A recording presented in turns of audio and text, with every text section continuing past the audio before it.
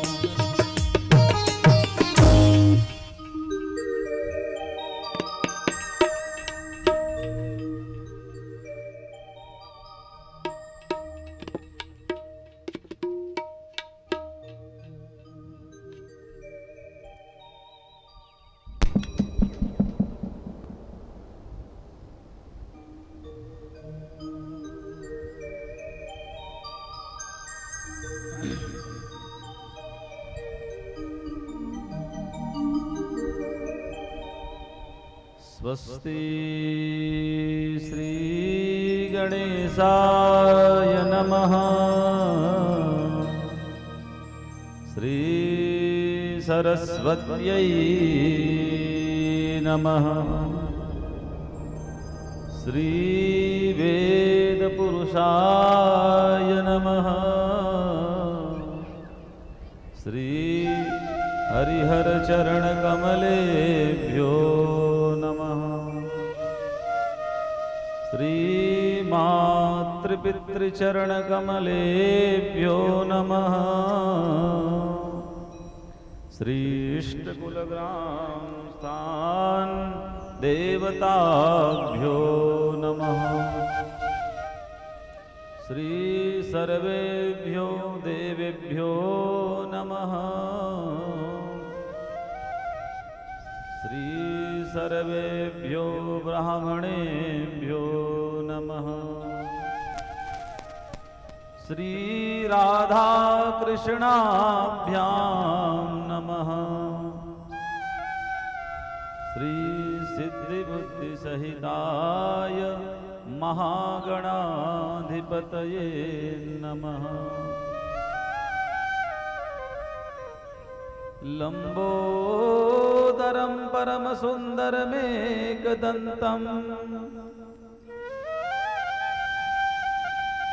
रक्तांबरं त्रिनयनं परमं पवित्रम् उदयद्दिवाकरनिभोज्ज्वलकान्तिकान्तम् विघ्नेश्वरं सकलविघ्नहरं नमामि। नारायणं नमस्कृत्य नरं चैव नरोत्तमं देवीं सरस्वतीं व्यासं ततो जयमुदीरये। यं प्रव्रजन्तमनुपेतमपेतकृत्यं द्वैपायनो विरहकातरया जुहावा पुत्रेति तन्मयतया तर्वोऽभिनेदुः तं सर्वभूतहृदयं मुनिमानतोऽस्मि। गंगातरंगरमणीय जटाकलापम गौरी निरंतर विभूषित वामभागम् नारायण प्रियमनंगमदापहारम् वाराणसीं पुरपतिं भज विश्वनाथम् कान्तिसितामृसति निन्दितसारदेन्दो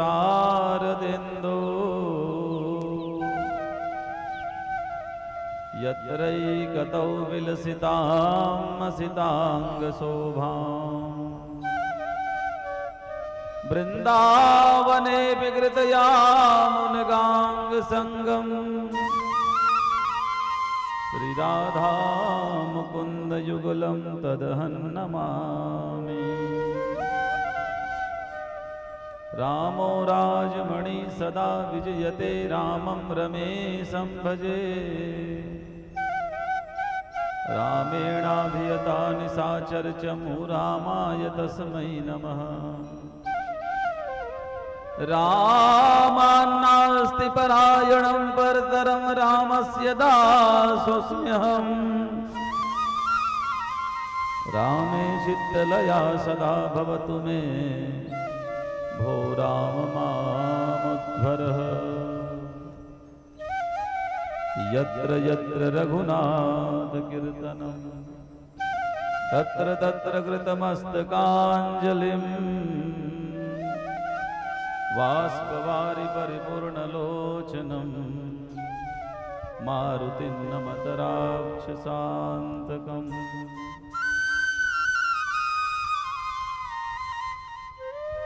जय जय श्री राधारमण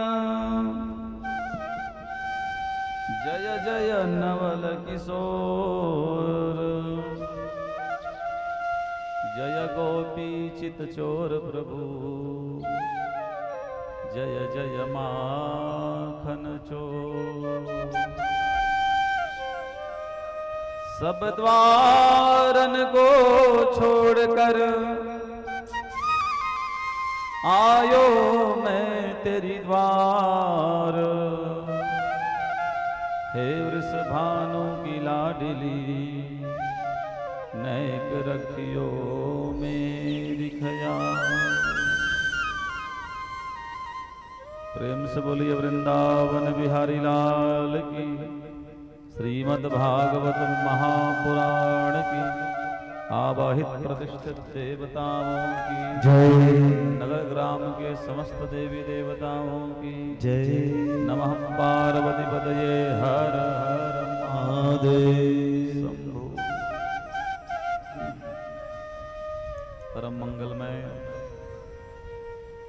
भगवतः स्वरूप कारण करुणा वरुणालय भक्त वांछा कल्पतरु पीतांबरधारी अखिल ब्रह्मांड नायक लीलावतार भगवान श्री श्याम सुंदर की महती अनुकंपा कृपा पावन ग्राम केंदुआ में परम भागवत साक्षात यज्ञ नारायण स्वयं भागवत के रूप में विराजमान स्वर्गीय श्री कल्याणी दुबे माता जी की स्मृति में उनके पुत्र परिवार के द्वारा भगवान का मंगलमय आयोजन कराया गया है, जिसका आज षष्ठम दिवस यज्ञ का सुवर्ण सिंहासन पर विराजमान भगवान स्वामी सुखदेव जी राजा परीक्षित को मुक्ति के लिए भगवान की कथा सुना रहे हैं। और नैमी सारण्य में सौनक आदि ऋषि जो हैं सूत भगवान के मुखारविंद से भगवत प्राप्ति के हेतु भागवत की कथा सुन रहे हैं। अत पृच्छामि संसिद्धि योगिनाम परमं गुरु पुरुषस्य यत् कार्यं म्रियमाणस्य सर्वथा। प्रश्न आया कि 7 दिन के अंदर मुक्ति का उपाय है तो बताइए। मृत्यु 7 दिन बची है और मुक्ति चाहिए। सुखदेव स्वामी ने कहा राजन, शरीर तो सबको 7 दिन के अंदर में ही छोड़ना है, पूरे सृष्टि में जीवों को। रवि सोम मंगल बुध गुरु शुक्र शनि, ये तुम्हारा प्रश्न तुम्हारे लिए नहीं है, लोक कल्याण के लिए। जब प्रश्न लोक कल्याण के लिए हो तो संतों का हृदय प्रमुदित हो जाता है, प्रसन्न हो जाता है। जगत कल्याण का प्रश्न है, क्यों भाई 7 दिन में सबको शरीर छोड़ना है, कौन सा समय आखिरी है कोई नहीं जानता। भगवान की अनुकंपा कृपा है तब तक जीव है हमारे शरीर के अंदर में, जिस दिन बुलावा आएगा उस दिन कितना भी सोचोगे रहने वाला नहीं। जीवन में जितना कमाया वो रख दो और यमराज से आधा घंटा क्या आधा मिनट की आयु मांग के देखो, ये रुपया पैसा कोई काम के नहीं। सज धज के जिस दिन मौत की शहजादी आएगी, न सोना काम आएगा न चांदी आएगी।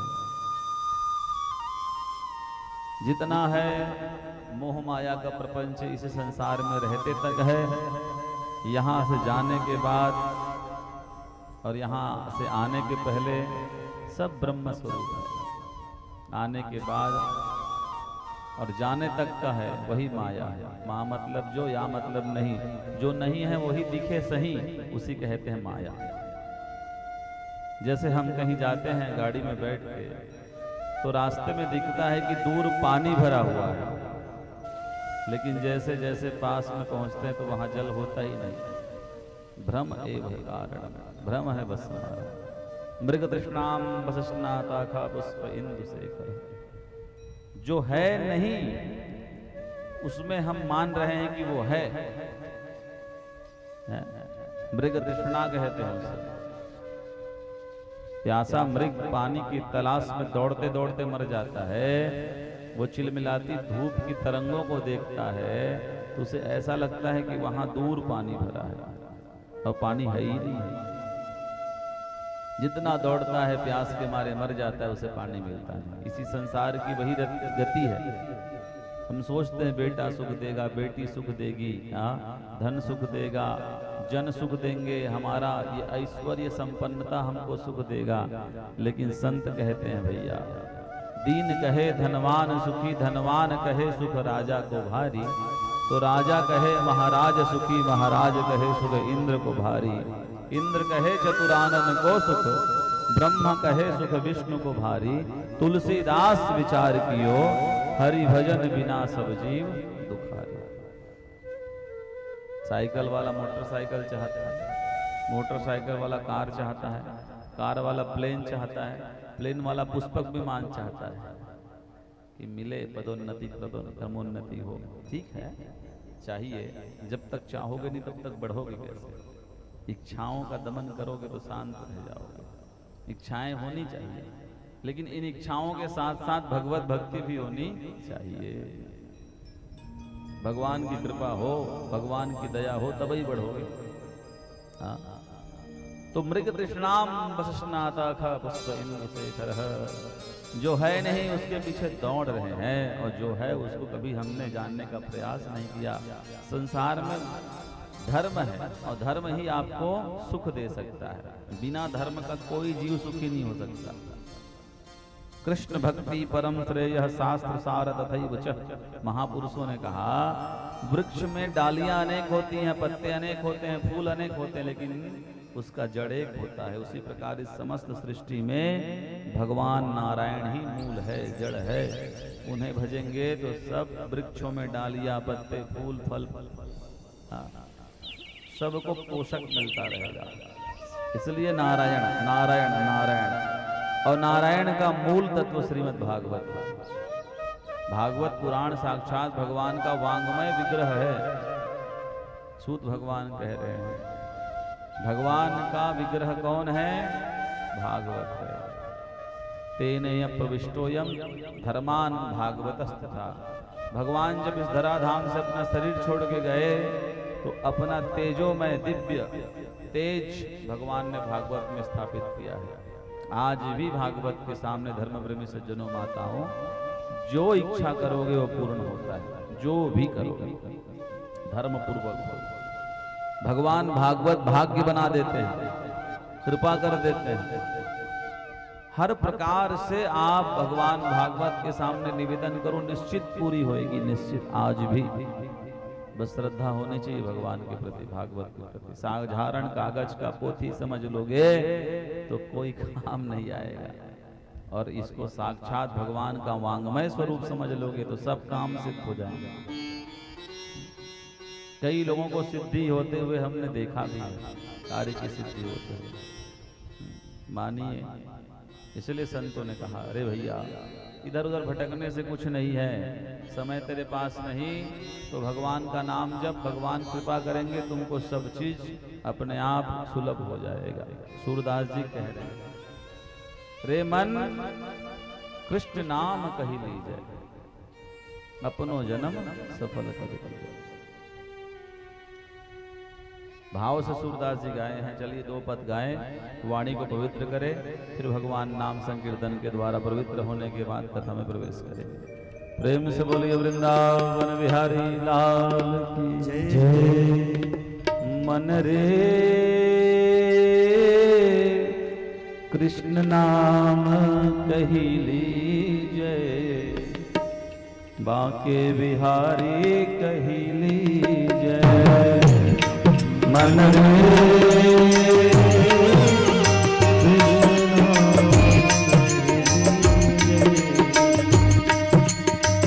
बाके बिहारी कहिए, मन रे कृष्ण नाम कही लीजिए, बाके बिहारी कही लीजिए। मन रे कृष्ण नाम कही लीजिए, बाके बिहारी नाम लीजिए। मन रे कृष्ण नाम कही लीजिए, बाके बिहारी नाम लीजिए। मन रे कृष्ण नाम बाके बिहारी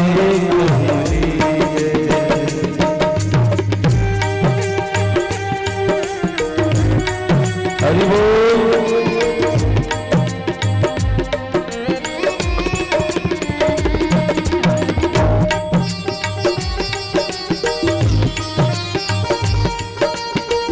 भगत राज को वहां से उठा के थोड़ा सा ऐसे स्थान में बैठा जहां सबको बढ़िया आनंद मिले, और ये भी अपने आनंद में मस्त करे। हरि बोल।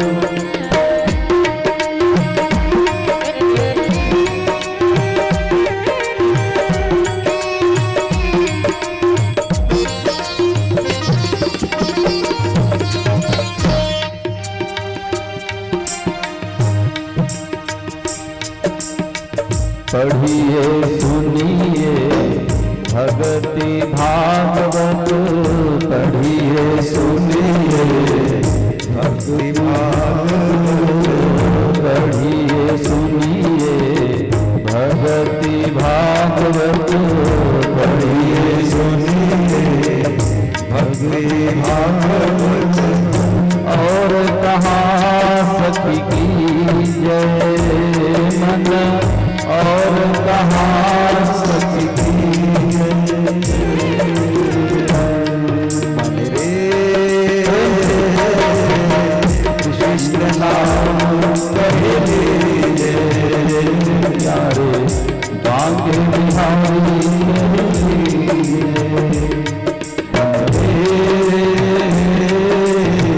कृष्ण नाम कही लीजिए, बाके बिहारी कही लीजिए।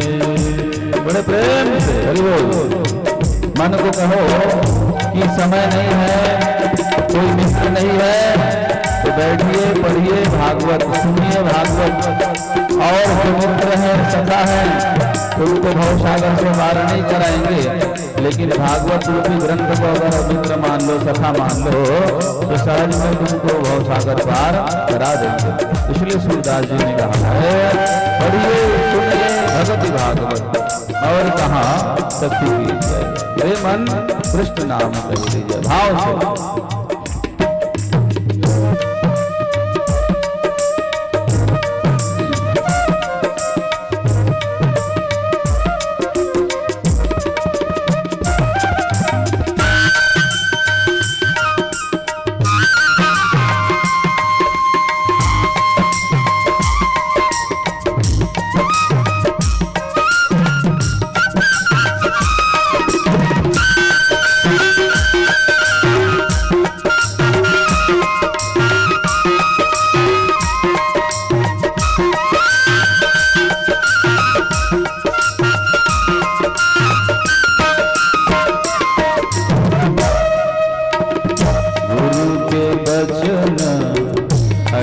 करि मानी, गुरु के वचन अटल करि मानी, साधु समागम कीजय। गुरु के वचन अटल करि मानी, साधु समागम कीजय।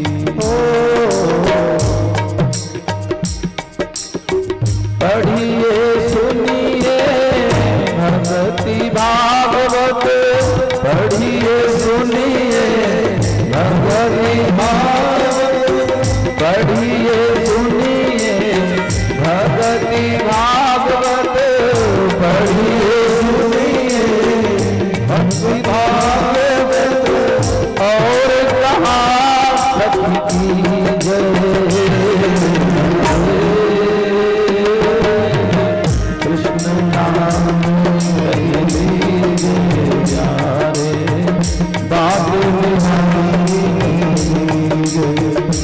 बड़े भाव कृष्ण नाम कह लीजिए, बांके बिहारी नाम लीजिए। सूरदास जी कह रहे हैं जगह जगह कृष्ण की कथा हो रही है, कृष्ण का नाम रस कह रहा है। वहाँ क्षणिक जाके बैठ के सही, नाम अमृत पी के सही, सारे संकट दूर ना हो तो कहना, लेकिन लोगों के पास समय कहाँ है। कलयुग ऐसा तांडव कर रखा है, बुद्धि बिगाड़ रखा है कि यहाँ आने की हिम्मत नहीं होती, यहाँ आने में लज्जा आती है, संकोच आता है, आलस्यता आती है, कलयुग के कारण है। सूरदास जी कह रहे हैं जगह जगह भागवत हो रही है, नाम रस बह रहा है, बैठो जाओ पियो थोड़ा सा श्रवण करो। ये सूरदास जी के वचन प्रेम।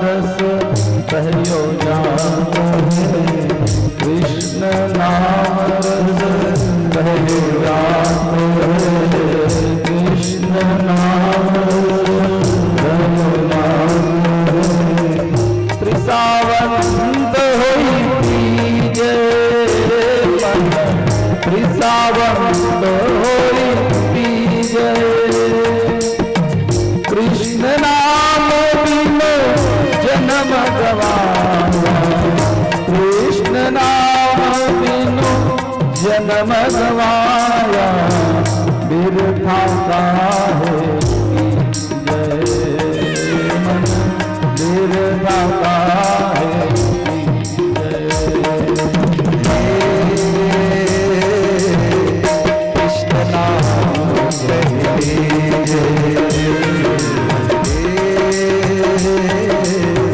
कृष्ण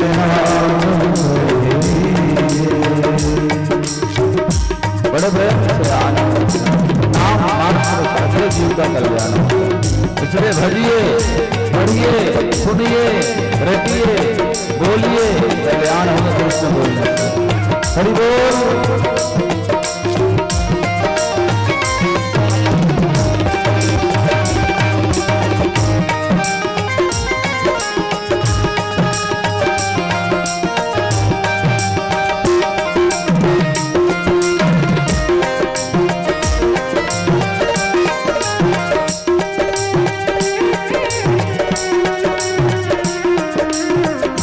इधर उधर शरण में जाने से कुछ मिलेगा नहीं, लोग हंसेंगे।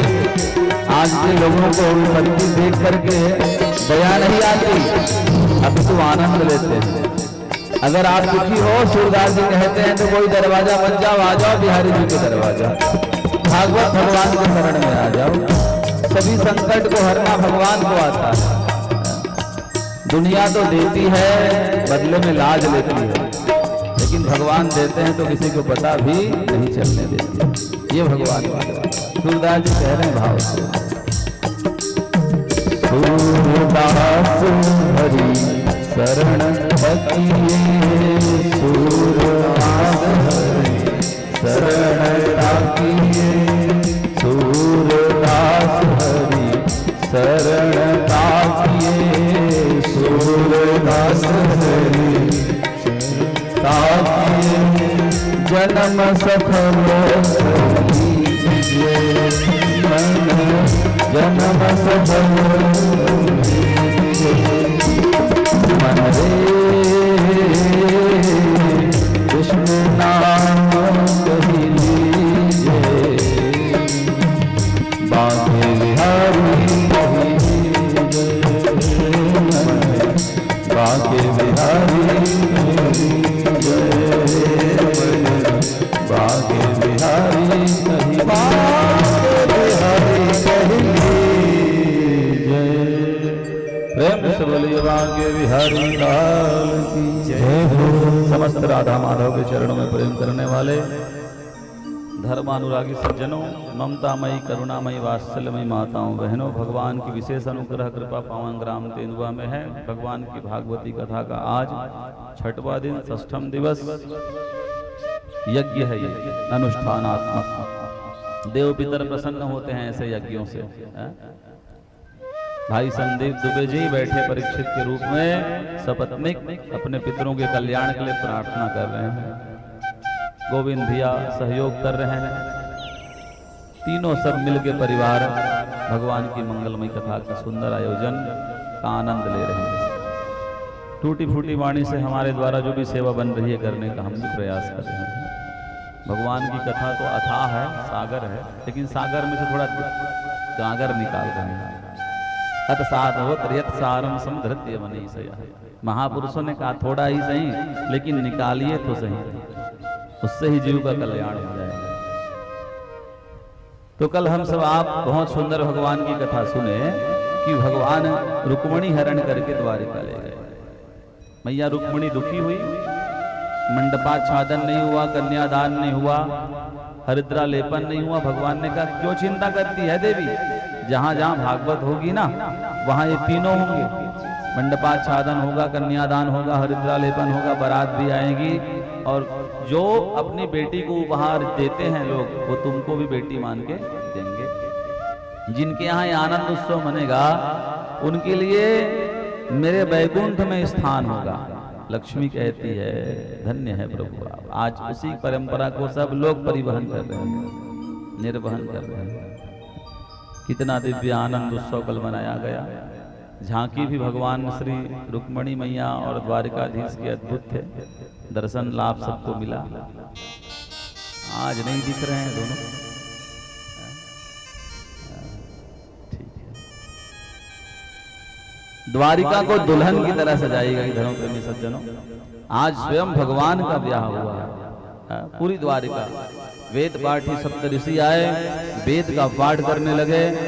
गर्गाचार्य आदि बड़े बड़े विद्वानों ने विवाह संस्कार को कराया। ब्रह्मादिक बड़े बड़े देवता आकर के उस विवाह में अपनी उपस्थिति प्रदान कर रहे हैं। संपूर्ण देवताओं का वास होता है जहां भगवान के मंगल में विवाह का उत्सव मनाया जाता है।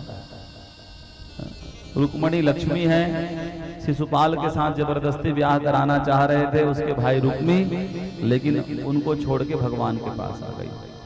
अर्थ क्या है, आपके पास लक्ष्मी है, शिशुपाल पाप है, अगर पाप में धकेलोगे तो लक्ष्मी तुम्हारे घर को छोड़ के नारायण के पास चली जाएगी। नारायण प्रिया है, इसलिए लक्ष्मी पुत्र हो, लक्ष्मी पति होने का अभिमान कभी मत करो। बनो क्या, लक्ष्मी पुत्र। जिस दिन लक्ष्मीपति बनने का अभिमान हो जाएगा, हमसे बड़े कोई नहीं, तो मैया छोड़ के चली जाएगी। क्योंकि लक्ष्मीपति तो एक ही है, भगवान नारायण, श्रीमन नारायण, इसलिए लक्ष्मी पुत्र बने।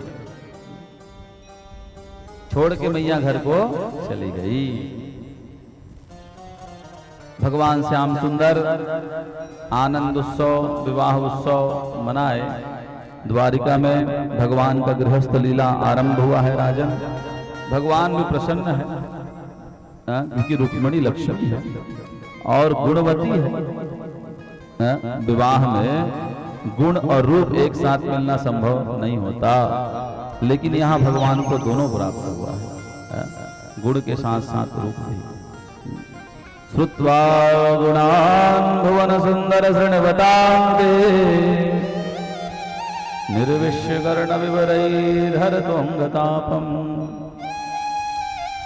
रूपं दृशां दृशिमतामखिलार्धलाभम् त्वय्याजुता विसर्जयेत्रमपत्रपन्ते। प्रभु अद्भुत कृपा रही आपकी। माता रुक्मिणी ने कहा कि हमारे उस पत्र को आप पढ़ते ही हमें लेने आ गए, स्वीकार करने आ गए, कृपा थी आपकी। आनंद से गृहस्थ में भगवान प्रवेश किए और 1 वर्ष बाद भगवान के घर सुंदर पुत्र रत्न की उत्पत्ति हुई। प्रेम से बोलो प्रद्युम्न महाराज की। सुखदेव स्वामी कह रहे हैं, राजन कामस्तु वासुदेवांश दग्धा प्रागरुद्र मन्युना देहोपत्तये भूयस्तमेव प्रत्यपद्यता। भगवान का जो पुत्र हुआ प्रद्युम्न वो कामदेव ही थे, इसलिए प्रद्युम्न बहुत दिव्य था। अद्भुत छटा थी प्रद्युम्न की। एक तो भगवान के ही पुत्र थे, दूसरे कामदेव के अवतार थे, क्योंकि भगवान शंकर कामदेव को जला के राख कर दिए थे।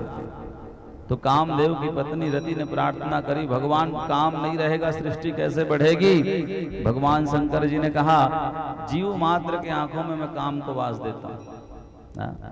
सृष्टि को बढ़ाने के लिए तो भगवान आपने काम की रचना कर दी, लेकिन मेरे पति कब मिलेंगे। तो भगवान शंकर कह रहे हैं कि जब यदुवंश कृष्ण अवतारा, जब यदुवंश में भगवान नारायण कृष्ण के रूप में अवतार लेंगे रति, तो कृष्ण तनय हो यहीं पति तोरा वचन अन्यथा जाई न मोरा। कृष्ण का बेटा बन के आएगा तुम्हारा पति, तब तक तुम इंतजार करना, प्रतीक्षा करना। कहाँ कहे, समुद्र के इस छोर में भगवान की द्वारिका होगी और उस छोर में एक दैत्य रहेगा संबरासुर नाम, उसके यहाँ भोजन बनाने का काम करना, वहीं तुमको भोजन बनाते बनाते तुम्हारे पति का दर्शन होगा। तो कहा, भगवान मैं इतनी स्वरूपवती हूँ और असुर मेरे ऊपर बुद्धि कहीं भ्रमित कर दिया तो अपनी रक्षा कैसे करूंगी। शंकर भगवान ने मंत्र दिया, इस मंत्र का पाठ करना तो तुम्हारा शरीर जो है वृद्धा माता की तरह प्रतीत होना आरंभ हो जाएगा। मंत्र का पाठ कर रही है, अपने शील की रक्षा करते हुए प्रतीक्षा कर रही है। आज जब भगवान को प्रथम पुत्र हुआ तो पूरी द्वारिका को सजाई गई। लाला को लाला भयो, लाला को लाला भयो, खूब आनंद उत्सव मनाया गया। रात्रि में मैया रुक्मिणी अपने प्रसूति का गृह में पुत्र को लेकर के सोई हुई है, पालने में लाला सोया हुआ है और असुर प्रवेश किया रात में द्वारिका में और उस बालक को उठा करके ले जाके समुद्र में फेंक दिया। भगवान से बैर था, उनसे तो लड़ नहीं पा रहा है, तो भगवान के पुत्र से बैर किया और समुद्र में फेंक दिया। लेकिन जाको राखे साईया मार सके ना, बाल न बाका कर सके जो जग बैरी होए। जिसके रक्षक भगवान, उसके भक्षक कोई हो ही नहीं सकते। संतों ने गाया है कि भगवान अगर रक्षक हो जाएं तो संसार कितना भी बुरा चाहे आपका, बुरा हो नहीं सकता। प्रेम से बोलो वृंदावन बिहारी लाल। आइए, आज सभी श्रोता प्रमुख आ रहे हैं, आनंद। संतों ने गाया है, प्रभु तुम्हारी कृपा होती है जिसके ऊपर उसका कोई भी कुछ बिगाड़ नहीं सकता। भगवान रक्षक बने।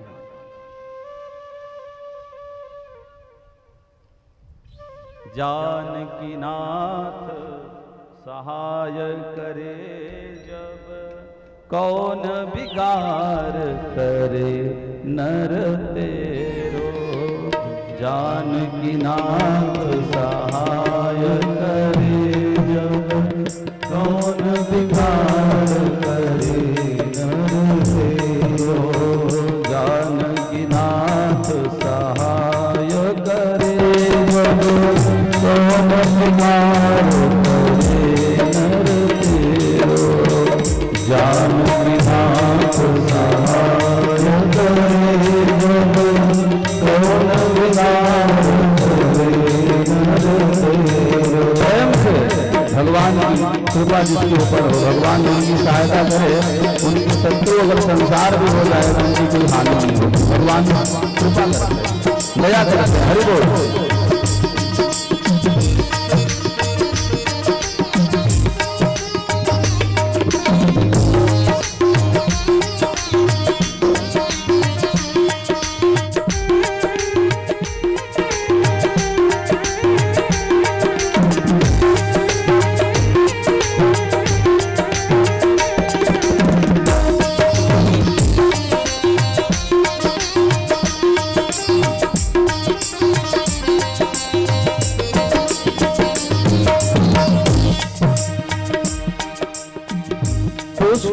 शासन निर्बल द्रौपदी, दुष्ट दुशासन निर्बल द्रौपदी, चीर उतारन मंत्र विचारो, चीर उतारन मंत्र विचारो, दुष्ट दुशासन निर्बल द्रौपदी, दुष्ट दुशासन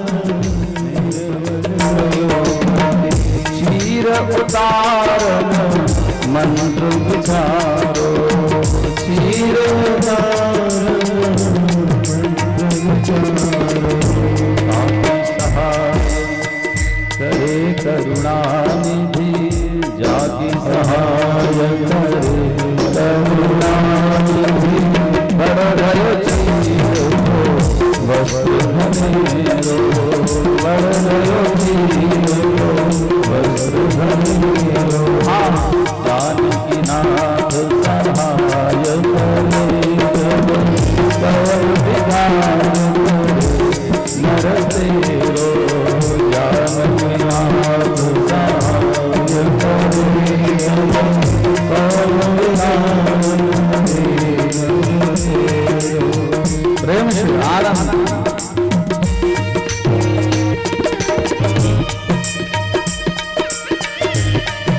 हरि बोल।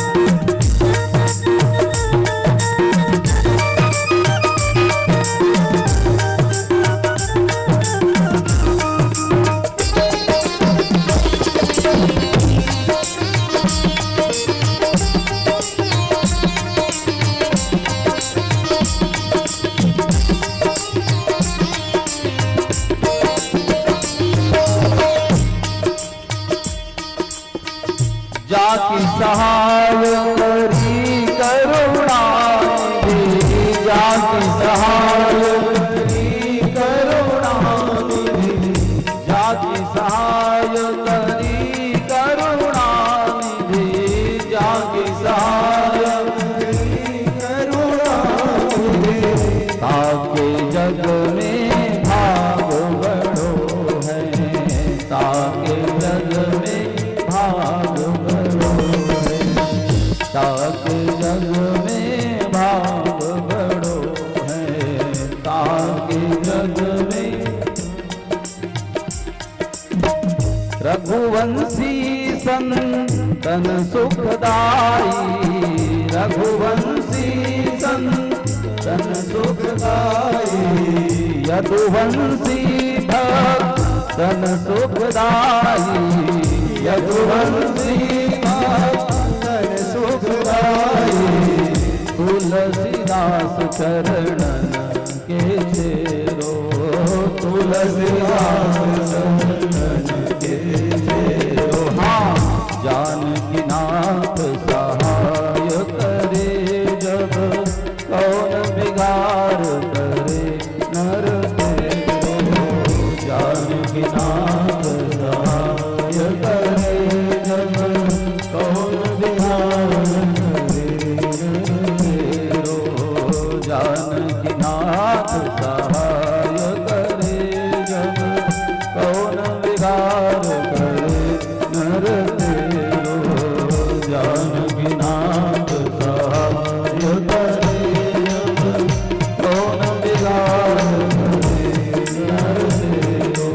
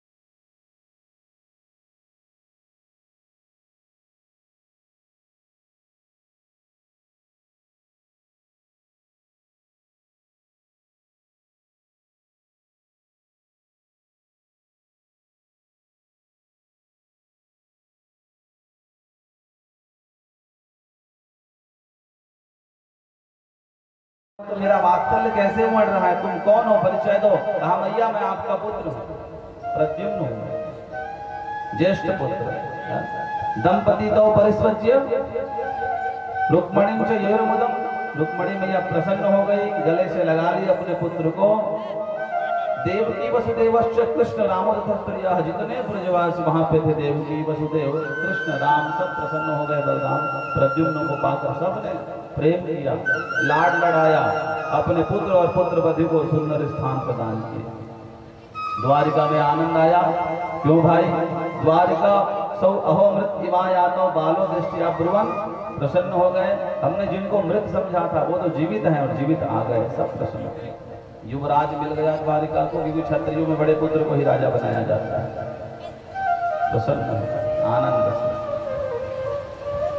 भागवत में स्वामी सुखदेव जी से राजा परीक्षित ने कहा, भगवान मैं भगवान के 16,107 विवाह की कथा सुनना चाहता हूँ। मुझे कृष्ण की कथा में कंजूसी मत करिएगा सुनाने में। भगवान का दूसरा विवाह कहाँ हुआ? तो भगवान ने कहा, सुखदेव जी ने कहा, 17 स्वतनयम कृष्णाय कृतकल्पसा समंतकेन मणिना स्वयमुत्यम दत्तवान। एक द्वारिका में राजा थे जिसका नाम था सत्राजित। सुखदेव स्वामी कह रहे हैं वो सत्राजित भगवान सूर्य नारायण की आराधना करने गया तो सूर्य भगवान प्रसन्न होकर के उसको मणि दिए, स्यमंतक नाम की मणि राजा। वो मणि इतनी दिव्य थी, जब गले में पहना जाए तो आस पास में सूर्य की तरह उसकी कांति चमकती थी जो मणि पहनता था। मूल्यवान वस्तु कहाँ पहनते हैं हम आप? गले में। तोला 2 तोला 5 तोला किलो 2 किलो पहनते हो माताओं, कहाँ? गले में। मूल्यवान वस्तु को गले में धारण की जाती है। ऐसे सोना कहते हैं कि महाराज कमर के नीचे भाग में नहीं पहनना चाहिए, वहाँ चांदी ही पहननी चाहिए। शास्त्रों का मत कर्ण में पहनिए, केयूर बनाइए, कुंडल बनाइए, मुद्रिका बनाइए, कंकण बनाइए, सोने का ये स्थान है। आजकल बनावटी दुनिया है तो पायल भी लोग सोने के पहन रहे हैं कई लोग। पैसा है, इसका दुरुपयोग मत करो, नियम के अनुसार चलो तो फल मिलेगा। नियम है शास्त्रों का। सुवर्ण भगवान का रूप है। भगवान भगवत गीता में कहे हैं, धातुनाम अस्मि कांचनम, धातुओं में मैं सोना हूं। और जब भगवान ही सोना का स्वरूप है तो कैसे भगवान को पैर में पहन सकते हैं हम आप? इसलिए सोने को कभी भी पैर में धारण नहीं करना चाहिए, कदाचित कभी भी नहीं। अब थोड़ी गड़बड़ी हो गई है, लोगों में थोड़ी संपत्ति बढ़ रही है लेकिन बुद्धि घट रही है, और बुद्धि नहीं होने के कारण दुरुपयोग हो रहा है संपत्ति का। धारण का जो व्यवस्था है उसको बदल दिया जा रहा है। भागवत में कह रहे हैं वो शमंतक मणि को सत्राजित लेकर के आया भगवान की तपस्या करके, तो विचार किया कि चलो द्वारिकाधीश के पास मिल लो। और द्वारिकाधीश के पास आए तो द्वारपालों ने कहा, भगवान लगता है आपके दर्शन के लिए सूर्य नारायण आ रहे हैं। नारायण नमस्तुस्ते शंख चक्र गदाधर दामोदर बिंदाक्ष गोविंद यदुनंदन। पास में आकर सत्राजित ने भगवान को प्रणाम किया। द्वारपालों ने कहा, हमने तो आपको सूर्य नारायण ही समझ लिया था। कहे नहीं, मैं सूर्य भगवान की तपस्या करने को गया था तो सूर्य भगवान प्रसन्न होकर के ये मणि हमको दिए हैं। भगवान जानबूझ के पूछे इस मणि की क्या विशेषता है? कहे 8 भार सोना देती है कृष्ण, इस मणि को पूजा करो। 8 भार का मतलब 1 क्विंटल 60 किलो सोना, एक बार पूजा करो तो मणि देती। इतनी मूल्यवान मणि है स्यमंतक मणि। भगवान ने कहा, ज्यादा कीमती वस्तु अपने घर में मत रखो राजा, इसके लोभ में चोर आएंगे। कभी कभी चोर संपत्ति के साथ साथ प्राण हत्या, जीव हत्या भी कर देते हैं। इसलिए ज्यादा मूल्यवान वस्तु घर में रखने नहीं चाहिए, उसको राजकोष पे जमा कर देनी चाहिए। राजा के यहाँ अभी भी है कि नहीं लॉकर? कई लोगों का है, जिनके हैं उनके हैं, जमा रखना चाहिए। हाँ, घर में ज्यादा कीमती वस्तु, ज्यादा धन रखने का विचार नहीं बनाना चाहिए। भगवान स्पष्ट कह रहे हैं, दुर्भिक्षुम मारिष्टान सर्व व्याधि यशो शुभा न संति मायन्यस्तत्र यत्रास्ते अभ्यर्चितो मणि। ये मणि की विशेषता है, जहां ये रहेगी कभी दुर्भिक्ष नहीं पड़ेगा, कभी अकाल नहीं पड़ेगा, कभी महाराज कोई प्रकार की हानि नहीं होगी। भगवान ने कहा, रख दो द्वारिका, तुमको जितना लगे ले जाना। नहीं, मना कर दिया। भगवान ने कहा तुम्हारी संपत्ति भाई, हमने तो समझाने का प्रयास किया। सत्यजित ने कहा ये लोभी है, मणि को देखकर लोभ कर रहा है। बताओ, भगवान उसके कल्याण के लिए कह रहे हैं, लेकिन वो भगवान को लोभी समझ लिया। होता यही है राजन। उपदेशो ही मूर्खाणाम प्रकोपाय न शांत। ये किसी को आप उपदेश दो, सही बात बताओ, तो कई लोग उसको गलत समझ लेते हैं। महाराज जब करेल कहाँ था, 1 किलो घी मांगा तेरे भाई, दिया जलाया। बता 1-1 किलो होता है ना, नहीं तेल में नहीं हो जी महाराज तहे, तेल में हवन होती तक घी काबर लिखतीस महाराज मन देवता मन। जो है विधान है तो विधान है, तुम करा पा रहे हो तो कराओ, नहीं करा पा रहे हो तो पुण्य के जड़ पाताल में गड़बड़ हो जाएगा। प्रेम से बोलो वृंदावन बिहारी। ये नियम है, भगवान समझाए बताए, नहीं माना, चले गया, पूजा करी, संपत्तिवान हुआ। छोटा भाई प्रसेन एक दिन उस मणि को गले में धारण करके शिकार करने गया, जो कभी नहीं गया है, सीखा नहीं है शिकार, लेकिन धन आने के बाद नए नए सोच, ये करे वो करे ऐसा करे। भाई तुमको स्कूटी चलाने नहीं आती और तुम कार के स्टीयरिंग में बैठ जाओगे चलाने के लिए, तो गड़बड़ तो होगा ही ना। धन आ गया तो ठीक है, लेकिन उस धन को व्यवस्थित करिए, समय लगता है उसमें गुण आने में। क्या हुआ, शिकार करने गया और शेर के द्वारा खुद ही मारा गया। शेर ने उसके शरीर को पाया, खाया, मणि उठाई, गुफा की ओर जा रहे थे, भालू था, उसने मणि मांगी, सिंह ने नहीं दिया। एक तमाचा जामवंत जी ने भालू सिंह को लगाया और सिंह वहीं मर गया। और वो मणि को लेकर जामवंत अपने बेटी को दे दिए, खिलौना है तेरे लिए जामवंत। वो प्रेम से खेलने लगी। प्रसेन जब नहीं आया, 1 हफ्ता 2 हफ्ता 15 दिन तक खोजे, पूरे रिश्तेदार परिवार में जब नहीं मिले तो सत्यजित परेशान हो गया। तो पत्नी ने पूछा, किसी के ऊपर शंका है क्या आपको, आपके कोई पुराने शत्रु हैं क्या? कहे देवी पहले तो शत्रु थे नहीं, लेकिन धन आने के बाद शत्रु बढ़ जाते हैं, तो हो गए होंगे, इसके बारे में जानकारी नहीं है। फिर भी कोई तो होगा जो इस मणि से लोभ करता होगा, आपसे मांगने की इच्छा करी होंगी। कहे द्वारिकाधीश ने एक बार इच्छा करी थी, मैंने दिया नहीं था। मुझे लगता है देवी कि द्वारिकाधीश मणि के लोभ में मेरे छोटे भाई को कहीं बंदी बना करके रख दिया है। ये बात जब तक सिद्ध नहीं हो जाए बोलना मत किसी को। अपनी पत्नी को कहा, मुझे लग रहा है बस कि द्वारिकाधीश ही मणि को हथिया लिया, लेकिन बताना नहीं है किसी को।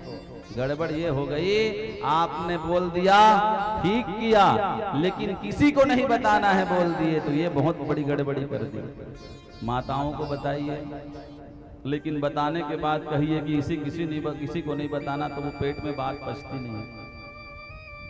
कान ही कान में बोलते बोलते पूरी द्वारिका में फैल गई, करने करने जपन। कहाँ है देवर है बहनी, कृष्ण मणि कारण बंदी बना ले। छोटे मोटे राजा रहे देखर संग लड़न रह गया, वो तो इतना बड़े सम्राट है, उनके सामने तो कोई लड़ ही नहीं पाएगा ना। आपस में स्त्रियां चर्चा करते करते करते करते द्वारिका में इतनी हल्ला हो गई कि पूरी प्रजा कहने लगी बचपन का चोर है। घर में 9 लाख गाय थी, फिर भी माखन दूसरे के घर का ही खाता था। सब कुछ होने के बाद भी ये बचपन से लोभी है। भगवान के ऊपर जब कलंक लगा, काजल से भी काली कोई चीज है तो वो कलंक है। भगवान जीवन में सब संकट दे, लेकिन कलंक कभी ना दे। एक बार लग गया तो जीवन निकल जाएगा, समझ नहीं होता। कितना भी अच्छा रहो, चलने का प्रयास करो, लेकिन लोगों की आदत होती है जो भूल हुआ उसी को तुम्हारे सामने कहेंगे, तुम्हारा उत्साह वर्धन नहीं करेंगे, उत्साह दमन करेंगे। ये दुनिया की रीति है। कलंक भगवान को लगा, भगवान भी परेशान हो गए। हमने आज तक उस प्रसेन को देखा नहीं जिसको मारने का कलंक हमारे ऊपर लगा। भगवान विद्वान के पास गए, गुरु जी के पास गए, गर्गाचार्य जी के पास गए। जब बिना कारण अशांत हो जाओ घर में, सब कुछ होने के बाद भी परेशान हो जाओ घर में, तो जरूर महाराज ज्योतिषियों को, जानकारों से पूछना चाहिए कारण क्या है।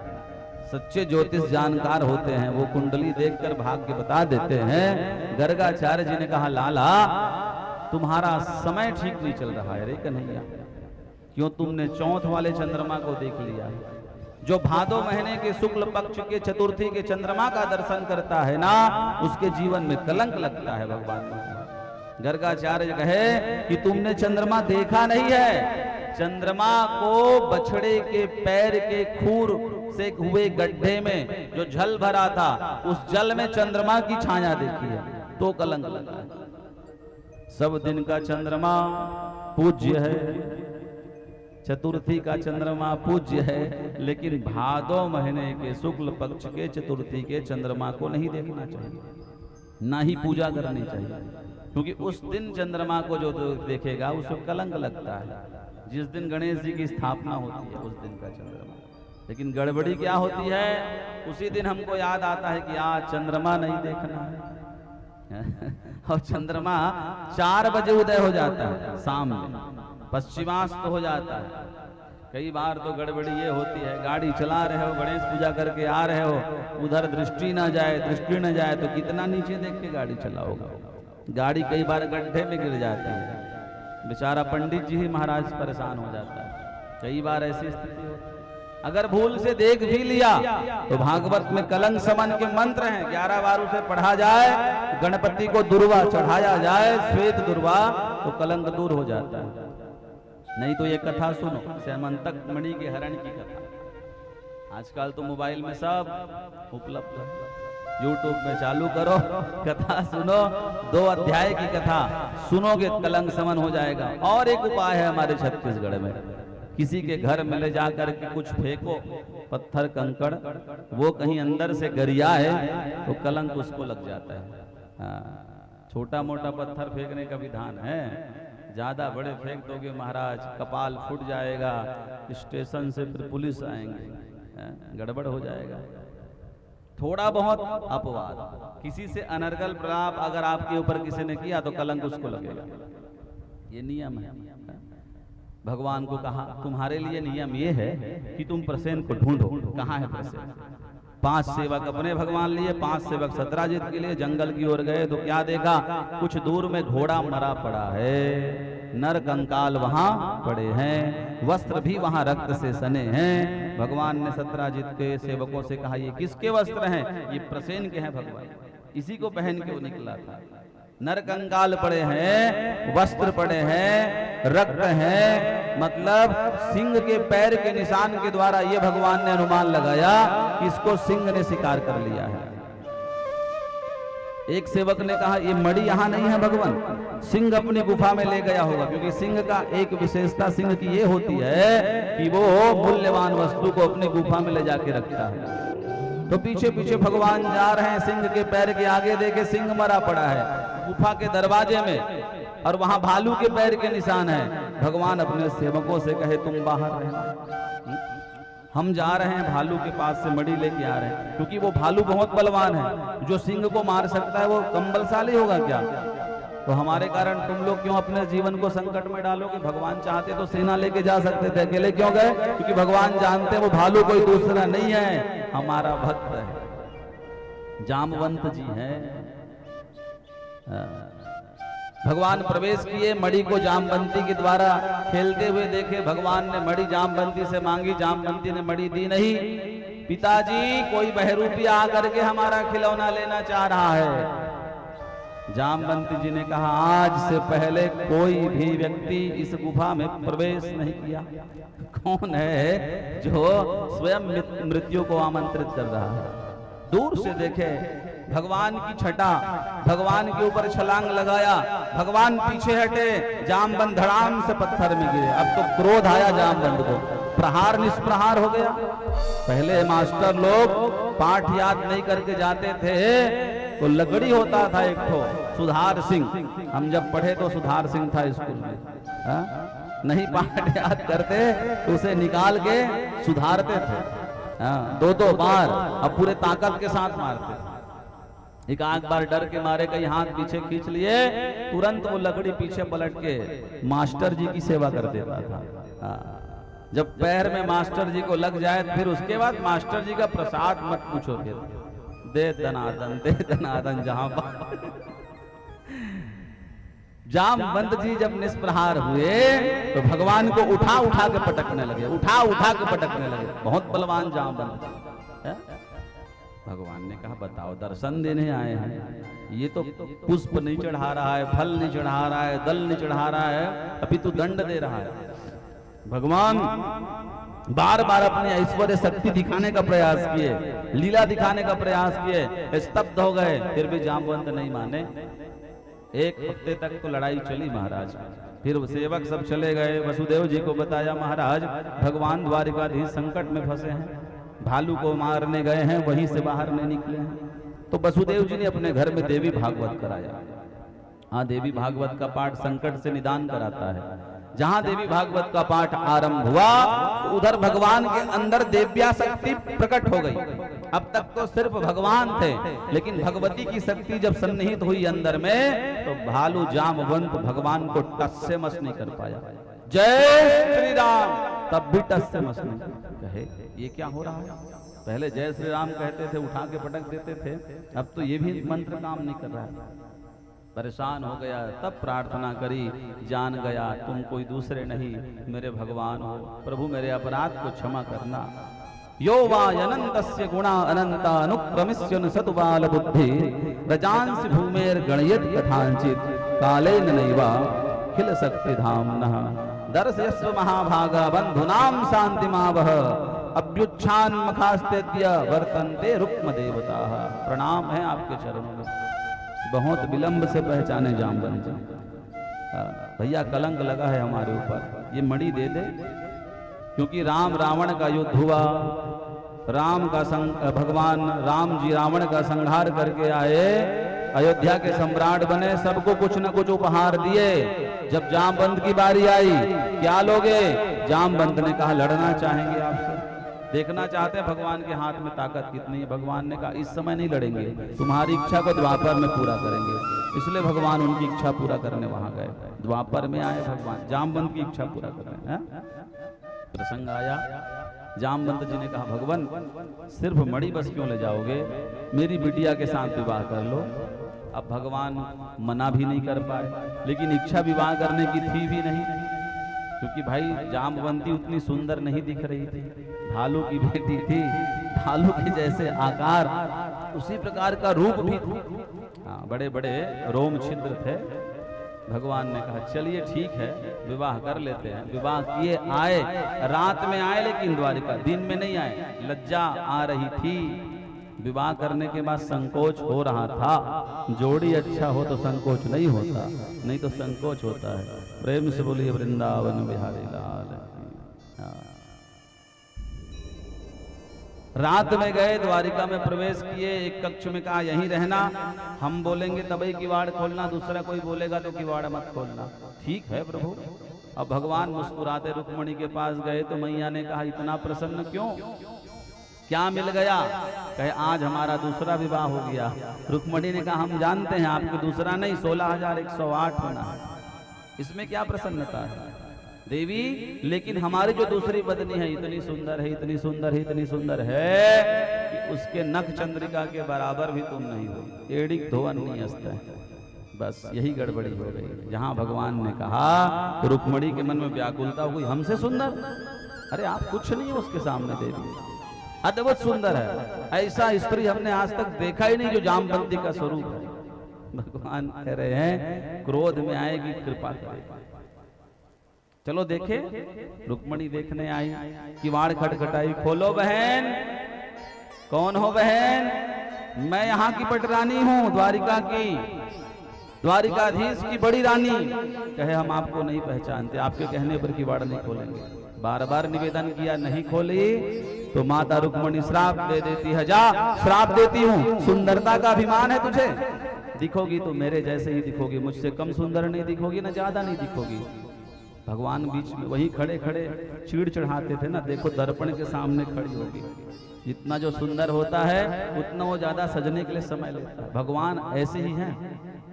क्रोध आ गया, क्रोध में श्राप दे दी, और श्राप दी तो जो भालू के चिन्ह आदि थे माता जामवंती में वो सब गायब, लक्ष्मी की तरह दिखने लगी। तब भगवान ने कहा अब किवाड़ खोलो देवी। किवाड़ खोला गया तो रुक्मणी ने कहा ये तो हमारे जैसे ही दिख रही है। भगवान ने कहा अच्छा हुआ देवी, श्राप दे दिया आपने, वो हमारे लिए वरदान हो गया। क्रोधो भी देवस्य वरेण्य तुल्यम, सुखदेव स्वामी कह रहे हैं बड़ों का क्रोध भी हमारे लिए कभी कभी वरदान होता है कि नहीं होता है। स्कूल नहीं जाते बच्चे तो मैया चिमटा लेके दौड़ाती है क्रोध में, कभी 2-4 चमेटा लगा भी देती है। तो उनका क्रोध आज उन बच्चों के लिए वरदान हो गया जो डर के पढ़ लिख लिए योग्य हो गए। क्रोध भी कल्याण होता है। क्रोधोपि देवस्य वरेण्य तुल्यम, स्वामी सुखदेव जी कह रहे हैं। भगवान का इस प्रकार दूसरा विवाह हुआ, भगवान का तीसरा विवाह उसी सभा में हुआ। मणि को लाके भगवान ने सत्राजित को प्रदान करते हुए कहा देख लो तुमने इस मणि के लिए हमारे ऊपर कलंक लगाया। पूरी प्रजा ने कहा नहीं नहीं कन्हैया चोर नहीं हो सकते। बताओ, पहले प्रजा कह रहे थे कि चोरी इसी ने किया होगा, जब सही बात सामने आई तो कहे भगवान चोर नहीं हो सकते। ये पब्लिक है, रात भर में एक ठन लुगरा अब एक ठन चाबी पिन बांट पे सरपंच हार के दूसरा सरपंच जीत जाते। परिस्थितियों को बदलते देर नहीं लगती। ये प्रजा कल तक भगवान का विरोध कर रही थी, लेकिन आज भगवान के लिए प्रार्थना करने लगी। भगवान ने कहा चलो ठीक है। विचार किया महाराज सत्राजित ने, समुद्र में रहकर मगरमच्छ से दुश्मनी अच्छी नहीं होती, इसलिए अपनी बेटी सत्यभामा का विवाह भगवान के साथ करा दिया। प्रेम से बोलो यज्ञ नारायण भगवान जय। मीठी रस से भरोरी राधा रानी लागे, महारानी लागे, मन कारो कारो यमुना जी को पानी लागे। मीठी रस से भरोरी राधा लागे, महारानी लागे, मन कारो कारो यमुना जी को पानी लागे। हाँ मीठी रस से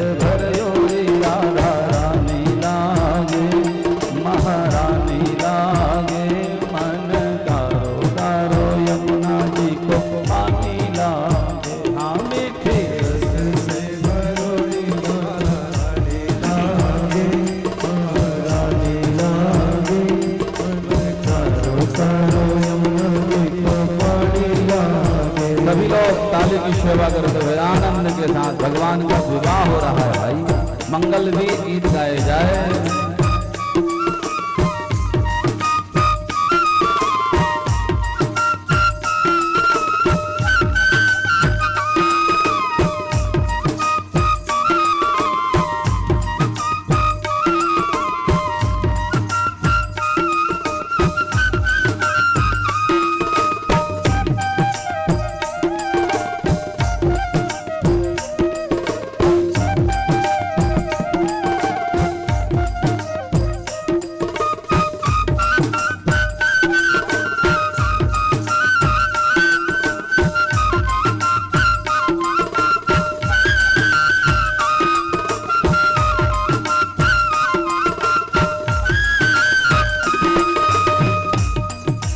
यमुना जी तो कारी कारी राधा गोरी गोरी, यमुना जी तो कारी कारी राधा गोरी गोरी। हाँ यमुना जी तो कारी कारी राधा गोरी गोरी, यमुना जी तो कारी कारी राधा गोरी गोरी। वृंदावन में धूम मचा दे बरसाने की छोरी, वृंदावन में धूम मचा दे बरसाने की छोरी, वृंदावन में धूम मचा दे बरसाने की छोरी, वृंदावन में धूम मचा दे बरसाने की छोरी। धाम राधा जी को रजधानी लागे, रजधानी लागे, मन कारो कारो यमुना जी को पानी लागे। मिट्टी रस से भरोरी राधा लागे, लागे, मन कारो कारो यमुना जी को पानी लागे। बढ़िया ताली की सेवा करो, भगवान प्रसन्न हो जाए। भाई हमारे भजन भगवान के लिए ही सही, ताली जरूर बजाइए। हरि बोल।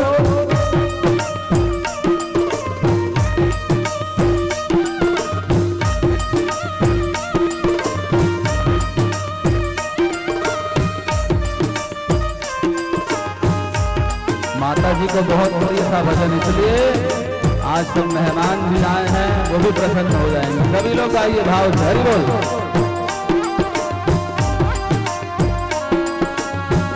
झूमते हुए मन से झूमिए भाई।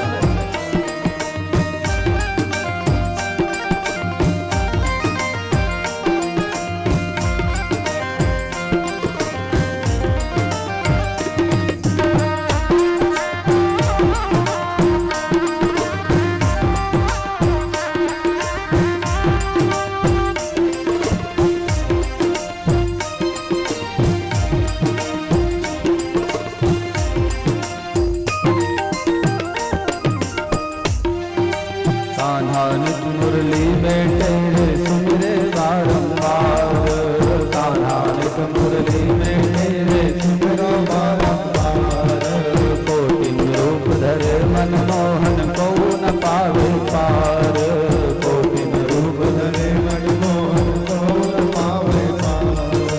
कान्हानिक मुरली में तेरे सुमिरे बारंबार, कान्हानिक मुरली में तेरे सुमिरे मनमोहन को न पावे पार, कोटिन रूप धरे मनमोहन को न पावे पार। रूप रंग की छवि पटरानी लागे, पटरानी लागे। मन कारो कारो यमुना जी को पानी लागे, मीठी रस से मयूरी गाना लागे, महारानी लागे।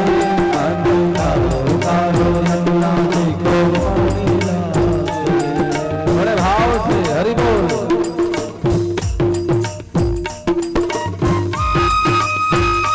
काली की सेवा करते रहिए, भाग्य बढ़ते जाएगा, भगवान प्रसन्न होंगे।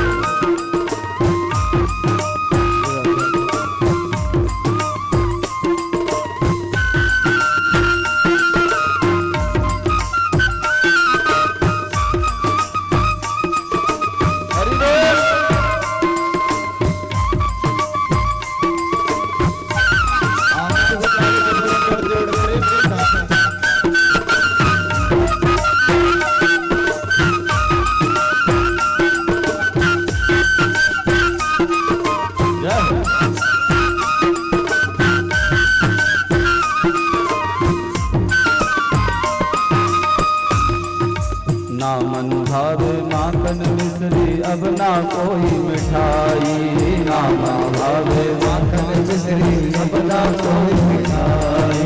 महरी की घड़िया में भावे राधा नाम मलाई, महरी की घड़िया में भावे राधा नाम मलाई। ना मन भावे माखन मिश्री अब ना कोई मिठाई, महरी की घड़िया में भावे राधा नाम मलाई। महरी की घड़िया में भावे राधा नाम मलाई। विश्व भानु की किशोरी बड़ी प्यारी लागे, बड़ी अच्छी लागे। मन तारो तारो यमुना जी को पानी लागे, आमे की रस से रानी लागे, रानी लागे।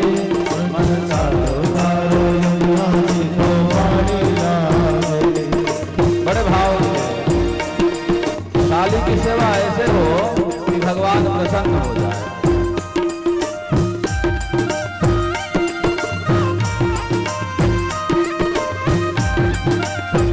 अभी चश्मा नहीं लगे तो दुनिया देखकर समझ काली कौन जाती हो जाती, इसलिए सभी लोग प्रेम से हरि बोल।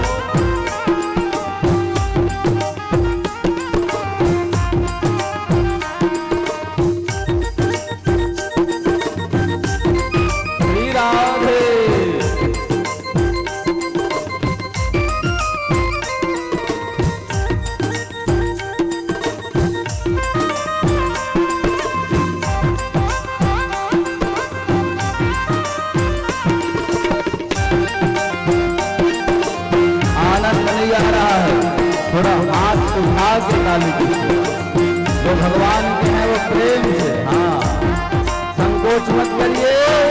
देखो बाबू हाथ उठा लिया, हाँ हाँ हाली से सभी लोग संकोच चाहेगा भगवान के लिए है भाई। हाँ बड़े प्रेम से सभी लोग गाएंगे। राधा राधा नाम रटत है जो नर आठो याम, राधा राधा नाम रटत है जो नर आठो याम, राधा राधा नाम रटत है जो नर आठो याम, राधा राधा रटत है जो नर आठो याम। उनकी बाधा दूर करत है राधे को घनश्याम, उनकी बाधा दूर करत है राधे को घनश्याम, उनकी बाधा दूर करत है राधे को घनश्याम, उनकी बाधा दूर करत है राधे को घनश्याम।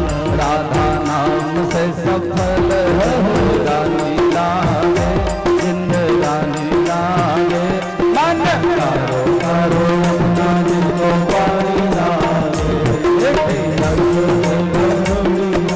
रानी लागे, महारानी लागे, मन करो करो अपना दिल को पानी लागे। हाँ मेरे रंग भर गौरी राधा रानी लागे, महारानी लागे, मन करो करो अपना दिल को पानी लागे, मन करो करो अपना दिल को पानी लागे, मन करो करो अपना दिल को पानी लागे, मन करो करो अपना दिल को पानी लागे। श्री राधे।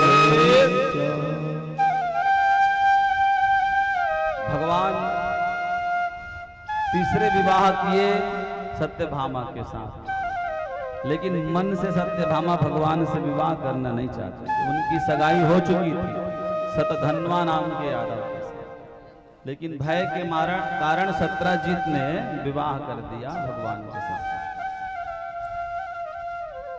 भगवान गए पांडवों के यहाँ, यमुना तट में अर्जुन के साथ भ्रमण कर रहे थे, तो पत्थर में एक सांवली सलोनी देवी बैठ करके तपस्या कर रही थी।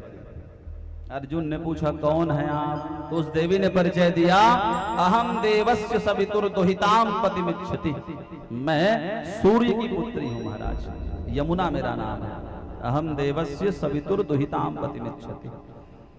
और किस लिए तपस्या कर रही हो, अर्जुन ने कहा, तो विष्णु वरेण्यम वरदः तपः परमास्थितः, विष्णु को पति रूप में प्राप्त करने के लिए तपस्या कर। भगवान वहीं थे। अर्जुन ने कहा ओ कन्हैया आ भैया, स्नान करने आया है और ब्याह होगा तेरा यहाँ पर। ये देवी ब्याह करना चाहती है तुमसे, सूर्य की पुत्री यमुना है। भगवान ने कहा जरूर। कालिंदी के साथ भगवान का चौथा विवाह वही हुआ। पंडित जी बन गए अर्जुन। मंगलम भगवान विष्णु मंगलम गरुड़ध्वजा मंगलम पुंडरीकांक्षा मंगलायतनो हरि।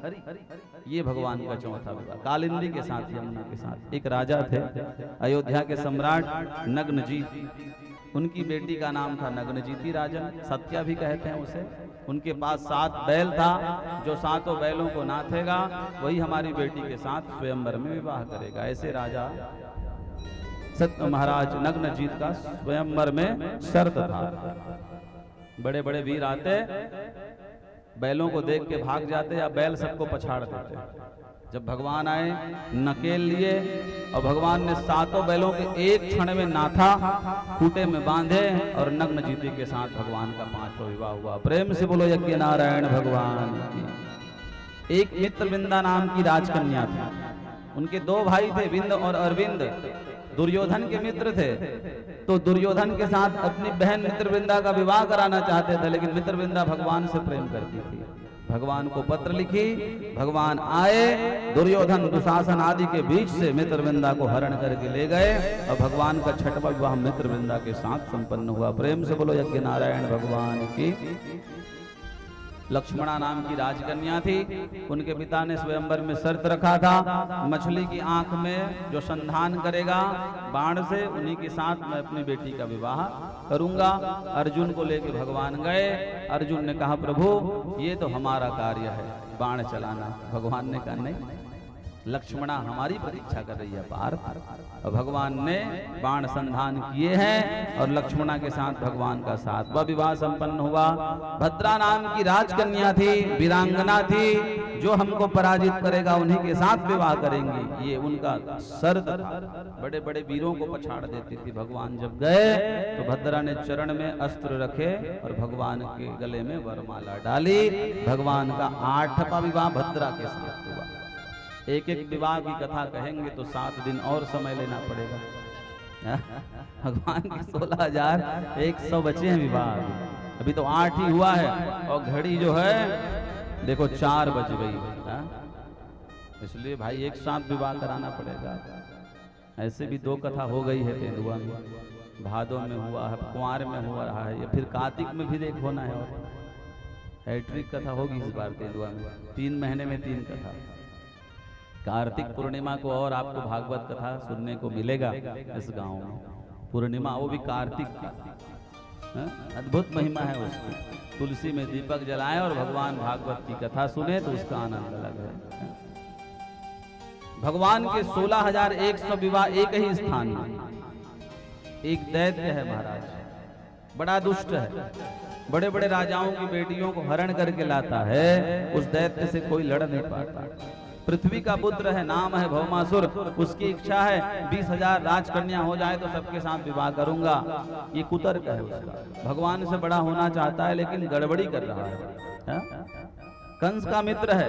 नारद जी गए, भगवान से प्रार्थना करी उस दैत्य का संहार करो। भगवान ने कहा भौमासुर को स्वयं माता का वरदान है कि जब तक मैं न कहूंगी तुमको कोई नहीं मार सकता। और पृथ्वी का पुत्र है भौमासुर। कोई भी माँ अपने पुत्र को क्यों कहेगी कि तू मर जा पापी। ऐसे अनर्गल बोल देती है, भले बात नहीं माना बेटा मन तो बोल देते, मरी जते तेने बने तीसरे। लेकिन भगवान में जाकर प्रार्थना करते, नहीं भगवान ऐसे मत होती। मात पिता गुरु प्रभु कहे बानी, बिना ही विचार करे शुभ जानी। माँ कभी नहीं कर मन से कहती, ऊपर से भले कुछ भी कह देती है। बच्चा गड़बड़ करे तो कह ही देती कई बार। माँ पृथ्वी का पुत्र, वराह के द्वारा उत्पत्ति हुई है इसकी। वराह के पसीना पृथ्वी में टपके तो भगवती पृथ्वी ने उस पुत्र को जन्म दिया। उसका नाम भौमासुर, भूमि पुत्र। स्वयं माँ कहेगी तभी उसे मारा जा सकता है। नारद जी ने कहा भगवान लीला विहारी, सत्यभामा ही तो पृथ्वी का एक स्वरूप है। भूमि का स्वरूप सत्यभामा है, उसे ले जाइए, लीला करिए, कुछ तो ऐसी लीला करिए कि उनके मुख से निकल जाए कि मारो इसको, तो आप मार देना। भगवान ने कहा वही गड़बड़ है नारद जी, मेरी 8 पटरानियों में 7 तो बात मानती है, एक तो सुनती ही ना है, वो सत्यभामा है। ज्यादा लेके आई थी इसलिए थोड़ा नखरा जाता था सत्यभामा मैया का, क्योंकि भगवान द्वारिकाधीश की द्वारिका में जो शेयर था, जो संपत्ति थी, उसमें 80% हिस्सा सत्यभामा का था। वो मणि थी जो दहेज में मिली थी, इसमें से 8 भार सोना निकलता था। इसलिए थोड़ा तो नखरा दिखाएगी ना जो लेके आएगी। हमको तो चाय बनाने नहीं आता, मैगी बनाने आता है। होता ही है। वर्तमान का सदुपयोग करिए, अतीत को भूल जाइए। भविष्य अच्छा कब होगा, जहां आए हो उनके प्रतिष्ठा का, सम्मान का अगर ख्याल रखोगे तब। अपने घर में सब ही राजकुमारी है, विवाह हो गया है, चली गई हो आप, तो जैसा जीवन मिला है, जैसे पति हैं उनके अनुसार चलो। बार बार उनको लज्जित मत करो। हमारे घर में तो हम दूध ही दूध का चाय पीते थे, यहाँ तो बाजार का भी नहीं मिल रहा है, अमूल। ठीक है, वो माए का था, अभी नहीं मिल रहा है, लेकिन अगर आपके भाग्य में रहा तो भगवत कृपा से रबड़ी के चाय बना के पियोगे। आएगा समय, ऐसा नहीं। जो मिला है उसे स्वीकार करिए, स्वीकार करके संतुष्ट रहना सीखिए। अगर संतुष्ट रह गए स्वीकार करके तो मानिएगा भविष्य बड़ा उज्जवल हो जाएगा। थोड़ी सी कमी हुई, गड़बड़ी करके कहीं और चले गए, तुम भी परेशान, वो भी परेशान, ये जीवन तो नहीं है। संभावित कीर्तिर मरणादितिर उच्यते, भगवान ने कहा मृत्यु ही है। इसलिए थोड़ा सा धैर्य धारण करना चाहिए। प्रसंग आया भागवत में, भगवान सत्यभामा को लेके गए, स्वर्ग दिखाए पहले। इंद्राणी दिखाने लगी स्वर्ग की संपत्ति को। पारिजात नाम के वृक्ष में सत्यभामा मैया का मन लग गया, बड़ा दिव्य सुगंध है, लेकर चले क्या? भगवान ने कहा चलेंगे, द्वारिका ले चले, चलो। भगवान ने कहा दे दो वृक्ष। इंद्र तो तैयार है, लेकिन इंद्राणी मना कर दी। और गड़बड़ यह है कि आजकल देवियों का ही चलता है घर में, देवता स्वतंत्र रूप से कुछ नहीं कर सकते बिना पूछे। इंद्र ने कहा भगवान आप सत्यभामा मैया को प्रसन्न करना चाह रहे हैं, तो मैं भी अपनी पत्नी को क्यों दुख दूं? वो मना कर रही है तो नहीं दूंगा। भगवान ने कहा देखो इंद्र, तुम जानते हो भैया, इस ब्रह्मांड में जितनी वस्तु है उसका सर्वाधिकार मुझे है, मैं हूं अधिकारी। तुम नहीं दोगे तो मैं बलपूर्वक छीन के ले जाऊंगा, जिसमें तुम्हारी प्रतिष्ठा कम हो जाएगी। इसलिए शास्त्र कहता है जिसका है उसे दे दो, नहीं दोगे तो छीना जाएगा। हमारे गुरुजी बहुत सुंदर बात कहते थे, जब भी कोई वस्तु नहीं आपके घर में आए तो भगवान को पहले देना चाहिए, अर्पण करना चाहिए भगवान को, तब ग्रहण करना चाहिए। नहीं दोगे तो समय से पूर्व वो खराब हो जाएगा। इसी को गोस्वामी जी रामचरितमानस में लिखे हैं, तुम ही निवेदित भोजन करही, प्रभु प्रसाद पट भूषण धरही। नया आभूषण लाओ, नए वस्त्र लाओ तो पहले ठाकुर जी को चढ़ाओ, तब ग्रहण करो। यहाँ मत चढ़ाओ, लेकिन भागवत में चढ़ाओ था मन ले जाओ ना। अपने घर के देवता में पहले चढ़ाओ उसे, डरिए मत, नहीं ले जाते लोग, प्रसाद में दे देते हैं भाई। किसी के मन में ऐसा हो कि महाराज प्रसाद बिल्कुल आपका ही है, हमारा क्या, ठाकुर जी हैं, उन्हीं को लेके आए हैं, उन्हीं को कथा सुना रहे हैं। हम कभी सोचते नहीं कि हमारी कथा में 25, 50, 200, 500 श्रोता रहे। कई लोगों ने कहा लगातार भागवत होगी तो श्रोता कहाँ से मिलेगा? हमारा श्याम सुंदर सुनता है, वेद पुराण वशिष्ठ बखान ही सुन ही राम यद्यपि सब जान है, सब जान के ये सुनता है और ये देते हैं, ये कृपा करते हैं। हाथ किसी का और हो, लेकिन देने वाला तो हमारा द्वारिकाधीश ही होता है। उदार मन से जो भगवान की सेवा करते हैं, हृदय से उनके प्रति आशीर्वाद भी उदार मन से निकलता है भगवान। देखो कल के लाडू देखें नी, पीड़ियल देखें नी, पपचिल देखें नी, खाजल देखें, बुंदिल देखें, दहिल देखें, तो मन कितना उदार। हमारे पंडित जी मन कहा थे भारी प्रसाद बटत महाराज, यहाँ तो सबके पेटे भर जाते का प्रसाद रहते और बच भी जाते। भगवान के यहाँ कमी कहाँ पड़ेगी? यहाँ जितना लाओगे बटेगा, बचेगा ही। उदार मन से हो रहा है, यही होना ही चाहिए। थोड़ा सही, लेकिन भगवान की कृपा होती है। भगवान देखने मात्र से प्रसन्न हो जाते हैं। शुगर पेशेंट लड्डू नहीं खाता, लेकिन लड्डू चढ़ते हुए देख के प्रसन्न हो जाता है कि चलो चढ़ाया तो सही। भगवान प्रसन्न है, कई लोग खा लेते हैं। भगवान की कृपा दृष्टि से होती है। तुम ही निवेदित भोजन करें, प्रभु प्रसाद पट भूषण धरे। भगवान ने कहा, इंद्र को मानना पड़ा, वृक्ष को ला करके द्वारिका में स्थापित किए। फिर भगवान गए भौमासुर की राजधानी में, प्राग ज्योतिषपुर नाम की राजधानी है। पांचों तरफ तालाब है, उनके बीच में महल बना हुआ है। भगवान ने जैसे तालाब में अपने बाणों की वर्षा करी, तालाब सूखने लगा। उसमें एक दैत्य छुपा है 5 मुख वाला, उसने भगवान के ऊपर अग्नि की वर्षा करी। उस दैत्य का नाम मूर है। भगवान ने अपने बाणों से उनके 5 मुख भर दिए, उसका संहार हुआ है। भगवान का नाम मुरारी पड़ा। प्रेम से बोलो मुरारी भगवान की। फिर भगवान श्री भौमासुर को ललकारे, गदा लेके भौमासुर भगवान से लड़ने आया। प्रहार किया भगवान के ऊपर तो भगवान के हाथ से गदा नीचे गिर गई। युद्ध का नियम कहता है निहत्थे के ऊपर प्रहार मत करो, लेकिन भौमासुर ने भगवान के कपाल में गदा मार दिया। भगवान नीचे धराशायी हुए। लीला कर रहे हैं ठाकुर, जिसे नाती बाबा लीला करते हैं, वो लीला कर दिया।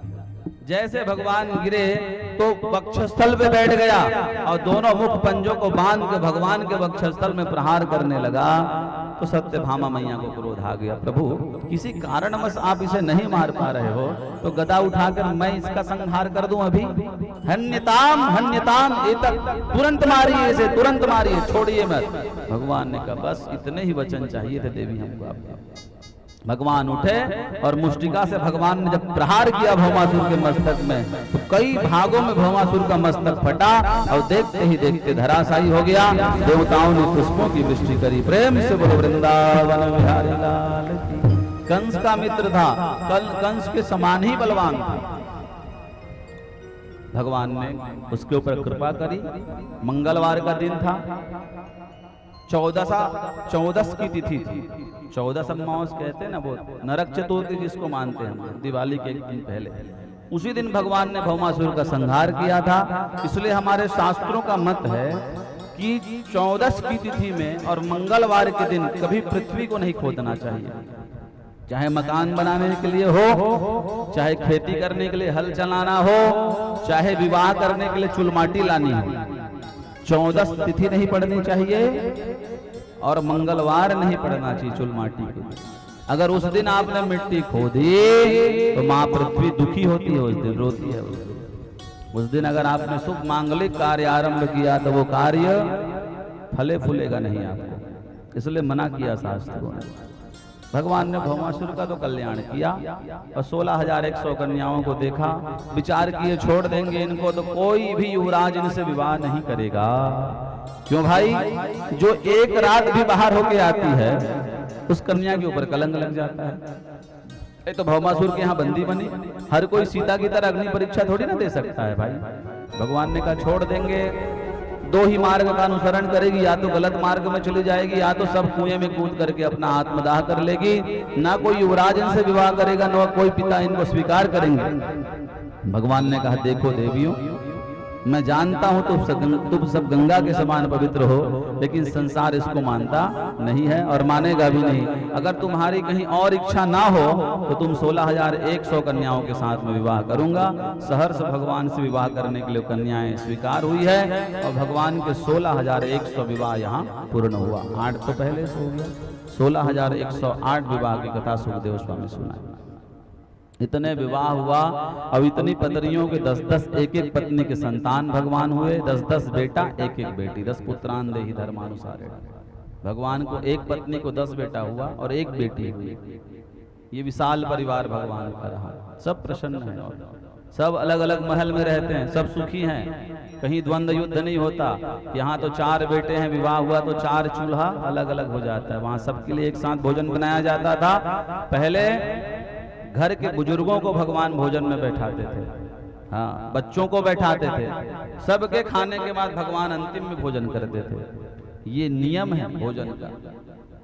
घर में जो बुजुर्ग हैं, बच्चे हैं, उनको पहले भोजन कराना चाहिए, उसके बाद गृह मालिक को अंतिम में भोजन करना चाहिए। और अन्नपूर्णा जो गृह मालकिन है उसको तो सबसे अंतिम में, बचे या ना बचे, लेकिन अंतिम में आपको भोजन करना चाहिए। अगर पहले आप खाओगी, बाकी भोजन खाएंगे, उच्छिष्ट खिलाओगी, दोष लगेगा।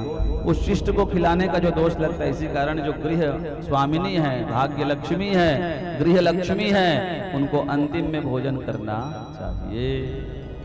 पहले की माताएं पालन करती थी, अभी के लोग तो आधा बनाते बनाते ही चख चख के खा जाते हैं। पहले के लोग बढ़िया पालन करते थे, करना चाहिए इसका पालन, हमको आपको होना चाहिए, ये नियम है।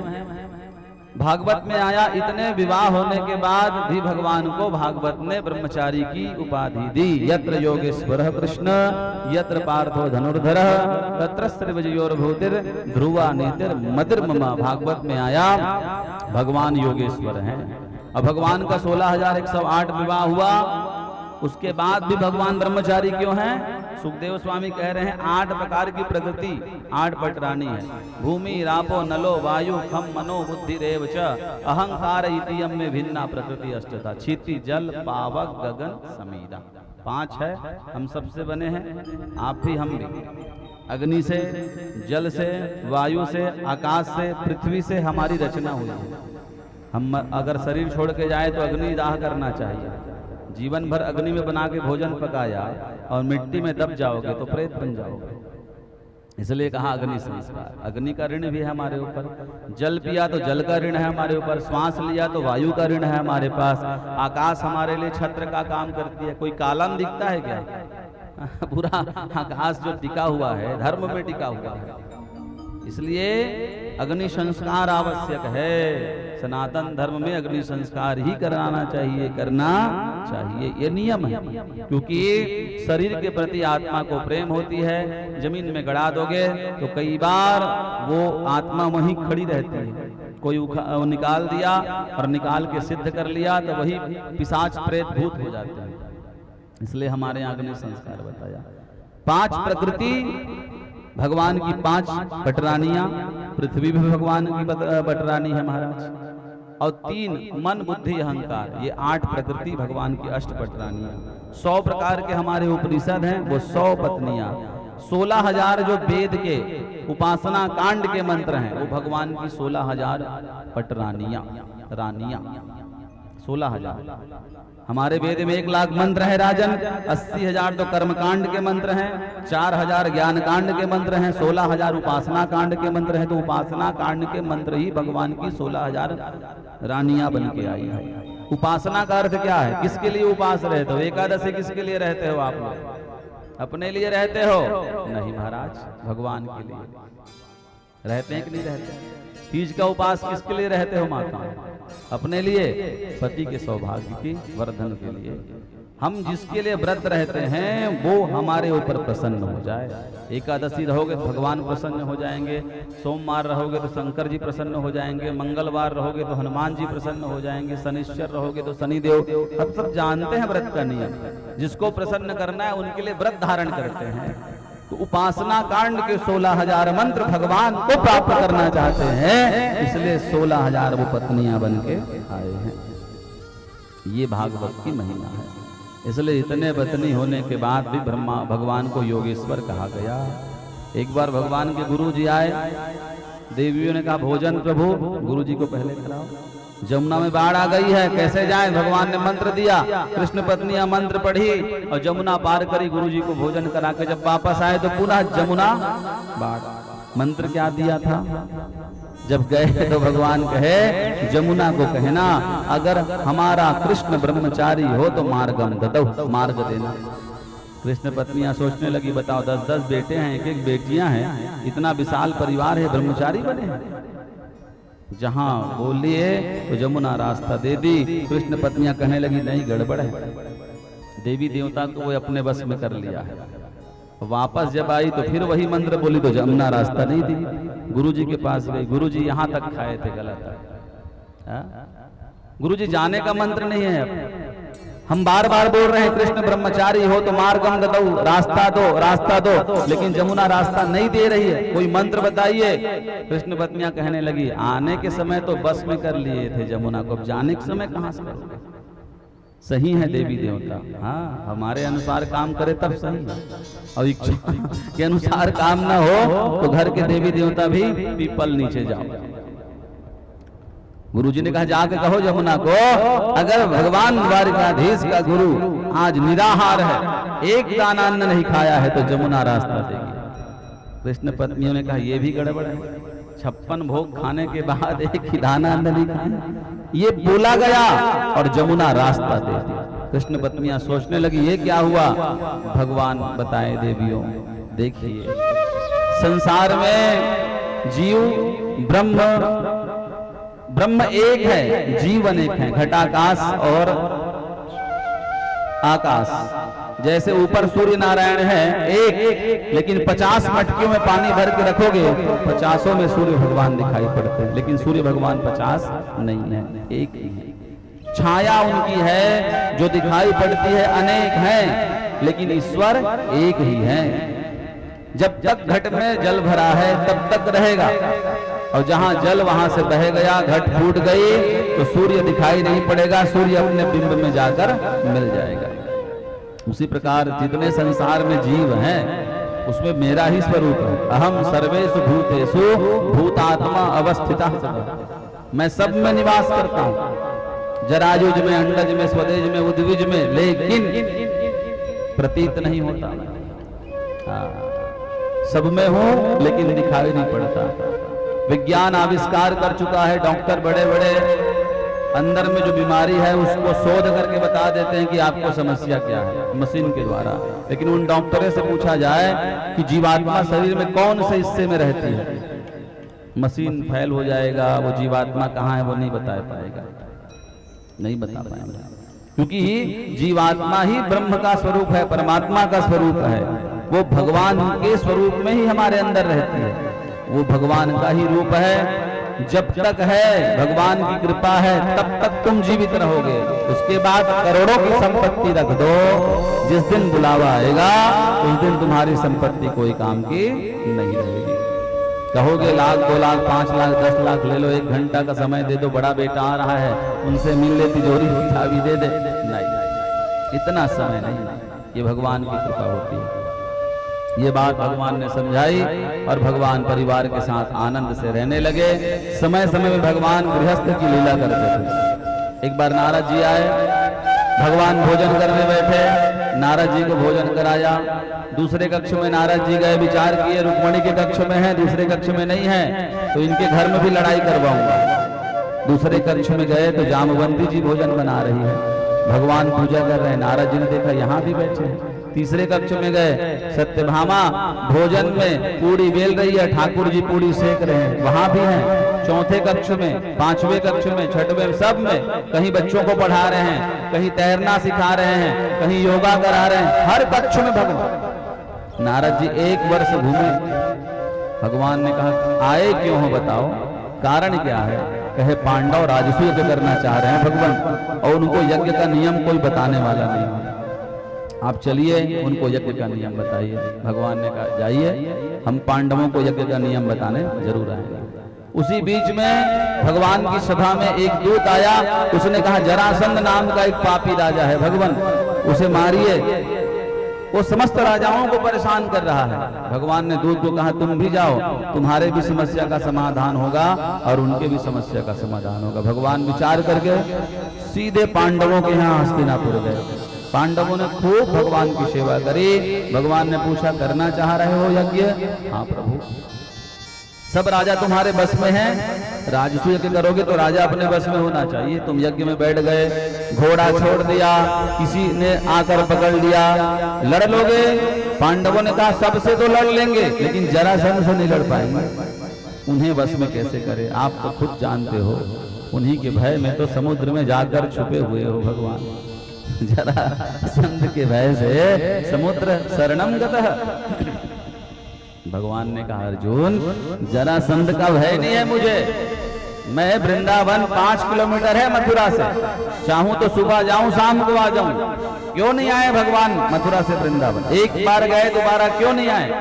उसके पीछे मूल कारण यह था कि अगर भगवान ब्रज में आते तो पापी जो भगवान के शत्रु थे, भगवान के पापी शत्रु थे, जरासंध में सबसे आगे था शत्रुओं में, इतने बड़े बड़े पापी भगवान के शत्रु थे कि उन पापियों के भय से भगवान नहीं आए।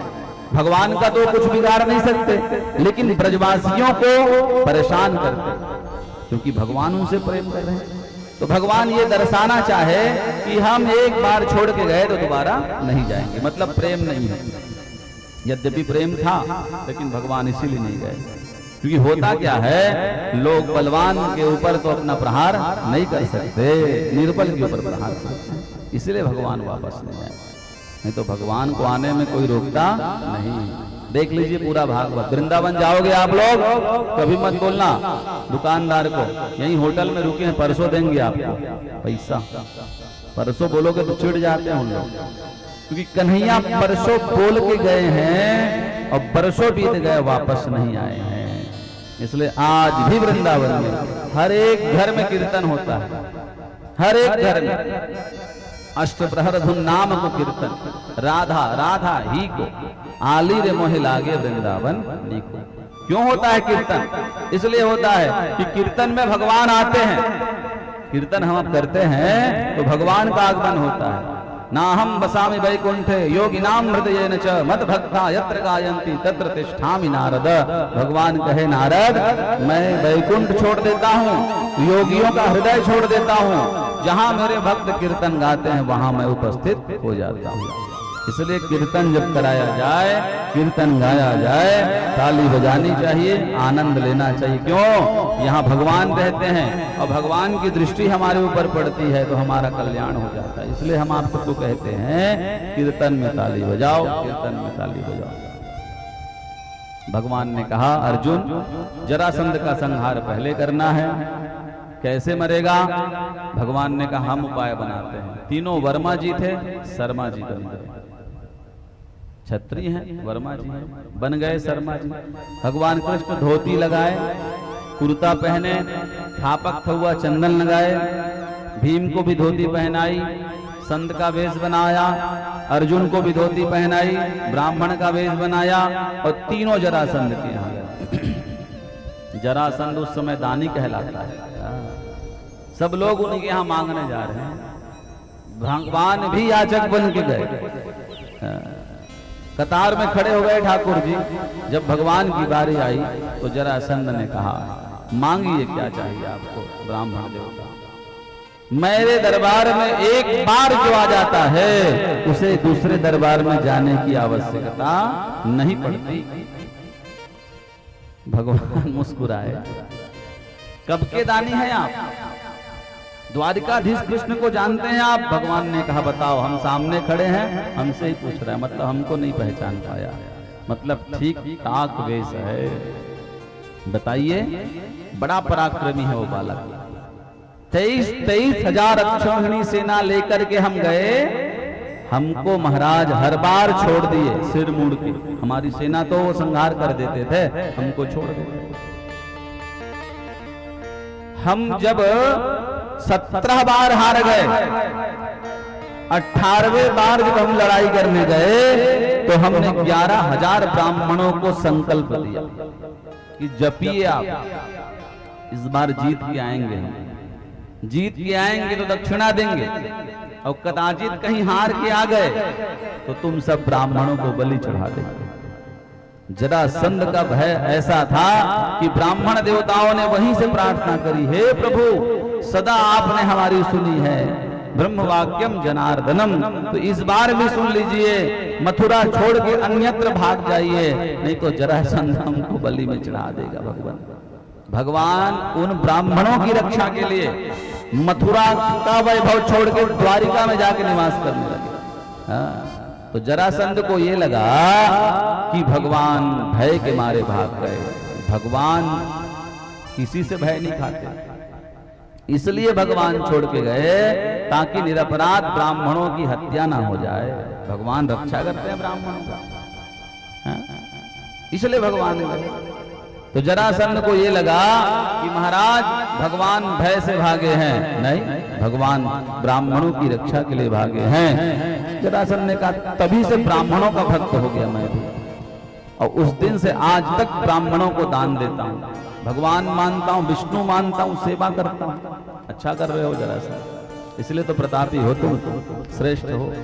क्योंकि भागवत में लिखा है कि ब्राह्मण की जो पूजा करता है, ब्राह्मण को जो मानता है, पृथिव्याम यानि तीर्थानि ब्राह्मणस्य दक्षिणे पदे, जितने पृथ्वी में तीर्थ हैं वो ब्राह्मण देवता के दक्षिण पैर में वास करते हैं। इसलिए कभी भी ब्राह्मण देवता तुम्हारे घर में प्रवेश करे तो उनका चरण धोना चाहिए। विप्रपादो दत्तर्दमानि, अगर तुम्हारे घर उनके चरण धोने से, तुम्हारे चरण धोने से अगर उनके चरण का जल तुम्हारे घर में करदम बनता है, करदम जानते हैं, थोड़ा कीचड़ होता है, पादोदक करदम, धूल जो होता है लटका रहता है, अब उसी को छिड़कना चाहिए, जलपान भी करना चाहिए। तो विष्णु के चरणों के जल पीने का, गंगा जल पीने का हमको पुण्य प्राप्त होता है।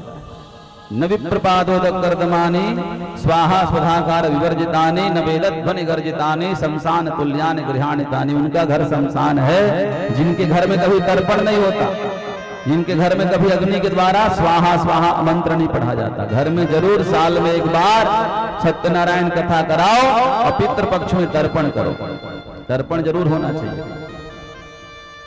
यहां तक लिखे हैं महापुरुष, कि तिलकम विप्रहस्तेन मातृहस्तेन भोजनम पिंडम पुत्र हस्तेन ना प्राप्यति पुनः। तुम्हारा सौभाग्य बढ़ जाएगा जब तुम ब्राह्मणों के द्वारा अपने माथे में तिलक लगवाओगे। तिलकम विप्रहस्ते, विजय तिलक होता है। मातृहस्तेन भोजनम, व्यक्ति तृप्त कब होता है? जब मां परसती है। माता का हाथ का भोजन हो जाए, नहीं खाएंगे कहोगे तब भी 2 पूड़ी। कैसी व्यवस्था मां की होती है? मातृहस्तेन भोजनम। अब पुत्र के हाथ से अगर पिंडदान दे दिया जाए पितरों को तो समस्त पितर तृप्त हो जाते हैं, दक्षिण दिशा में रहकर आशीर्वाद देते हैं। जाओ आशीर्वाद है, खूब फलो फूलो, ना प्राप्यति पुनः पुनः। बार बार सौभाग्यवानों को बनाती है, प्रेम से खिलाती है, उसे पाना ही चाहिए। ब्राह्मणों से तिलक लगवानी चाहिए, ये नियम है पुराणों के। भगवान ने कहा जरासंध जी बहुत अच्छा काम कर रहे हो भैया, हम भी ब्राह्मण हैं, हमको भी दे दो। क्या चाहिए? कुबेर का भी छत्र मांगोगे तो दे देंगे, कुंडल मांगोगे तो अदिति का दे देंगे, जो भी धन चाहिए आपको दे देंगे। जब जरासंध ने अभिमान से कहा तो भगवान ने कहा संकल्प करिए। जरासंध ने संकल्प किया तो भगवान ने क्या मांगा? युद्धम नो देहि राजेंद्र द्वंदसो यदि मन्यसे युद्धार्थिनो वयम प्राप्ता राजन्य आकांक्षण। युद्ध दे दीजिए। युद्ध, ब्राह्मण को युद्धार्थी नहीं भिक्षार्थी होना चाहिए, विद्यार्थी होना चाहिए। क्षत्रिय का धर्म है युद्ध। भगवान ने कहा हम ब्राह्मण नहीं है, युद्धार्थिनो वयम प्राप्त राजन्य आकांक्षिणा, हम युद्धार्थी हैं। वयम, भगवान ने बहुवचन का प्रयोग किया। कौन कौन हो? जरासंध ने पूछा तो कहा असौ वृकोदरो अस्य, ये वृकोदर भीम। अच्छा ये पांडुनंदन, छत्री कैसे ब्राह्मण बन के आया है? भगवान ने कहा वो बात में सोचना। असौ वृकोदरो अस्य अतस्य भ्राता अर्जुनो अयम, ये इसके छोटे भाई अर्जुन है। तुम कौन हो?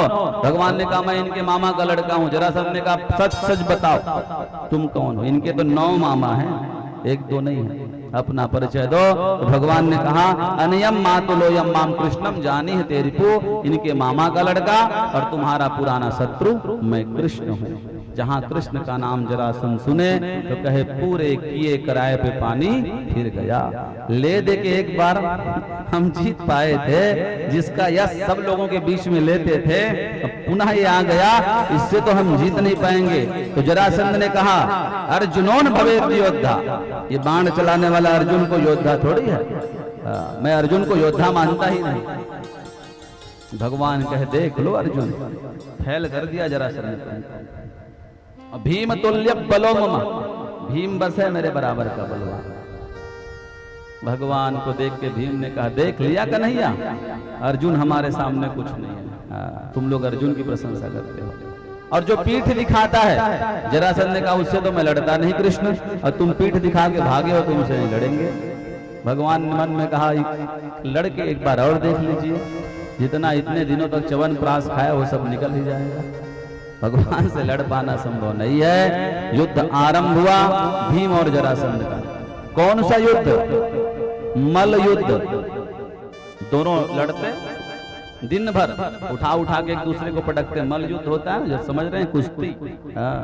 और रात में एक ही जगह सोते थे। क्षत्रियों में धर्म था सूर्यास्त के बाद युद्ध विराम।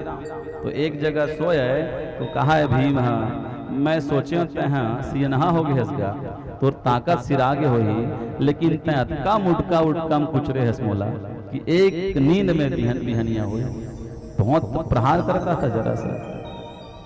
जरासंध कहे बाबू महू कहाँ जाना रे, तै सियन है कि छोड़ देवे सोचे, लेकिन तै अतका उठा उठा पटके हंस कि जीवन में उतका तकलीफ मोला आज तक नहीं हो जत का तै आज तकलीफ दे। दोनों लड़ते और रात में चर्चा करते। 28 दिन तक चला है युद्ध। 27 दिन तक तो लड़ा भीम, और लड़ने के बाद 28वें दिन जब जरासंध सो गया तो कपड़ा उठा के भगवान के पास गया चुपके से। भगवान आइए आइए आइए भीम जी, आइए आइए बलवान, आइए पहलवान। कन्हैया रे द्वारिकाधीश, भाग जाते हैं भैया, जरासंध नहीं मरेगा रे। ये जब बाद में मर जाएगा तो हम लोग कर लेंगे यज्ञ, क्योंकि ये मरेगा ही नहीं। हमने हर प्रकार से इसे मारने का प्रयास किया है कृष्ण। 2 भागों में फाड़ के फेंक दिया, इसके ऊपर अपने 10,000 हाथियों का बल लेकर के मुटका पटक दिया, तो भी ये नहीं मर रहा है। भगवान ने कहा अब तक आप अपने बल से लड़ रहे थे भैया, अब हमारे पास आ गए, अब हमारा बल आपके बल में मिल जाएगा तो जरासंध 1000 भी हो जाएगा तो वो जीतेगा नहीं। कल हमारे तरफ देखना, भीम को समझाए भगवान कि पीठ दिखा के भागना अधर्म है, ये मत कर। 28वां दिन जब लड़ने भीम जरासंध के साथ उतरे तो भगवान ने एक तिनका फाड़ी 2 भागों में। भीम ने कहा बस इतना, जरासंध के पैर को अपने पैर से रौंदे और हाथ से उसके दूसरे पैर को फाड़े और फाड़ के फेंक दिए महाराज। और सोचे मर गया होगा, भगवान की ओर देखने लगे तो जरासंध पीछे से जुड़ा। अब एक मुटका भीम को और लगा ले।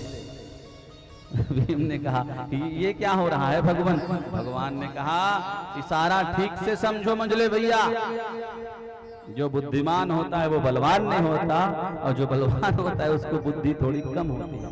बुद्धि यस्य बलम तस्य, बलवान वही है जो बुद्धिमान है।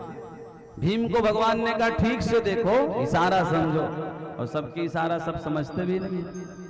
महाराज आए कॉफी बना दे, और घर में दूध नहीं है कि शक्कर नहीं है, तिल्ला अंदर में बैठे बैठे गौटने ने इशारा करते थे, कहाँ कॉफी दूधे नहीं है, ले कुछ नहीं हुआ। महाराज पर एक काम कर, शरबत बना दे, गर्मी ज्यादा है।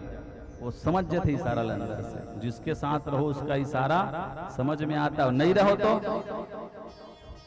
एक व्यक्ति ऐसे नया नया ससुराल गया।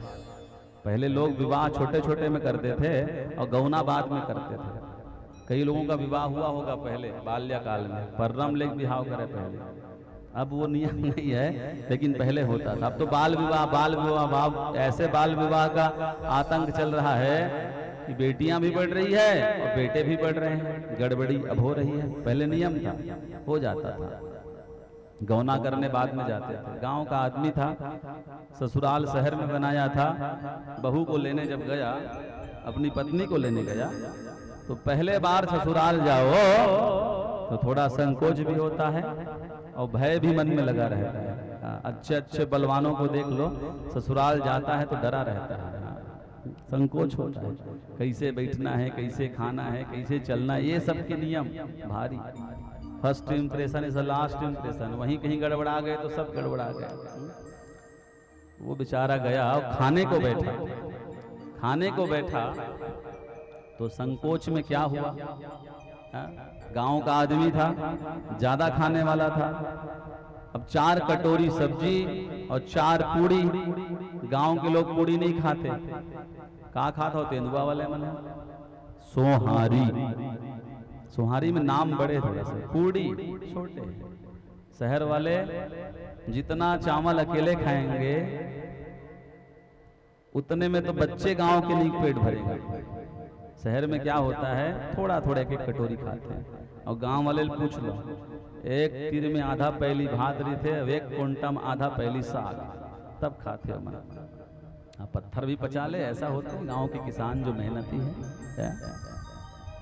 ससुराल जब गया वो 4 पूड़ी देखा है, देवर गांव कोने का की आपका है ना, हाँ, वहां की भी कथा है हमारे पास एक, तो नहीं बताएंगे, लेकिन प्रेम से बोलो वृंदावन बिहारी लाल।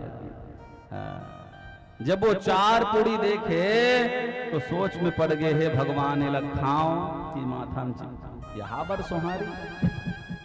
तो एक ठन पूड़ी एक बार उठा पूरा कटोरी भर साग लगा दे, कारण कि वो कटोरी है और गांव होते कटोरा।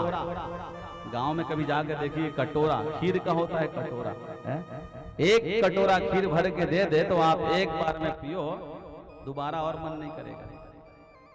वो बेचारा एक कटोरी सब्जी और एक पूड़ी को एक बार में खाया, तो पीछे जो पत्नी बैठी थी पूड़ी बेल रही थी, वो इशारा करी, सब लोग हंसने लगे, देहाती है, खाने नहीं आता, एक कटोरी को एक ही बार खा रहा है। अब बताओ, ये भी गड़बड़ी। आज लोग हंसते हैं खाने की तरीके से देख करके, अरे खाने वाला किसी भी तरीके से खाए, हंसना नहीं चाहिए, लेकिन हंसे, बनावटी दुनिया है। तो पत्नी जी इशारा करी अंदर से, सुनिए एक को एक बार में मत खाइए, एक को कम से कम 2 बार में खाइए। उसने कहा समझ गए समझ गए, क्या समझे? कहे एक पूड़ी एक निवाला नहीं हो रहा है तो पत्नी जी कह रही 2 पूड़ी एक साथ खाइए। अब बताओ, एक ठनला 2 बार में खा के तो 2 ठनला 1 बार में खाई, चगुला नहीं पाया। बेचारी पत्नी माथा पकड़ ली, है भगवान ये भोले भंडारी को हमारे लिए कहाँ रखे हो। तो उसने माथा में छुआ छुआ पूड़ी खाए चालू करे। इशारा सब के सब नहीं समझते, जिसको आता है समझ वही समझते हैं। भीम को भगवान ने पुनः इशारा किया, 2 भागों में तिनका को फाड़ के भगवान उल्टा फेंके। तो भीम ने जरासंध को 2 भागों में फाड़ के उल्टा फेंके हैं और जरासंध की मृत्यु हो गई। देवताओं ने पुष्पों की वृष्टि करी। प्रेम से बोलो वृंदावन बिहारी लाल की, यज्ञ नारायण भगवान की। जिसकी लागी रे लगन भगवान में, जिसकी लागी रे भगवान में, जिसकी लागी रे लगन भगवान में, जिसकी लागी रे लगन भगवान में, उसका दिया भी चले हैं तूफान में, उसका दिया भी जले हैं तूफान में, उसका दिया भी जले हैं तूफान में, उसका दिया भी जले तूफान में। कृष्ण की कृपा से जरासंध का संहार भीम के द्वारा हुआ और पांडवों ने राजसूय यज्ञ की रचना कर दी। राजसूय यज्ञ में अन्न चाहिए था, भीम को भंडारे की व्यवस्था दी। ताली की सेवा करते हुए भाव से हरि बोल।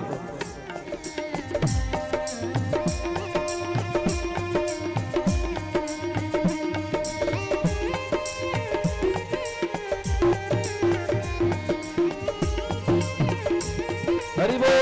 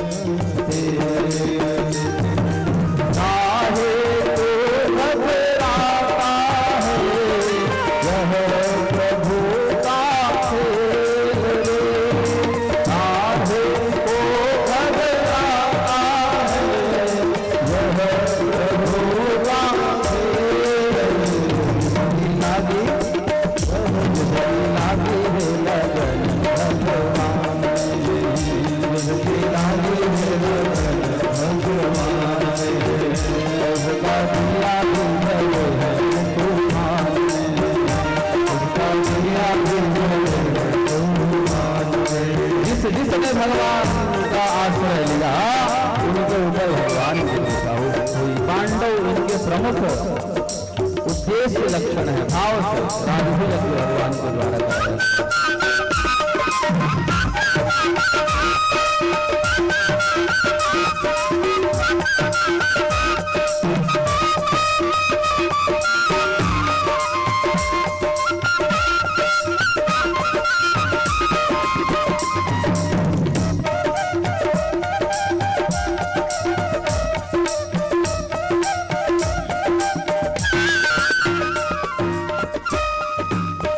काहे को तो भूल बैठा है, काहे को तो भूल बैठा है, भजले श्री भगवान रे, काहे को तो भूल बैठा है, भजले श्री भगवान रे, मन में अपने राम बसा ले मन में अपने, राम बसा ले मन में अपने, कृष्ण बसा ले मन में अपने, कृष्ण बसा ले, पहुँच जाएगा श्रीधाम रे।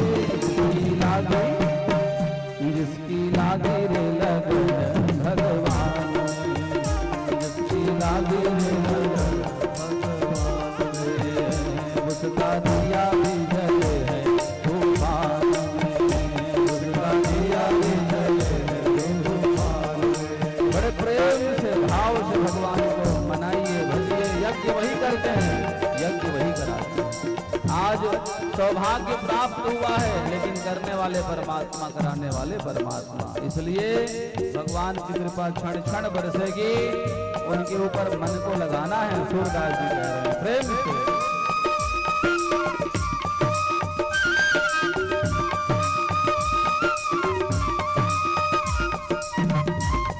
हरि बोल।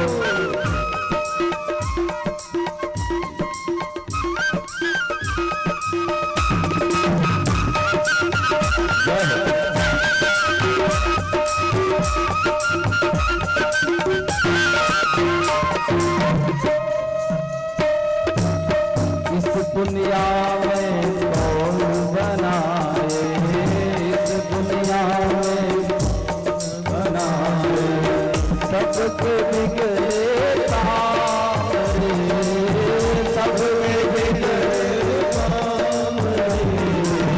इस दुनिया में कौन बनाए, इस दुनिया में कौन बनाए, सबके बिगड़े काम रे, सबके बिगड़े काम रे। अनहोनी को होनी कर दे, अनहोनी को होनी कर दे, अनहोनी को होनी कर दे, अनहोनी को होनी कर दे। उसका नाम है राम रे, जिसकी लागे, जिसकी लागे लगन भगवान में, जिसकी लागे लगन भगवान में, उसका दिया भी जले तूफान में, उसका दिया भी जले तूफान में। जिसकी लागे लगन भगवान में, जिसकी लागे लगन भगवान में, उसका दिया भी जले तूफान में, उसका दिया भी जले तूफान में, जिसकी लागे लगन भगवान में। बोलिए वृंदावन बिहारी लाल की। भगवान श्री का आश्रय लिया गया, जरासंध जैसे प्रतापी का भगवान ने संहार कराया है।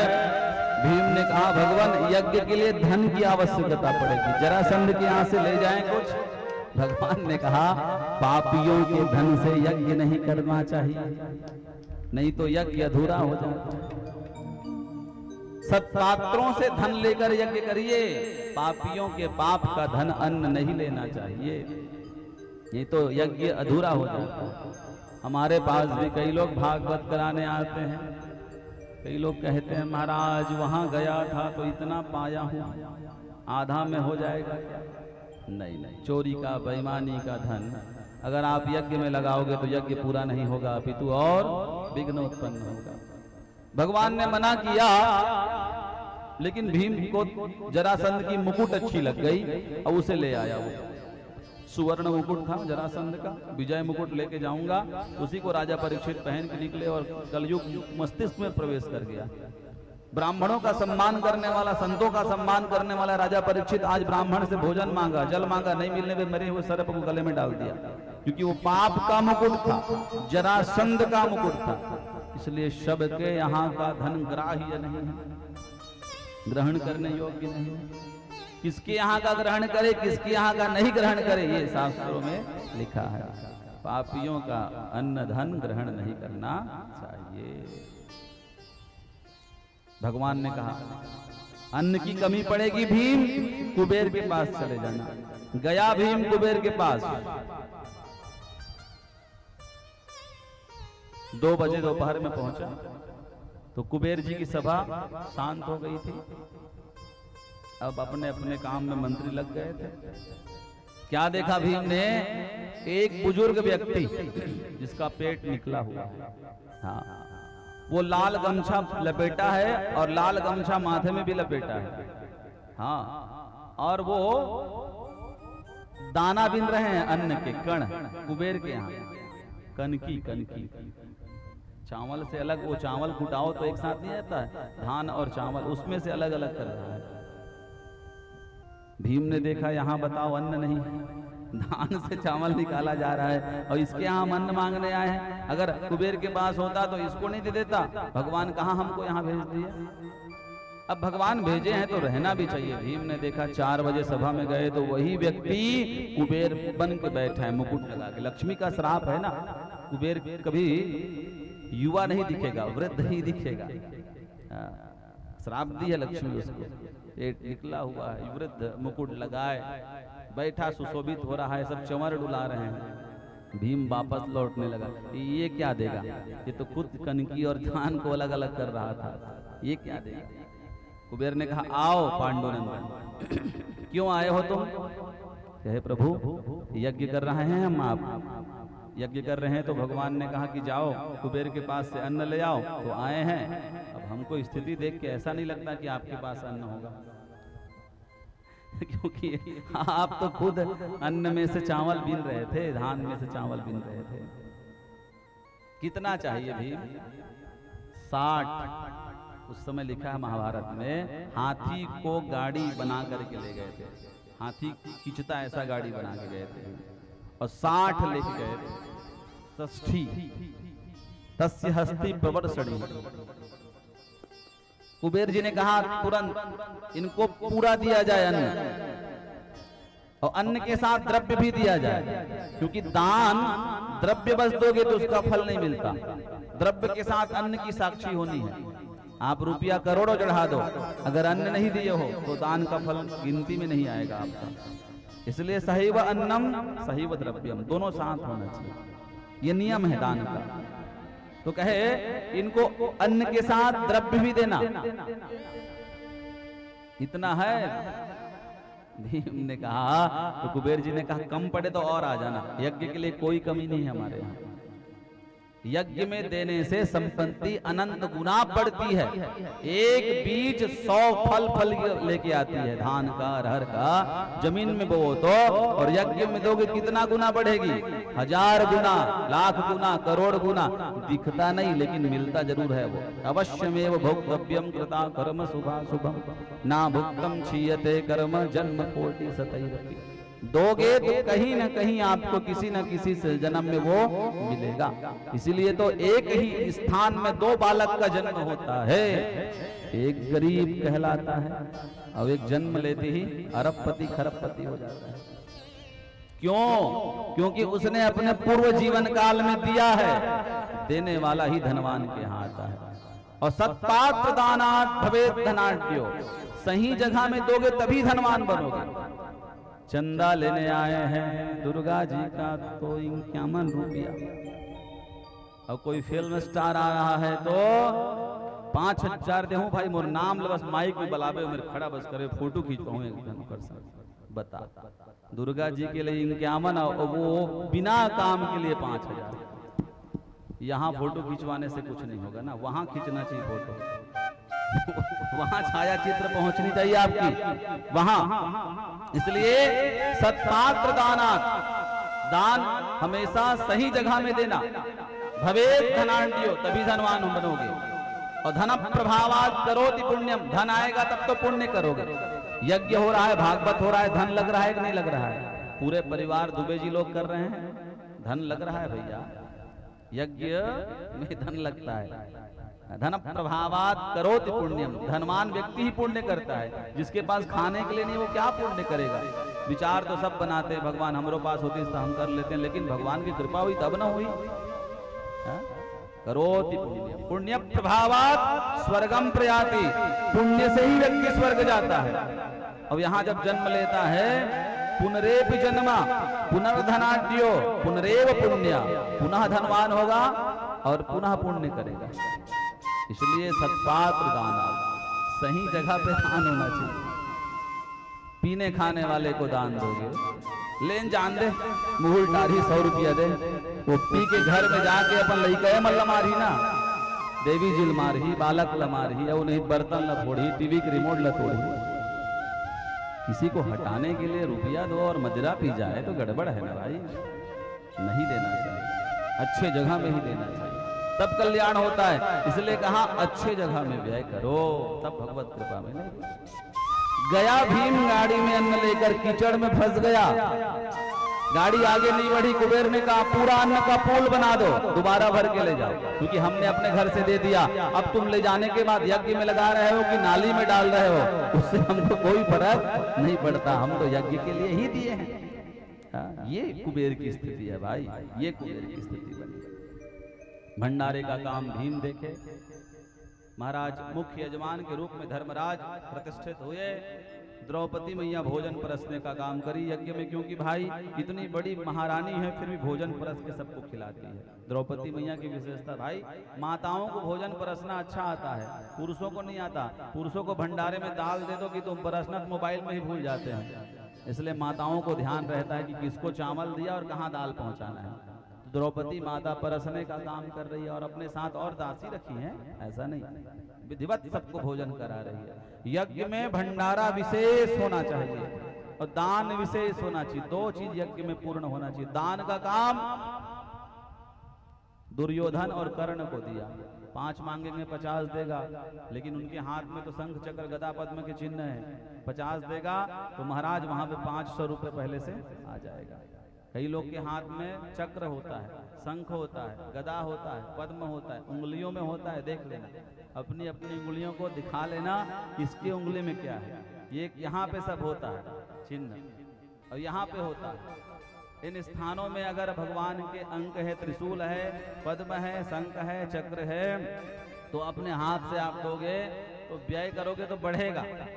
इसलिए पहले माताएं हाथ से निकाल के देती थी, छेरा तो पूरा झोला से उठा के ऐसे देती थी। देना चाहिए हाथों से, अपने अपने हाथों के अधिकार का, अपने अपने अधिकार का सबको भंडारे में भोजन परोसने का काम। द्रौपदी भगवान ने क्या किया, कृष्ण पादा जने मने, जूठा पत्थर उठाए, सबके पैर धुलाए, राजसु यज्ञ भगवान ने पूर्ण कराया है। आहुतियां पड़ी, देवता प्रकट हो करके अपना अपना प्रसाद स्वीकार कर रहे हैं। सभी लोग प्रसन्न है यज्ञ में, आनंद से सब उत्साहित हैं यज्ञ में।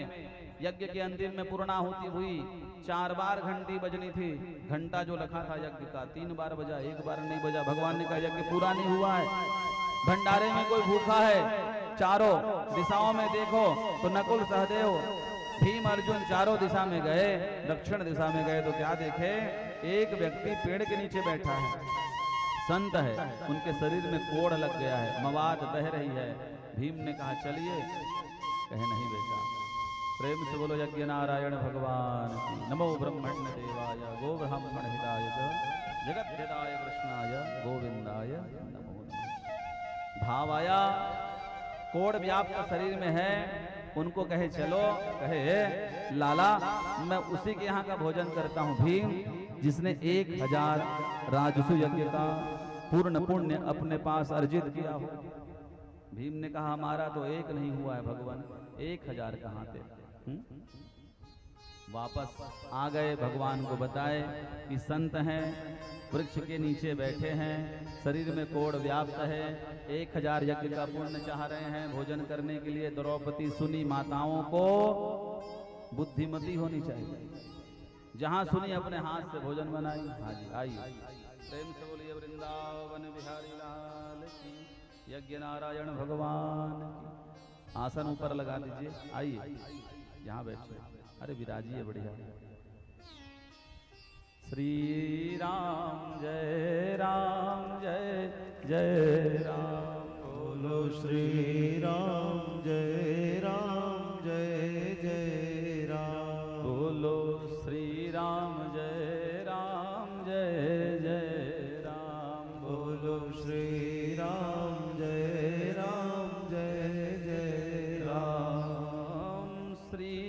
जय राम जय जय राम। श्री राम जय राम बोलो श्री राम जय जय राम। बोलो श्री राम जय जय बोलिए वृंदावन बिहारी लाल की जय।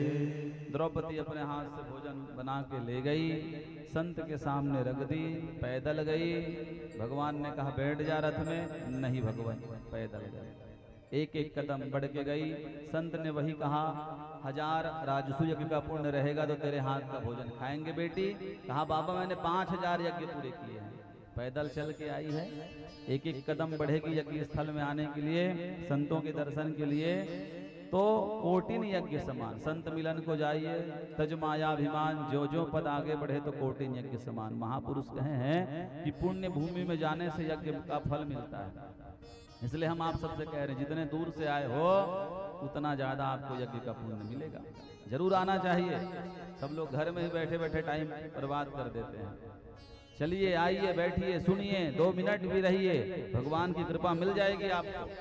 यहाँ आओगे पुण्य बढ़ता है, पुण्य बढ़ेगा तभी जाकर के घर में सुख मिलेगा, धर्म मिलेगा तो सुख मिलेगा। बिना धर्म का कोई सुखी नहीं हो सकता। बिना धर्मात कथा सुखम। धर्म कृष्ण की कथा में है, कृष्ण के नाम में है, इसलिए आना चाहिए। भोजन किए संत, तो भाई वो बना के ले गई थी खीर, रायता, करेले की सब्जी, दाल, पापड़, जो 6 रस का भोजन है वो बना के ले गई। संत सबको एक साथ मिला लिए, खीर कढ़ी एक साथ मिलाए, दाल चावल मिलाए, पूड़ी पापड़ एक साथ मिलाए और एक साथ मिला के खाए। तो द्रौपदी खिलाई तो सही, लेकिन मन से सोचने लगी कभी स्वाद से खाया होगा तब ही ना अलग अलग पृथक पृथक स्वाद लेगा। खिलाई लेकिन घंटी पूरी नहीं बजी। क्यों? मन से नहीं खिलाई। भगवान ने कहा बहन ये क्या करी? जब खिलाई रही थी तो खाने वाले की स्थिति को देख के हंसी क्यों? मन में दुख क्यों हुआ? स्थिति चाहे जैसे भी बने, खाने वाला जो भी स्थिति से खाता है उसको देख करके उपहास नहीं करना चाहिए। वो खा रहा है प्रसन्नता से, अतिथि को भगवान समझ के पवाना चाहिए। थाली में बैठ गया उसको उठाना नहीं चाहिए, ये नियम है। प्रार्थना करी, वाद्य यंत्र बजे, राजसू यज्ञ पूर्ण हुआ, भगवान ने आशीर्वाद दिया। ऐसे यज्ञ भगवत कृपा से ही होते हैं। आज जो यज्ञ हो रहा है माता जी के वार्षिक श्राद्ध में, कृपा है भगवान की तो हो रहा है। दुर्योधन सीताम राजन लक्ष्मणम कृतंजया। यहाँ दुर्योधन के लिए एक अपमानित घटना ये घटी कि मैं दानव का बनाया हुआ महल में वो चल रहा था, जल में स्थल का भ्रम, स्थल में जल का भ्रम हुआ, जल में गिरा तो द्रौपदी हंस के बोल दी अंधे का अंधा, अंधे का बेटा अंधा। दुर्योधन ने कहा ये अंधा बताएगा आपको अपना रूप, अपना गुण, अपना धर्म। एक शब्द ने महाभारत करवा दिया। इसलिए शास्त्रों ने लिखा कड़वे वचन कभी बोलने नहीं चाहिए। कितना भी क्रोध भी आ रहा है तो भी वचन को सोच समझ के बोलिए। ऐसी बानी बोलिए मन का आपा खोए, औरन को शीतल करे आप हो शीतल। करकसा वाणी नहीं बोलनी चाहिए, विवाद हो जाता है। घर में सुख चाहते हो, समृद्धि चाहते हो तो मीठे बोल बोलिए। कोयल कागा काको धन हरे और कोयल काको का दे, मीठी बानी बोल के जग आपनो कर ले। संतों ने कहा बोलिए तो वचन मीठे बोलिए। द्रौपदी थोड़ा उपहास करी, कड़वे वचन बोली तो महाभारत हो गया। अब बिना कारण के 2 परिवारों में युद्ध हुआ। कारण तो बहुत और हैं, लेकिन मुख्य कारण ये बना महाभारत के युद्ध का। हर जीव के मन में यज्ञ कराने की इच्छा होती है। जहाँ यज्ञ स्थल में जाओ, बैठो, भगवान की कथा सुनो। शास्त्र कह रहे हैं मनुष्य बन के आए हो, दुर्लभो मानुषो देह देहि नाम क्षण भंगुरा। बार बार मनुष्य शरीर नहीं मिलेगा, इसलिए इस शरीर से अपने देव पितरों के उद्धार के लिए यज्ञ करा लो। भागवत रूपी यज्ञ देव पितरों का उद्धार कर देता है। भागवत रूपी जो यज्ञ है, जन्मांतरे भवेत पुण्यम तदा भागवतम लभे, जन्म जन्मांतर के पुण्य उदय होते हैं तब आप कथा कर पाओगे, करा पाओगे। दूसरा, प्रेत पीड़ा विनाशनी। कहीं आपके कोई पूर्वज प्रेत की पीड़ा को पीड़ित हो रहे होंगे, वो भागवत की कथा यहाँ सुनते ही विनाशनी भगवान के धाम चले जाते हैं। प्रमाण है भागवत में। धुंधुकारी प्रेत बना, गोकर्ण जी ने भागवत करी, वो प्रेत पीड़ा से मुक्त होकर पार्षद बन के भगवान के धाम में प्रतिष्ठित हुआ है। ये भागवत की विशेषता। जीते जी सुनोगे तो धर्मार्थ काम मोक्ष चतुष्टय पुरुषार्थ की सिद्धि होगी। मृत्यु उपरांत भी कथा करा दी जाए तो प्रेत पीड़ा विनाशनी वैकुंठ को वास मिलेगा। ये भागवत की विशेष विशेषता है। जो भागवत मुक्ति दे सकता है वो अन्य ग्रंथों में इतनी ताकत नहीं है, इसलिए भागवत को महापुराण कहा गया। सबके मन में होती है इच्छा, क्यों भाई कथा सुनो सुनाओ तो मन में बात आता है कि नहीं आता। बहुत दिन के सोचा था महाराज, लेकिन मोर घर कब कृपा करी।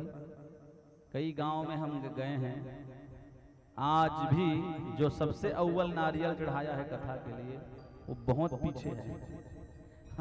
जिसने विचार नहीं किया है उनके यहाँ यज्ञ होते गया हो गया। कई गांव में ऐसा होता है। यहाँ से होता है यज्ञ मन से। अगर आप भगवान के लिए करोगे तो भगवान भी आपकी सहायता करेंगे, और भगवान के लिए बुद्धि लगाओगे। कई लोग तो एक ही प्रश्न करते हैं, कतेक लग जाते महाराज, तो यज्ञ नहीं करा सकते आप। अस्पताल में जाओगे तो डॉक्टर से नहीं पूछते कि कितना लगेगा। आईसीयू में डाल दिए तो बिल बना के देगा, लास्ट में इतना लगा। कुछ नहीं लगता भागवत। पत्रम पुष्पम फलम तोयम यो में भक्त्या परेक्षते।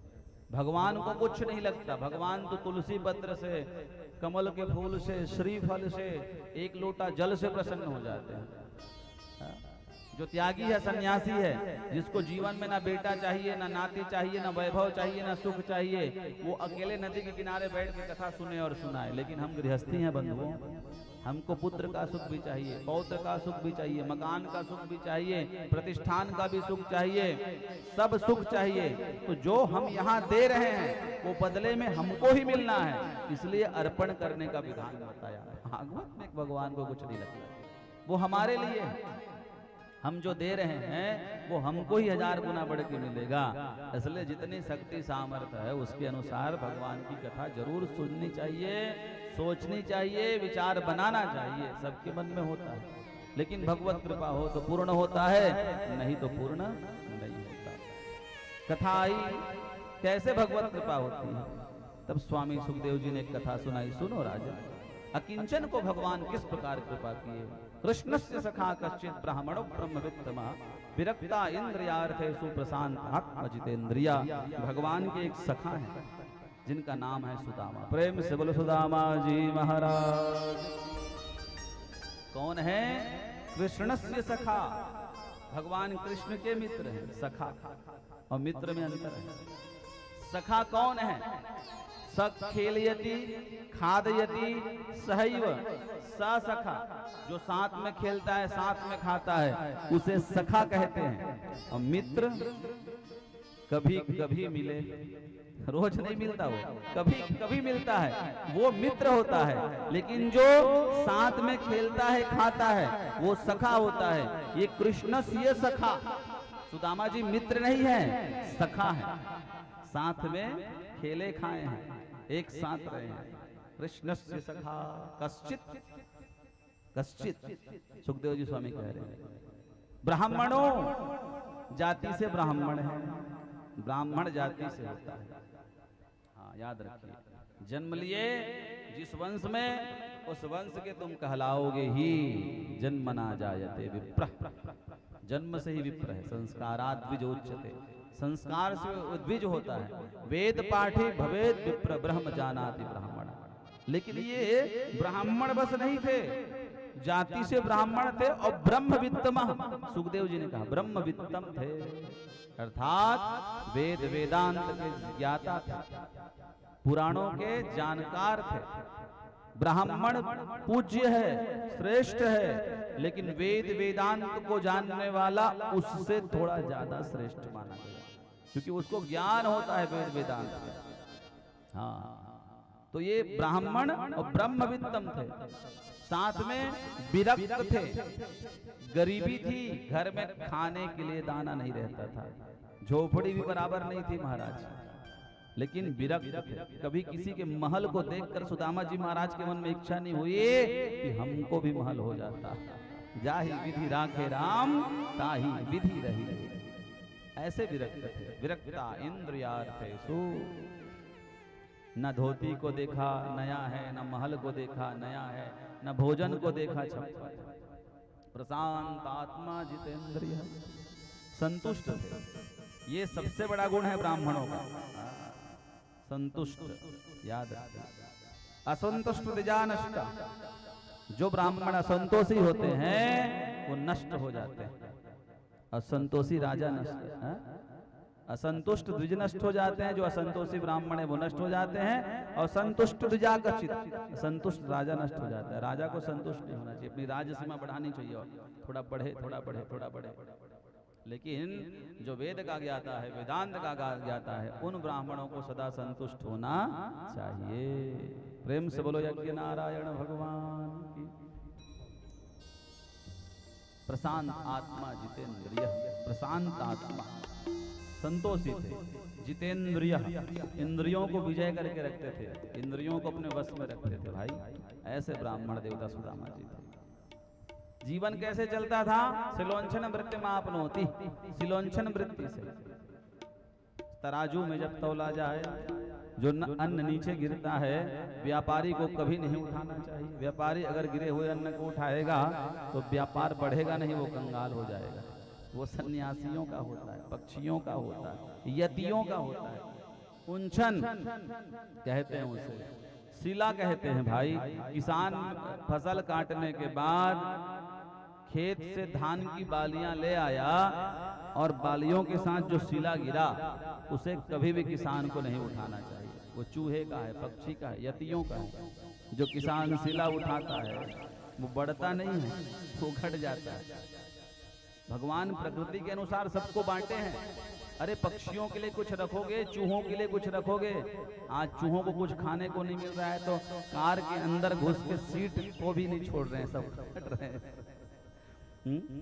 पहले लोग रखते थे, पक्षियों के लिए रखते थे। बरसात में पक्षियों को दाना नहीं होता था तो घर की माताएं अन्न बिखेरती थी आंगन में, तो गौरैया पक्षी आकर के उसको खाता था। आपाम समीपे गज मस्तक, शुभ लक्षणा पक्षी है।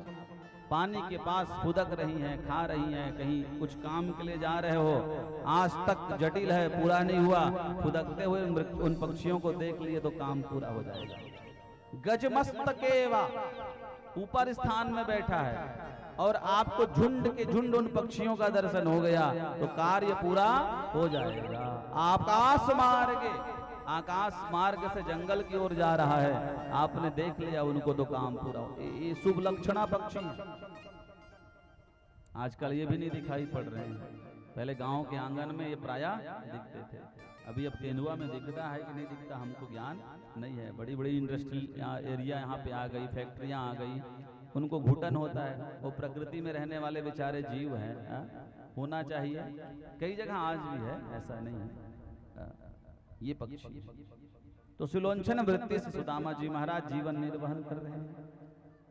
कभी कभी पत्नी कहती, 4 बेटे हैं हमारे, भरपेट आज तक हमने अन्न नहीं खाया। जब से विवाह हुआ है भगवान, एक भी दिन ऐसा नहीं है कि भरपेट खा करके हमारा आपके साथ गुजारा हुआ। सुबह खाते हैं तो शाम का नहीं, शाम को पाए तो सुबह के लिए नहीं। इतनी विपन्नता क्यों? कोई हमारे कुटुंब में धनवान नहीं है क्या, जिनके यहाँ जाकर 4 दिन रहे और कम से कम भोजन का तो सुख ले ले? सुदामा जी ने कहा, देवी गरीबों के परिवार नहीं होते, यहाँ संसार उन्हीं को देती है जिसका पेट भरा होता है। गौशाला में दीजिए ना, गाय भूखी है, वहां कहाँ दे रहे हैं? ट्रस्ट बना रहे हैं, वहां दान कर रहे हैं। वहां कोई जरूरत नहीं है, फिर भी वहां चले जा रहा है संपत्ति।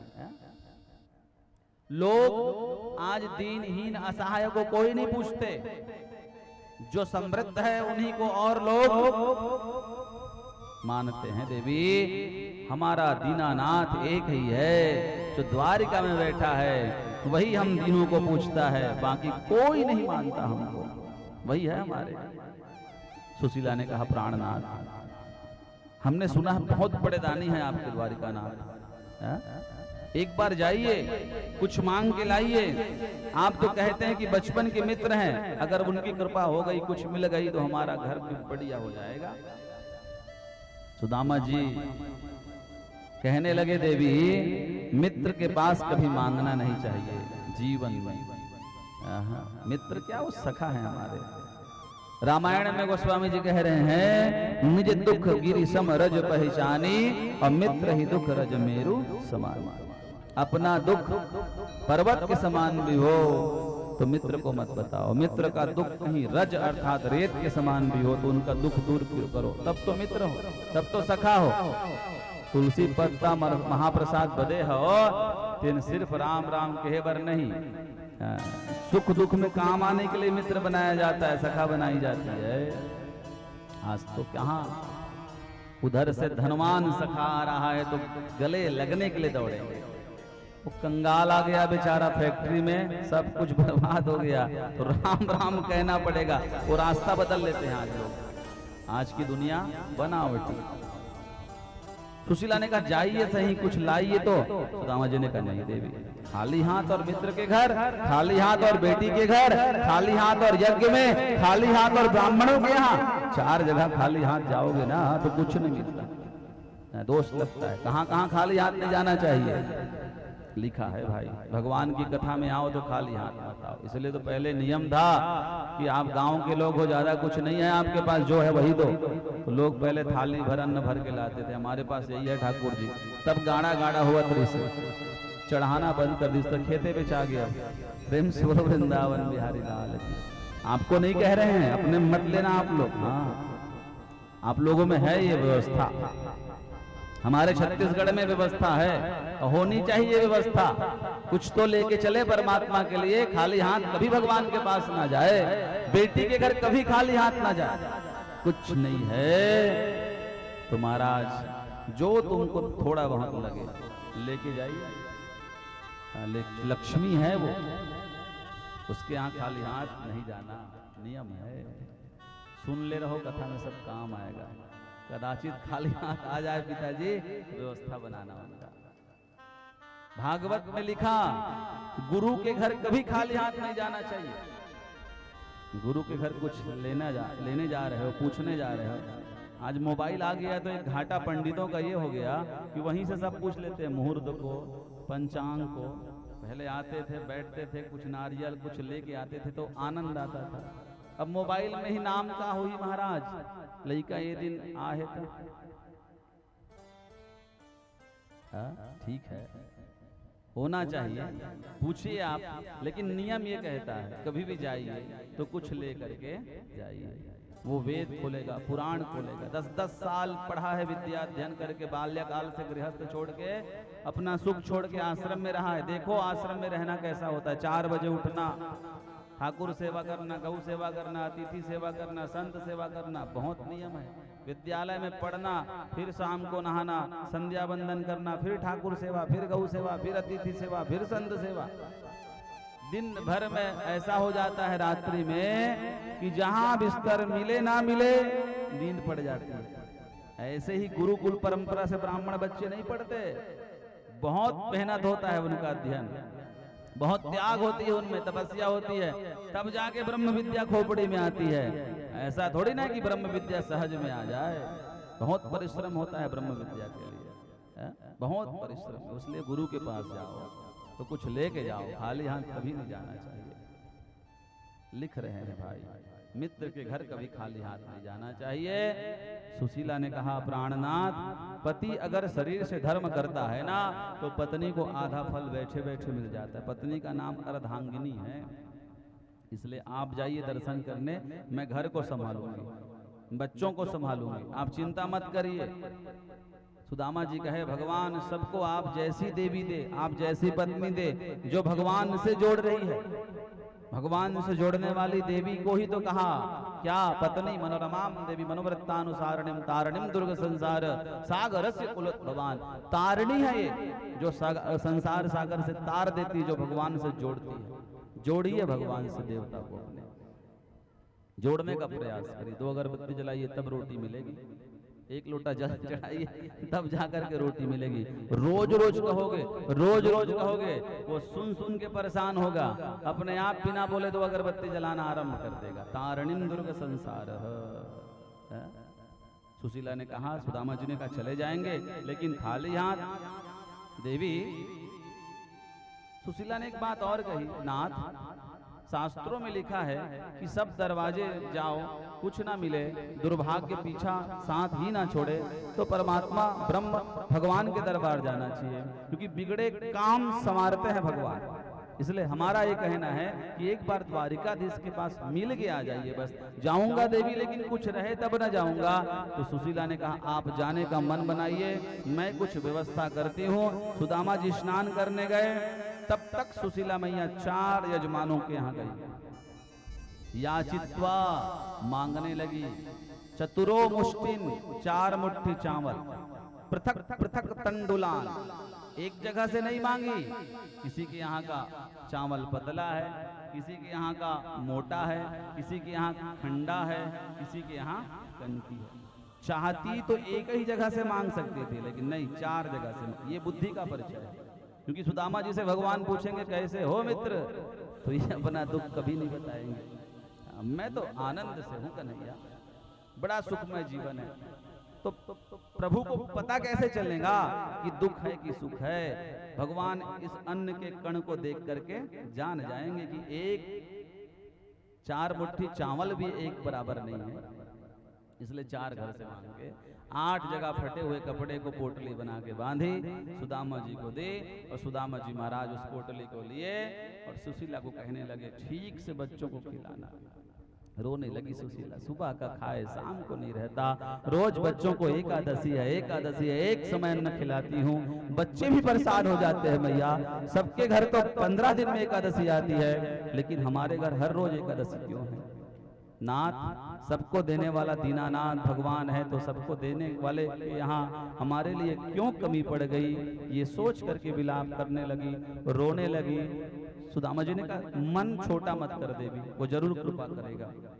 कुछ कहना है सुदामा जी महाराज से? सुशीला ने कहा एक बात कहना हमारे बारे में पूछे तो। 1 मास 2 पक्ष में 2 एकादशी हो, मेरे घर गोपाल जी नित एकादशी हो। प्रभु सबके घर में तो महीने में 2 एकादशी आती है शुक्ल कृष्ण पक्ष की, लेकिन मेरे घर रोज एकादशी है। मैं सह जाती हूँ, भूखी रह जाती हूँ, लेकिन बच्चे बिलखते हैं ना, तो माँ हूँ, हृदय रोता है, बिना कहे आपको बार बार धिक्कारती हूँ। इसलिए मेरे अपराध को क्षमा करना और मेरे ऊपर कुछ तो कृपा करना। ये बात सुशीला ने रोकर कही। सुदामा जी ने कहा मन हल्का कर ले, रो मत, भगवान कृपा करेंगे, मैं जा रहा हूँ। बिगड़ी सबकी बनाने वाला वो है, वो द्वारिकानाथ जरूर बिगड़ी बनाएगा। सुदामा जी गए और महाराज क्या रखे हैं? चावल की पोटली, 1 लोटा, 1 छड़ी, आधा धोती पहने आधा धोती ओढ़े और जा रहे हैं। भगवान से मिलने का लगन है और गाते हुए जा रहे हैं। चले श्याम सुंदर से मिलने सुदामा, चले श्याम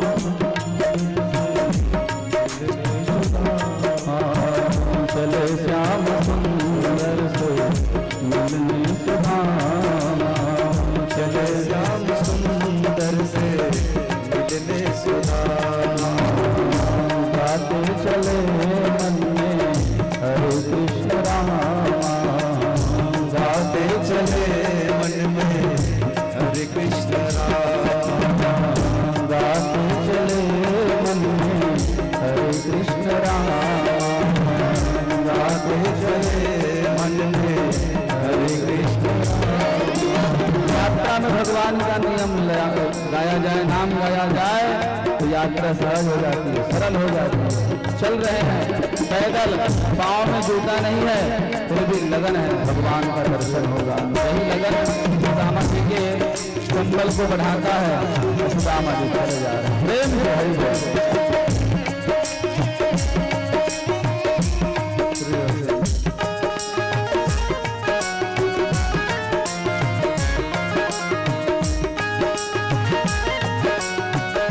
प्रेम से हरि बोल।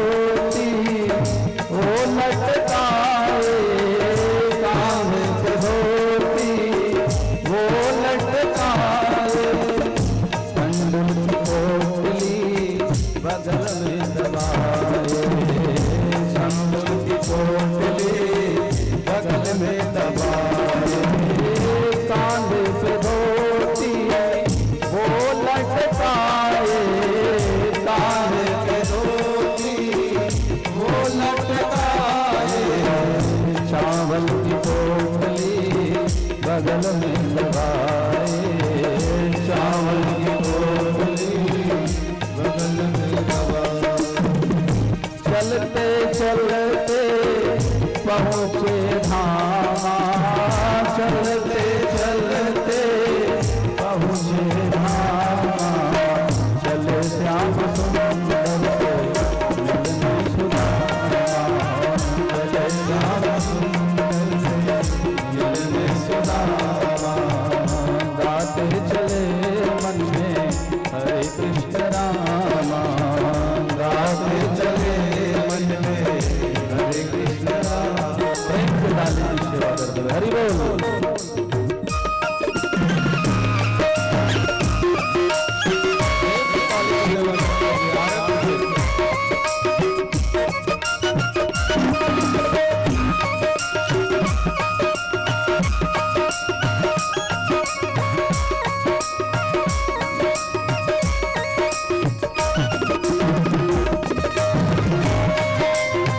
भाव से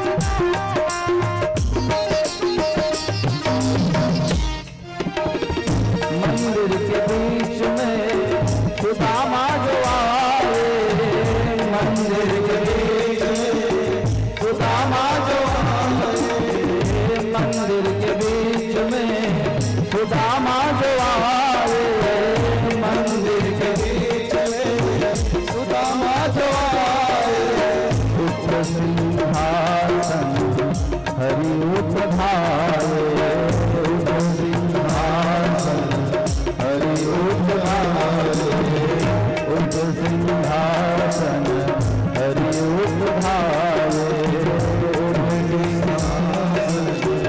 हरि उपधारे। सीने से सीने मिलाए घन श्यामा, सीने से सीने मिलाए घन श्यामा, चले श्याम सुंदर मिलने सुदामा, चले श्याम सुंदर मिलने सुदामा, गाते चले मन में हरे कृष्ण रामा, गाते चले मन में हरे कृष्ण रामा।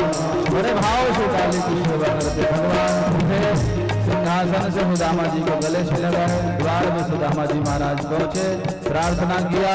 द्वारपालों ने कहा भगवान बड़े बड़े देवता भी आते हैं भगवान के दर्शन करने, द्वारिका तो 3-3, 4-4 दिन तक प्रतीक्षा करनी पड़ती है, ऐसे ही दर्शन नहीं मिलता।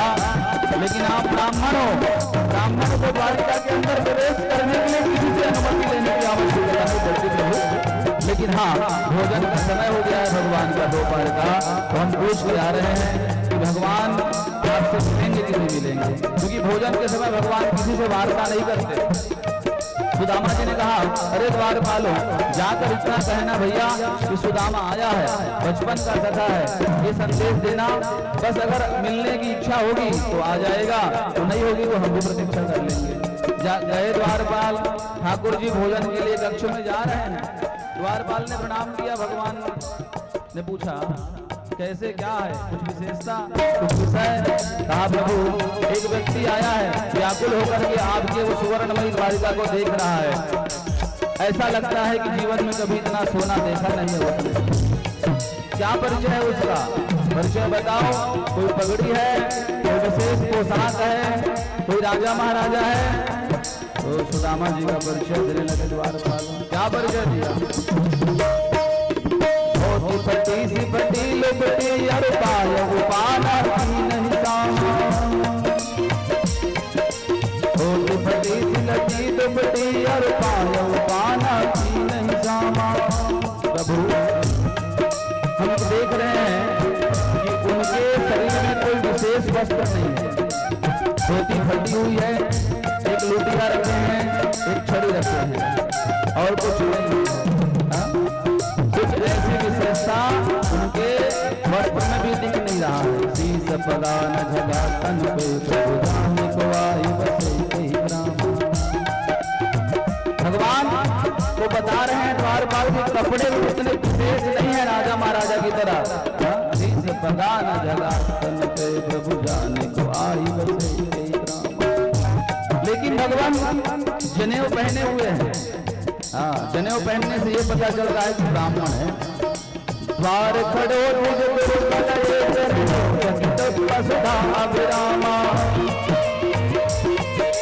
ब्राह्मण है, वक्षस्थल में जनेऊ धारण किया है। भगवान कहे कौन ऐसा हमारा मित्र है जो कन्हैया तक नाम पुकार रहा है, जो वस्त्र पोशाक भी विशेष नहीं है, ना महाराज कोई राजा महाराजा है और जनेऊ पहने हैं तो नाम क्या है? भगवान ने पूछा। द्वार वालों ने कहा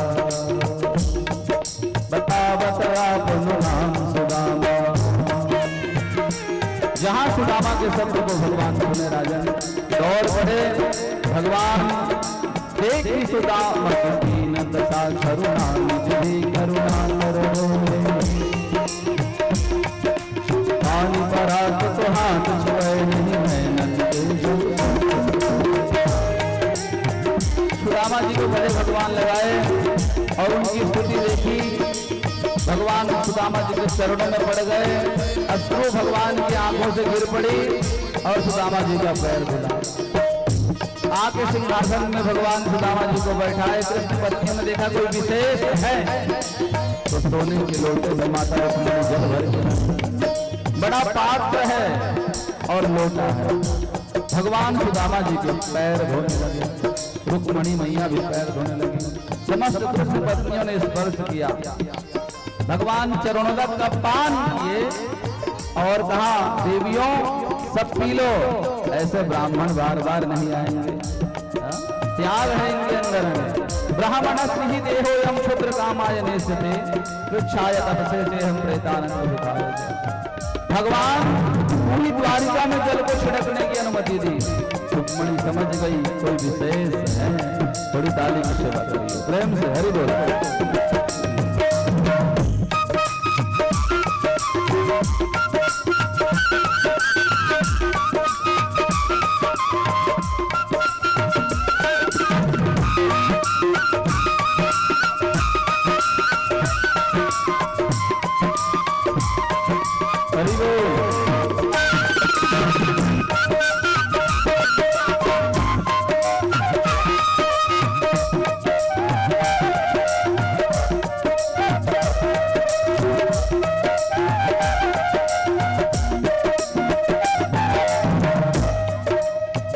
नहलाए धुलाए भोजन खिलाए, नहलाए धुलाए भोजन खिलाए, नहलाए धुलाए भोजन खिलाए, नहलाए भोजन खिलाए।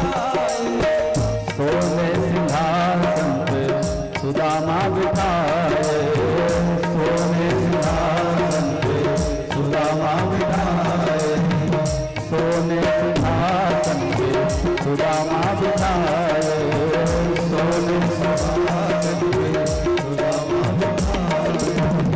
श्याम दबे पाओ पंख चले सत्यभामा, श्याम दबे पाओ पंख चले सत्यभामा, चले श्याम सुंदर के मिले सुदामा, चले श्याम सुंदर से मिले सुदामा, गाते चले नन्हे हरे कृष्ण राम, गाते चले नन्हे हरे कृष्ण राम, चले श्याम सुंदर से मिले सुदामा, चले श्याम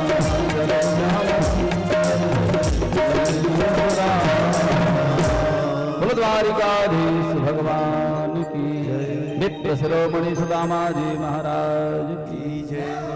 भगवान चरण दबा रहे हैं, सत्यभामा पंखा झल रही है, सुदामा जी महाराज स्वर्ण सिंहासन पर बैठे भगवान चरण दबा रहे हैं। ठाकुर जी त्याग को देखते हैं, धन को नहीं देखते भैया। सुदामा जी के जीवन का त्याग था, भगवान स्वयं शरण दबा रहे हैं। बताइए मित्र के प्रति मित्र का भाव कैसे होना चाहिए। भगवान जब भोजन के लिए सुदामा जी को बुलाए तो 56 भोग भगवान के लिए तो सुदामा जी के लिए भी, ऐसा नहीं कि भोजन अलग अलग है। एक साथ बैठे, खाइए पाइए, प्रसादी है। सुदामा जी ने कहा ज्यादा पाऊंगा तो शरीर बिगड़ जाएगा लाला, मैं 2 टिक्कड़ शाम 2 टिक्कड़ सुबह पाता हूँ, खिचड़ी पा के भोग लगा के मस्त रहता हूँ, ये सब हमको अच्छा लगता है नहीं। भगवान ने कहा हमारी प्रसादी समझ के पाओगे ना तो बिगड़ेगा नहीं बुद्धि और संभलेगा बुद्धि। प्रसादस्तु प्रसन्नता, प्रसाद मानिए इसको, जो मिला है प्रसाद समझ के पाइए। सुदामा जी ने भोग लगाया और भगवान और सुदामा जी दोनों भरपेट भोजन किए, सिंहासन पे बैठाए, शरण दबाए। भगवान ने पूछा यात्रा कैसी रही? कहे बहुत अच्छा, दर्शन मिला आपका।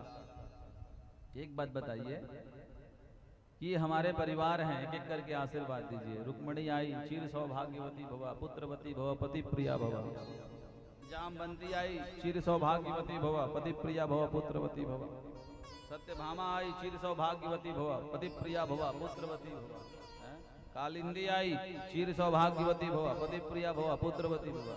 ऐसे करते करते 10-5 को आशीर्वाद देने के बाद पूछने लगे ये सब हैं? कन्हैया ने कहा ये सब हमारे ही हैं। अच्छा अच्छा। फिर आई, चिर सौभाग्यवती भवा, पति प्रिया भवा, पुत्रवती भवा। आशीर्वाद चल रहा है। 150 हुई तो पड़ोसियां तो नहीं आ गई? नहीं नहीं हमारे हैं। कितने हैं? भगवान ने कहा बार बार पूछना मत। हमको भी थोड़ा संकोच होता है, लज्जा आती है। भगवान ने कहा सब हमारे, परिवार को आशीर्वाद देना है। देते देते हाथ दुख गया। पहले तो हाथ उठा के कहे चिर सौभाग्यवती भव, पति प्रिया भव, पुत्रवती भव। बार बार थोड़ी ना हाथ दिन भर उठाए, 1-2 हो तो चलो आशीर्वाद। 16,108 ले दे के 1,000 को आशीर्वाद दिए हैं। लाला हाथ दुख रहा है रे, मुंह से बोले, अंत में भव भव भव पति प्रिय भूल गए, सौभाग्यवती भव। अंतिम में जो भव भव होता है वो बोलने लगे। एक काम कर लाला, सबके बदले में भैया तुम ही आशीर्वाद ले लो, तुमको आशीर्वाद दे देंगे, सबको मिल जाएगा। भगवान प्रणाम किए तो कहे अखंड ऐश्वर्य गुण कीर्ति लीला और संपूर्ण सुख के तुम अधिकारी बनो। भगवान को ही आशीर्वाद दे दिया, क्योंकि तुम अगर प्रसन्न रहोगे संसार में कोई भी दुखी नहीं रहेगा। भगवान ने कहा ये हो गई हमारे परिवार और कुटुंब की चर्चा। अब आप बताइए कि आपने ब्याह किया है कि नहीं किया है? सुदामा जी ने कहा हमारी इच्छा तो नहीं थी, लेकिन माता पिता जिद में पीछे पड़ ही गए, तो हमने ब्राह्मण कन्या से विवाह किया है। 4 हमारे पुत्र हैं। अच्छा, बहुत बढ़िया मित्र। अकेले आते, कुछ नहीं लाते, अकेले रहते, हम सोचते भी नहीं कुछ आप लाओगे, लेकिन भौजाई क्या भेजी है हमारे लिए, क्योंकि ये खाली हाथ तो भेजी नहीं होगी। सुदामा जी पोटली रखे हैं, दबा रहे हैं कांख में। क्यों? बड़े बड़े सम्राट की बेटियां हैं, कृष्ण की पत्नियां।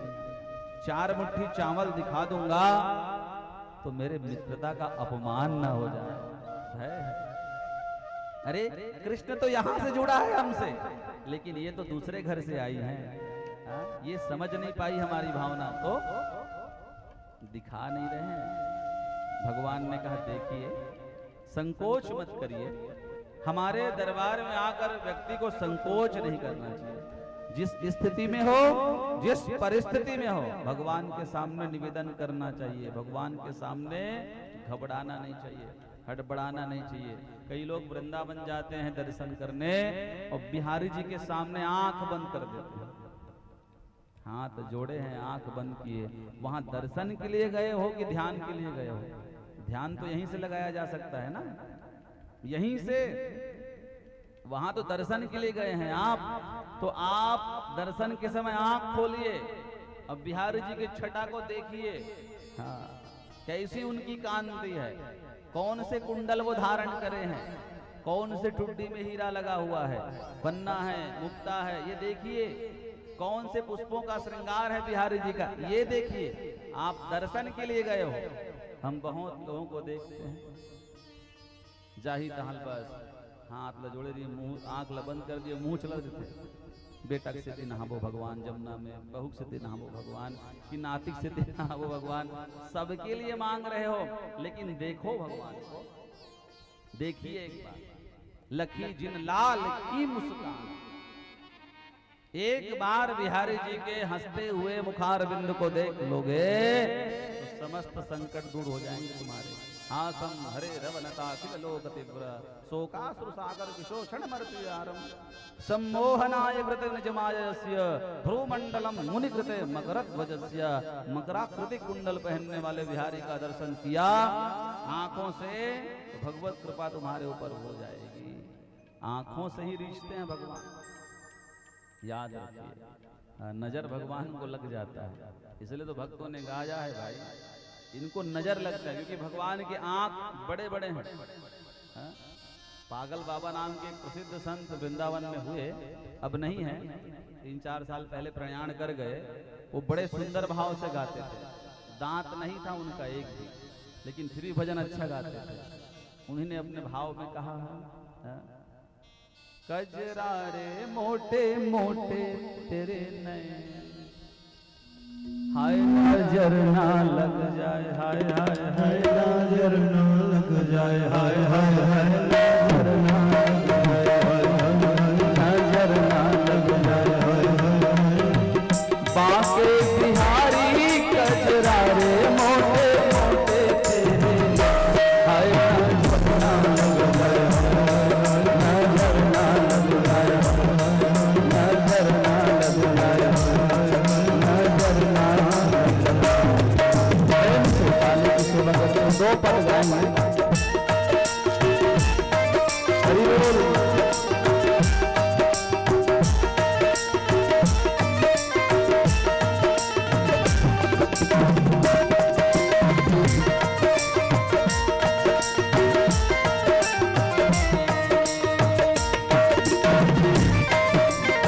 जय हो।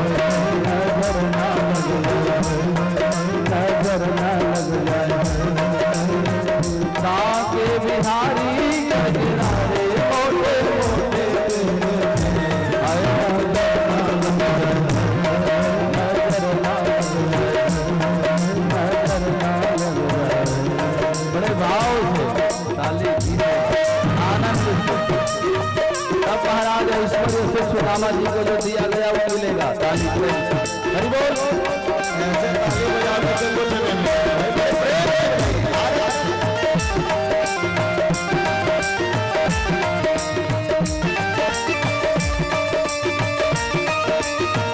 बोलो बाके बिहारी लाल की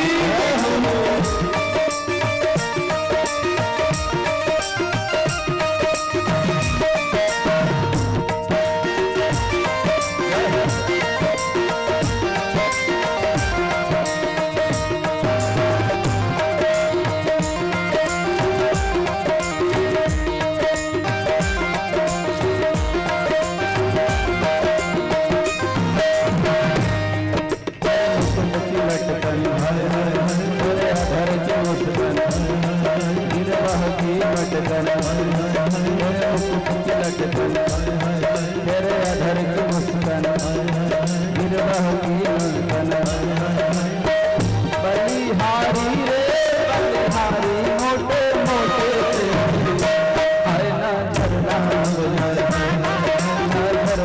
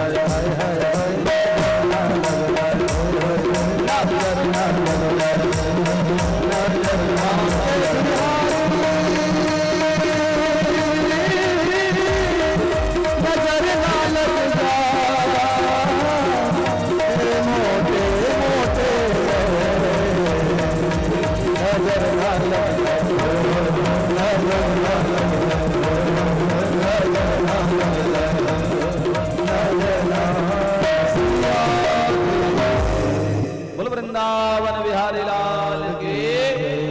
तो कहने का तात्पर्य है भगवान के पास जाओ तो दर्शन करो, दर्शन। ध्यान तो यहां से भी हो सकता है, इसलिए दर्शन करना चाहिए जाके। तो सुदामा जी महाराज से भगवान कह रहे हैं अकेले रहते तो कोई बात नहीं थी, लेकिन क्या लाए, पूछ रहे हैं भगवान। भगवान भी पूछते हैं। हम गुरु जी के पास जाते थे विद्यालय पढ़ने के लिए, आज भी हमको याद है, छत्तीसगढ़ के हैं तो यहाँ कुछ पकवान विशेष है, पिड़िया है, ऐडसा है, छीट के लड्डू हैं, ये सब विशेष है जो बहुत दिन तक टिकते हैं। कई बार तो हम बिजौरी को भी तल के ले जाते थे, आश्रम में खाएंगे करके, वहां नहीं मिलता था ना ये सब चीज। तो हमारे ब्रह्मचारी जी पूछते थे हमको, लाला क्या लाया है, कुछ देगा? बड़े भाव से पाते थे, उनके पास कोई कमी नहीं थी, स्वयं सिद्ध थे। हमने उनको देखा है कि बड़े बड़े मुसलमान भी उनको प्रणाम करते थे, ऐसे वो तेजस्वी थे हमारे जो गुरु जी थे। कोई कमी नहीं भाई उनके पास, लेकिन फिर पूछते थे काल आया है, कुछ देगा? आज भगवान भी सुदामा जी से पूछ रहे हैं। याद आती है कि परमात्मा भी हमारा ध्यान रखते हैं। भगवान कहे संकोच मत करो सुदामा जी, पत्रम पुष्पम फलम तोयम युमे भक्त्या प्रयच्छति दरहम। जो भी लाए हो दे दो, दोगे तब ना दूंगा, और तुम ही नहीं दोगे तो मैं कहां से दूंगा? दो। ये यथा माम प्रपद्यन्ते तां तथैव भजामि हम। भगवान भगवत गीता में अर्जुन को कह रहे हैं, अर्जुन जो जिस स्थिति से मुझे भजता है मैं उसी स्थिति से उसको भजता हूं। भगवान को भजिए, जो चाहिए भगवान को मांगिए, भगवान आपको जरूर देंगे, लेकिन पहले देना पड़ेगा भगवान को। ठाकुर जी को दोगे तो मिलेगा। गड़बड़ी है, लेकिन आज अपना खाएंगे तो 20 रुपया वाला जाम खाएंगे जो बढ़िया स्वादिष्ट है, और भगवान को भोग लगाना है तो 5 रुपया वाला पिल पिल पिल पिल करता जाम। चढ़ा देन महाराज खाही का, वही बीमार पड़ी। महाराज नहीं खाए, पहली भगवान खाते, याद रखो। एक सेठ रीस होकर घर कुछ नाती नतनी निरी से, बजरंग बली घर में जाए, चारों युग प्रताप तुम्हारो, चारों युग आप में प्रताप है, चारों युग के आप प्रतापी देवता हो बजरंग बली। क्योंकि माता सीता ने आपको आशीर्वाद दिया है, अजर अमर गुण निधि सुत हो करऊं बहु तरह गुनायक छोहूं, अजर अमर हो आप। और अन्य अन्य देवताओं के तो अन्य अन्य युग में रहता है प्रताप, लेकिन हनुमान जी आपके तो चारों युग में प्रताप है। तो हमारे ऊपर भी कृपा करो प्रभु, अष्ट सिद्ध नवनिधि के दाता, सबर दीन जान की माता, हमको भी कुछ दे दो, घर में कमी है। पुजारी जी ने कहा रोज आते हो, खाली हाथ आते हो, इतना धन है आपके घर, सेठ जी कोई कमी तो नहीं है? अरे भगवान को फल दो तो फल देंगे, अरे कुछ भी फल ले आओ, फल चाह रहे हो तो फल दो। बाजार गया, खरीद के ले आया, वही जाम लाया, अमरूद जिसको कहते बाप, छत्तीसगढ़ी हम भी की थन जाम, 5 रुपया का लाया, 1 किलो, 20 रुपया वाला नहीं लाया, क्योंकि सस्ता ले आया और चढ़ा दिया। भगवान कृपा करते हैं हनुमान जी। 1 साल बाद उनके घर सुंदर सा पोता हुआ। शरीर तो बढ़िया था, लेकिन वो सिर जो है ना, मुड़ जो रहे ना, वो जाम असन पिल पिल पिल पिल करता है, एती पकड़ते हंसते। पुजारी जी कहे आप दिए तो कैसे दिए थे? देने से पहले सोच लो कि क्या दे रहे हो, उसके बाद परमात्मा से लो। कहने का तात्पर्य भगवान कह रहे हैं पत्रम पुष्पम फलम तोयम, जो भी है दे दो। सुदामा जी को बार बार आग्रह किए, भगवान मांगे लेकिन संकोच में नहीं दिए। तो भगवान ने कहा ये संकोच कर रहे हैं, और संकोच जब तक करोगे तब तक भगवान के प्रेमी नहीं बन सकते। भगवान ने कहा चलिए फिर आज की सभा को यहीं विश्राम करते हैं। प्रेम से बोलिए वृंदावन बिहारी लाल की। नमः पार्वती पतये हर हर महादेव। सुदामा जी ने भी हाथ ऊपर उठा दिया, पोटली खिसक गई, महाराज दबाए थे वो। हर हर महादेव। भगवान पकड़े और घुमा के देखे उसको, कपड़ा भी साबुत नहीं है, पोटली भी बनाया है तो 8 जगह से सिल के बनाया गया है। सुदामा जी ने झट से पोटली छीनी तो वो फट गए, और फटा तो चावल नीचे बिखर गया। भगवान ने एक मुट्ठी खाई, अनेन शब्द कहे। जो प्रजापति सम्राट को, राजा को सुख मिलता है वो संपत्ति देता हूं। दूसरी मुट्ठी खाई, अनेन ब्रह्मलोक की संपत्ति का सुख। तीसरी मुट्ठी खाई, शिवलोक की संपत्ति का सुख। चौथी मुट्ठी जब खा रहे थे तो हाथ गही कमला कही। रुक्मिणी ने हाथ पकड़ के कहा, कच्चे हैं, ज्यादा खाओगे तो पेट में महाराज अपच है जाएगी। भगवान ने कहा, क्यों रोकी? कहे, भूल गए वो ब्राह्मण थे जो आपके वक्षस्थल में पादप प्रहार किए, लात से मारे।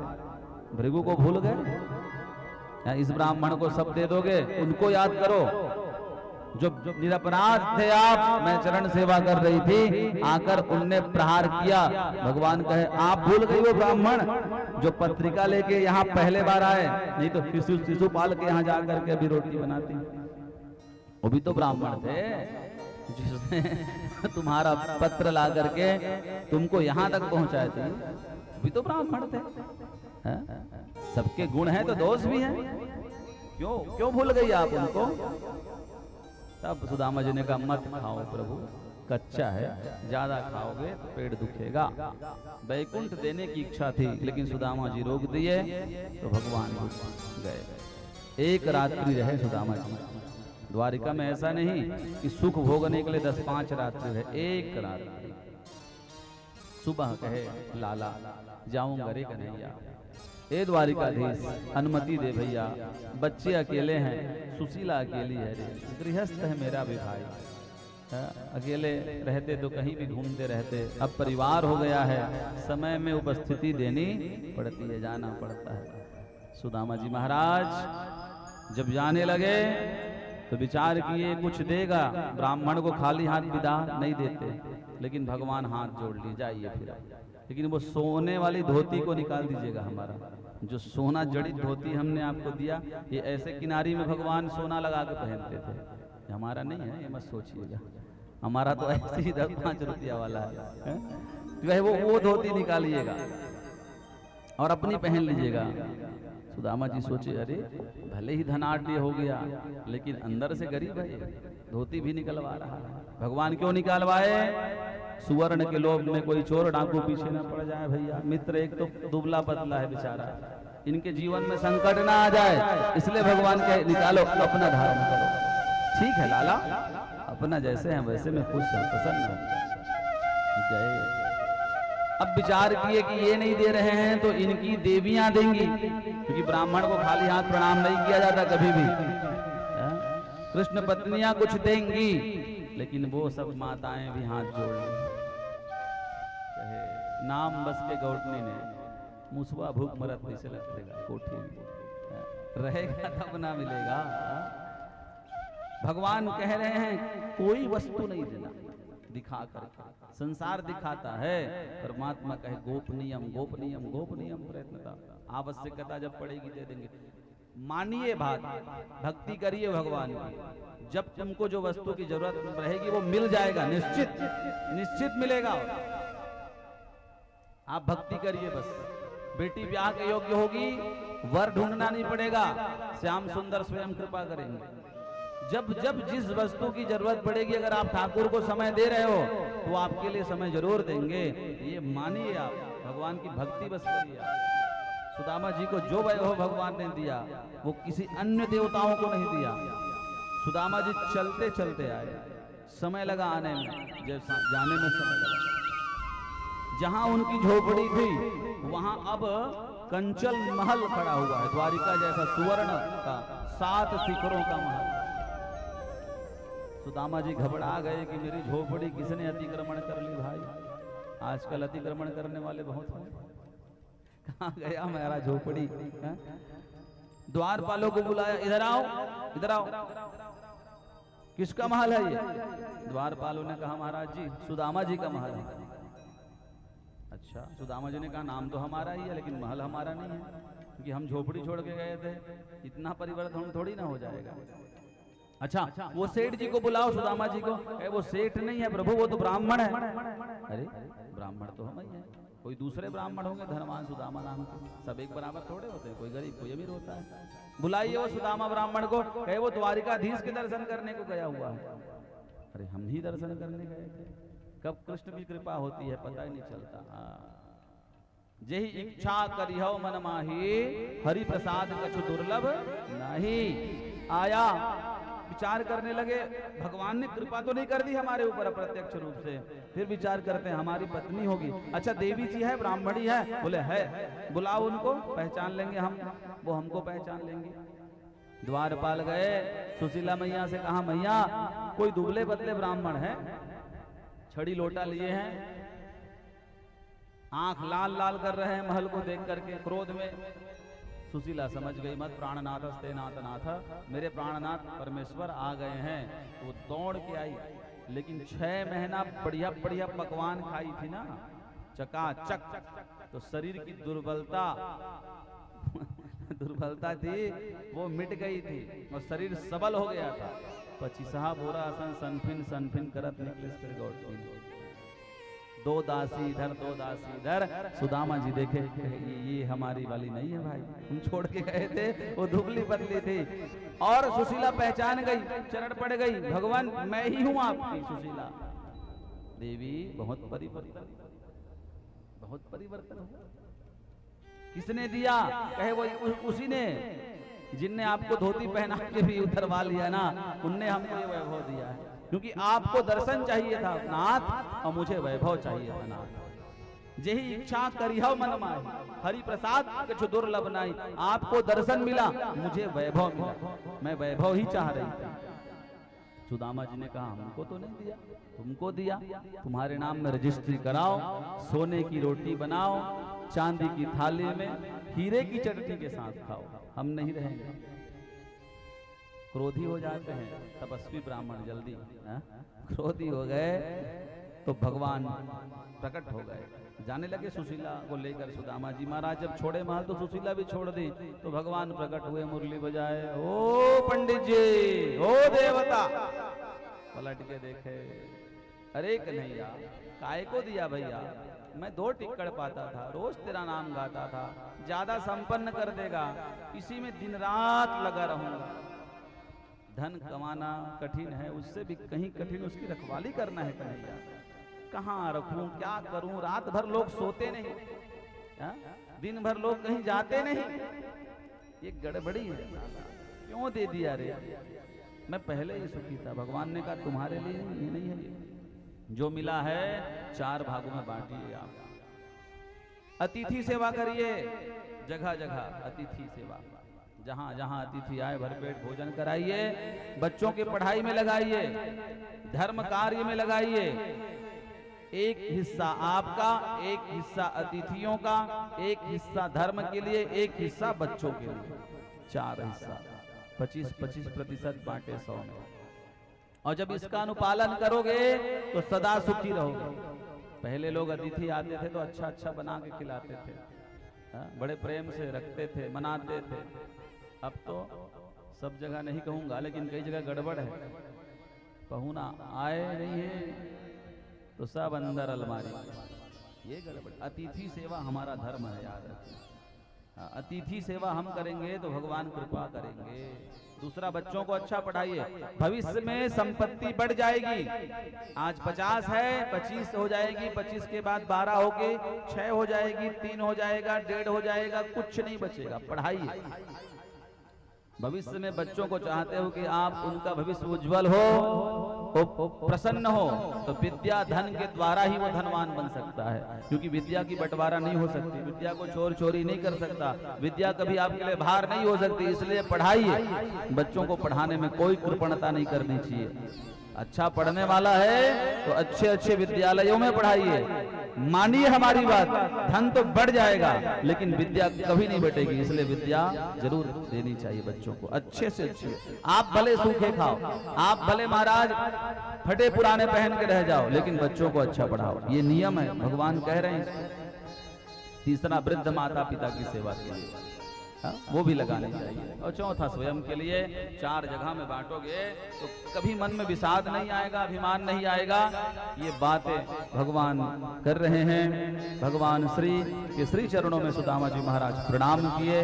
भगवान ने कहा, स्वीकार किए, जीवन पर्यंत उस धन का सुख पाए और सुख पाने के बाद भगवान के धाम गए। तो कहने का तात्पर्य, जब जीवन में भगवत भक्ति आती है, भगवान के लिए अगर हमने अपना जीवन निकाला है तो भगवान हमारे ऊपर कभी न कभी कृपा करेंगे।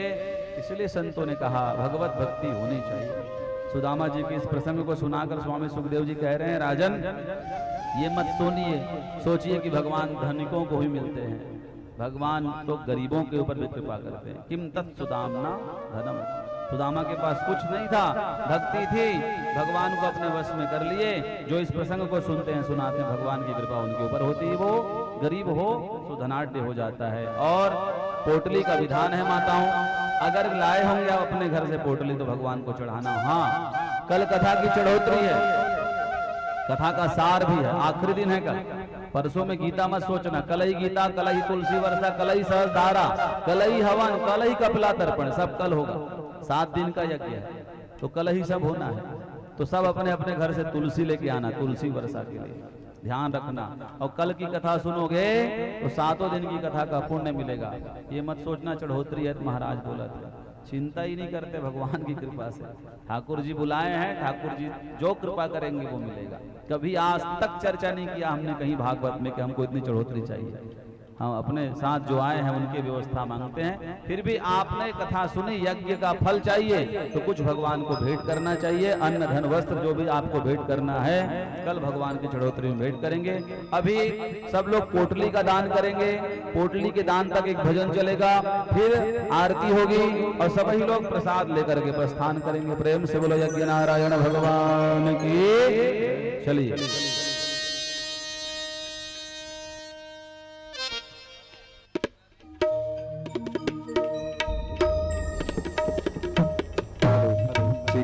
Hello hello hello hello hello hello hello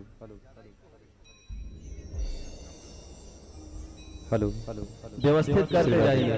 दीदी लोग थोड़ा सा देख लीजिए, भगवान में कुछ ओम ना हो। दिया है वहां पे, गौरी गणेश है, व्यवस्थित रखते जाइए एक जगह।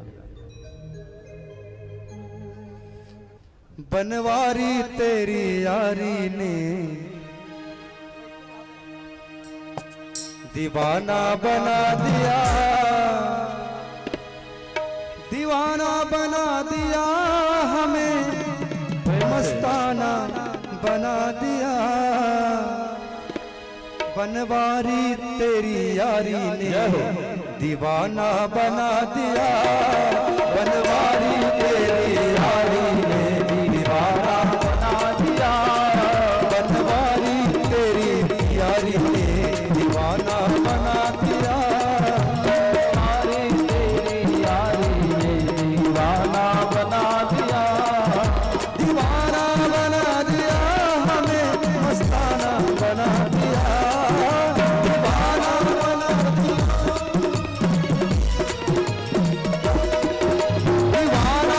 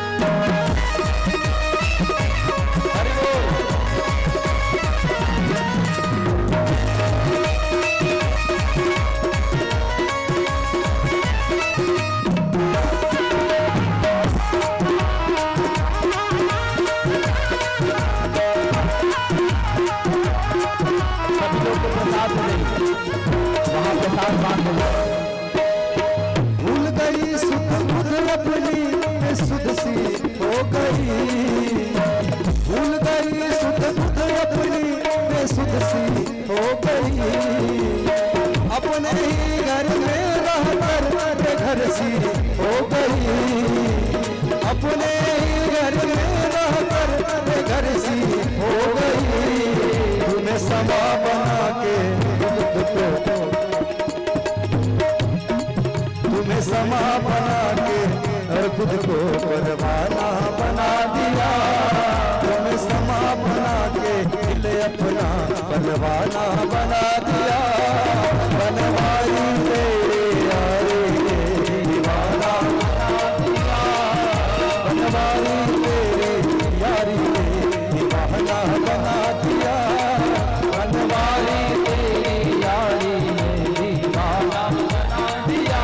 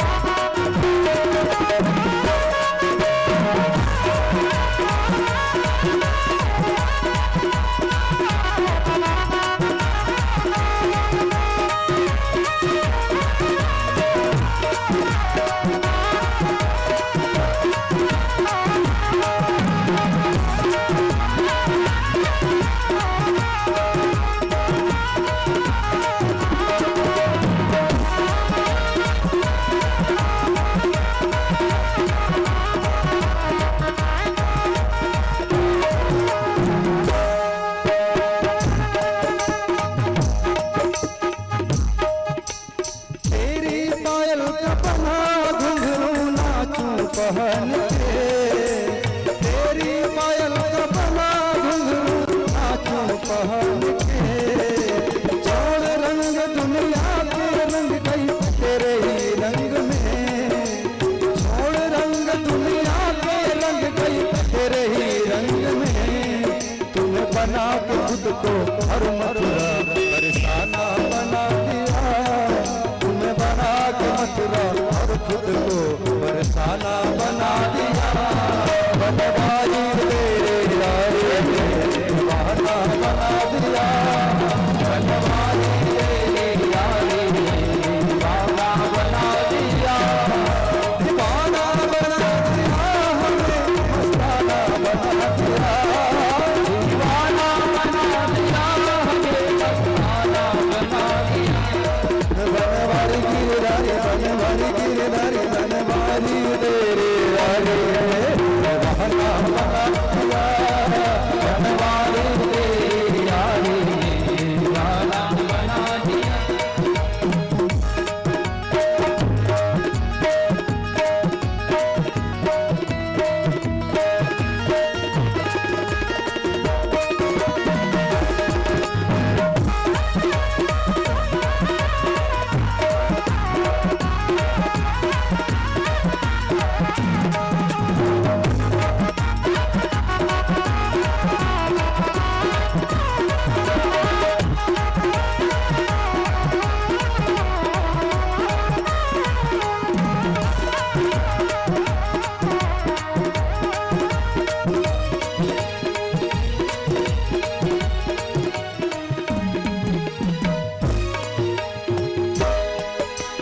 कुछ भी कहे जमाना अब कोई परवाह नहीं। कुछ भी कहे जमाना अब कोई परवाह नहीं। कुछ भी कहे जमाना अब कोई परवाह नहीं। कुछ भी कहे जमाना अब कोई परवाह नहीं। दौलत और सहूलत की अब मुझको चाह नहीं। दौलत और सहूलत की अब मुझको चाह नहीं। हाँ कुछ भी कहे जमाना अब कोई परवाह नहीं। कुछ भी कहे जमाना अब कोई परवाह नहीं। धन दौलत शोहरत की अब मुझको चाह नहीं, धन दौलत अब शोहरत की चाह नहीं।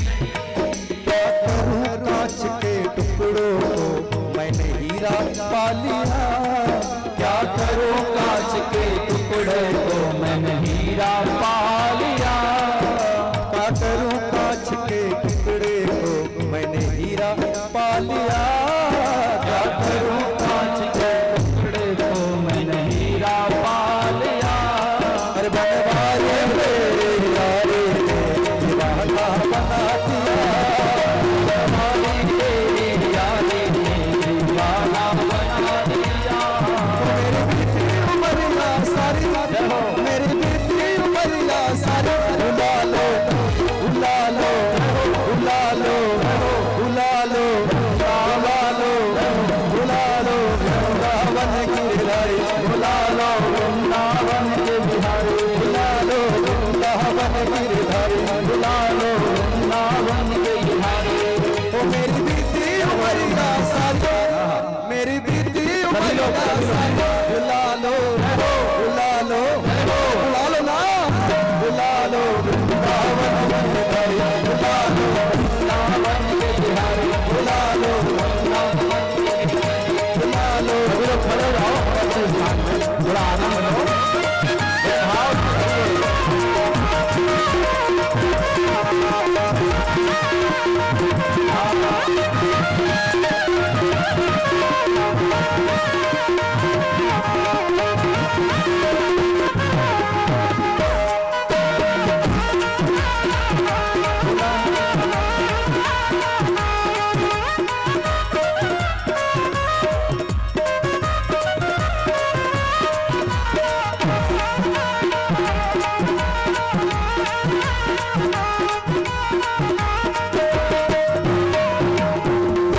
ममता ने डाला ढेरा, कोई न सूझे रस्ता तेरा, ममता ने डाला ढेरा, कोई न सूझे रस्ता तेरा, ममता ने डाला ढेरा, कोई न सूझे रस्ता तेरा, ममता ने डाला ढेरा, कोई न सूझे रस्ता तेरा। दिन दयाल पलट रो मैया,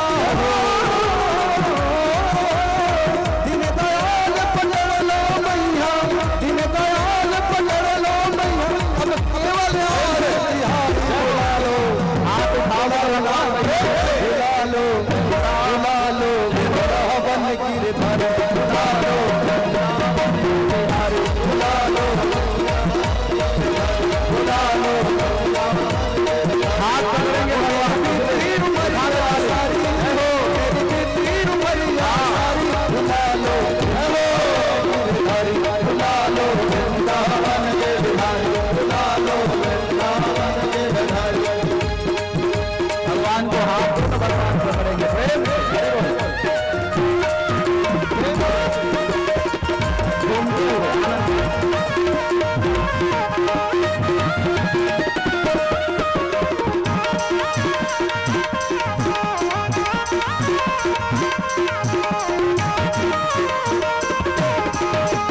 करुणा करो मेरे नटवर नागर, जीवन की अब खाली गागर, करुणा करो मेरे नटवर नागर, जीवन की है खाली गागर, करुणा करो मेरे नटवर नागर, जीवन की अब खाली गागर, करुणा करो मेरे नटवर नागर, जीवन की है खाली गागर। अपनी दया से भर दो सागर,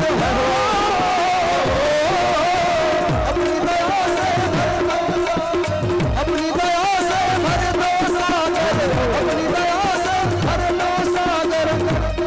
अरे मैं आई सरे बिहारी, बुला लो ना, बुला लो बुला लो बुला लो वृंदावन गिरधारी, बुला लो बुला लो बुला लो ओ मेरी बीती उमरिया सारी, मेरी बीती उमरिया सारी, मेरी बीती उमरिया सारी, बुला लो बुला लो बुला लो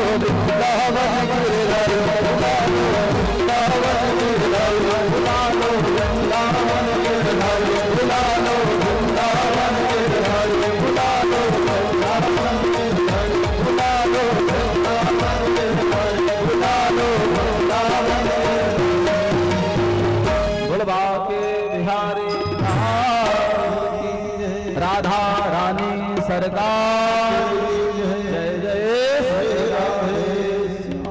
चलिए आरती प्रज्वलित करिए, सभी लोग प्रसाद पाके जाएंगे भरपूर भगवान का।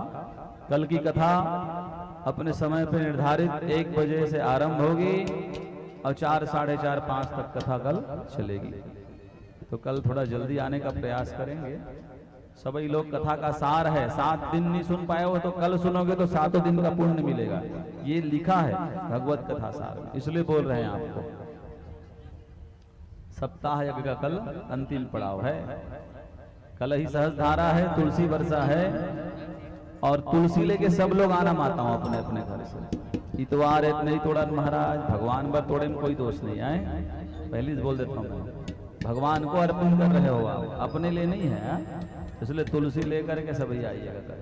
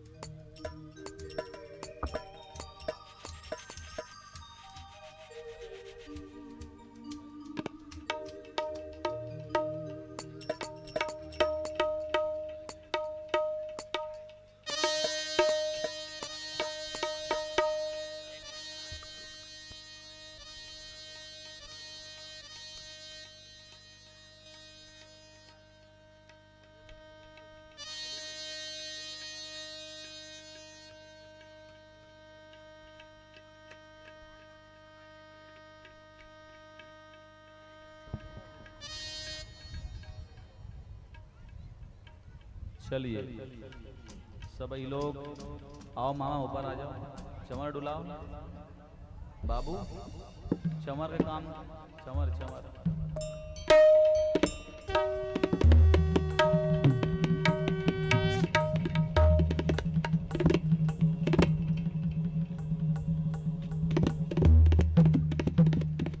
चलो हो गया।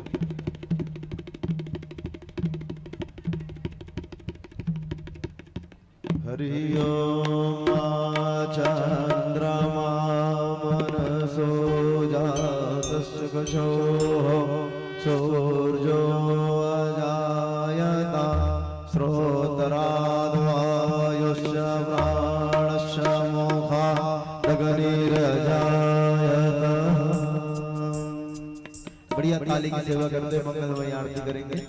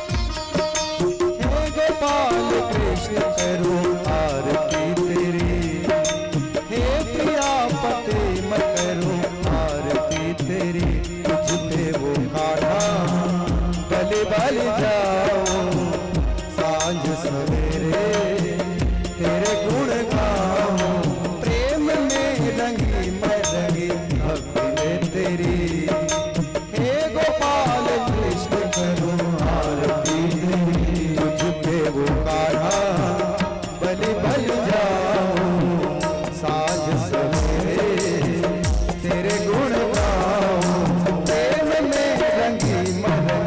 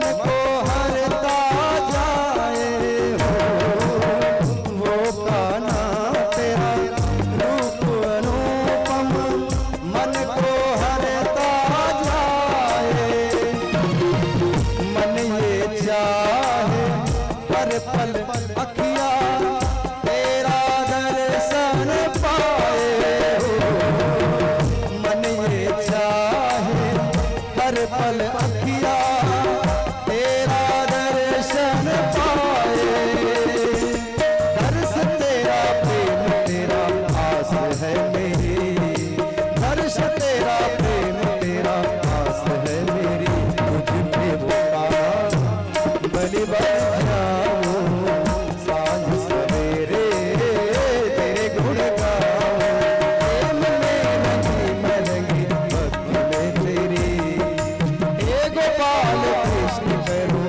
आरती तेरी हे प्रिया पति मैं करूं आरती तेरी हे गोपाल कृष्ण करूं आरती तेरी हे प्रिया पति मैं करूं आरती तेरी बुलंदो मैया की जय अम्बे हे गौरी मैया जय श्यामा गौरी तुम तो निज दिन नाग मैया जी को सबरी का नाग हरि ब्रह्मा से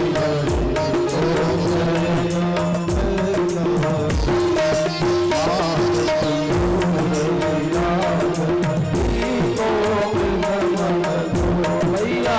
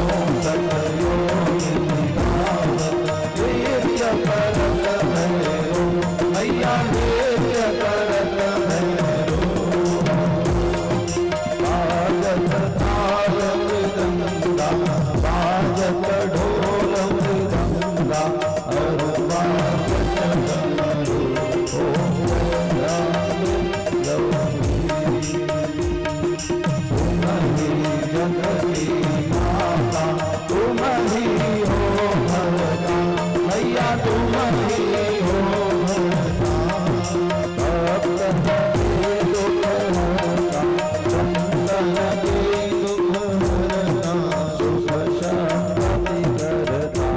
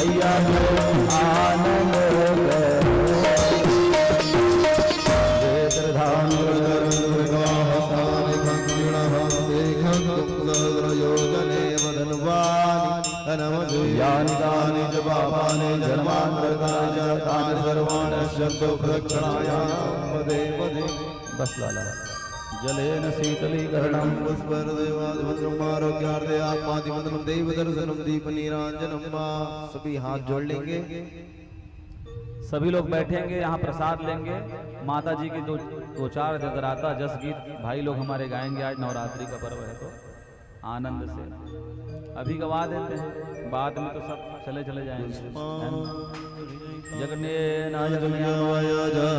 देवासानि धर्माणि प्रथमान्या सहस्राते हनागमहिमानः सजन्तजत्रा पूर्वे साध्याः सन्ति देवाः हरिः ओम् एकदन्ताय विद्महे वक्रतुण्डाय धीमहि तन्नो दन्ति प्रचोदयात् हरिः ओम् कात्यायने च विद्महे कन्याकुमारी च धीमहि तन्नो शक्तिः प्रचोदयात् या देवी सर्वभूतेषु मातृरूपेण संस्थिता नमस्तस्यै नमस्तस्यै नमस्तस्यै नमो नमः। या देवी सर्वभूतेषु शान्तिरूपेण संस्थिता नमस्तस्यै नमस्तस्यै नमस्तस्यै नमो नमः। या देवी सर्वभूतेषु लक्ष्मीरूपेण संस्थिता नमस्तस्यै नमस्तस्यै नमस्तस्यै नमो नमः।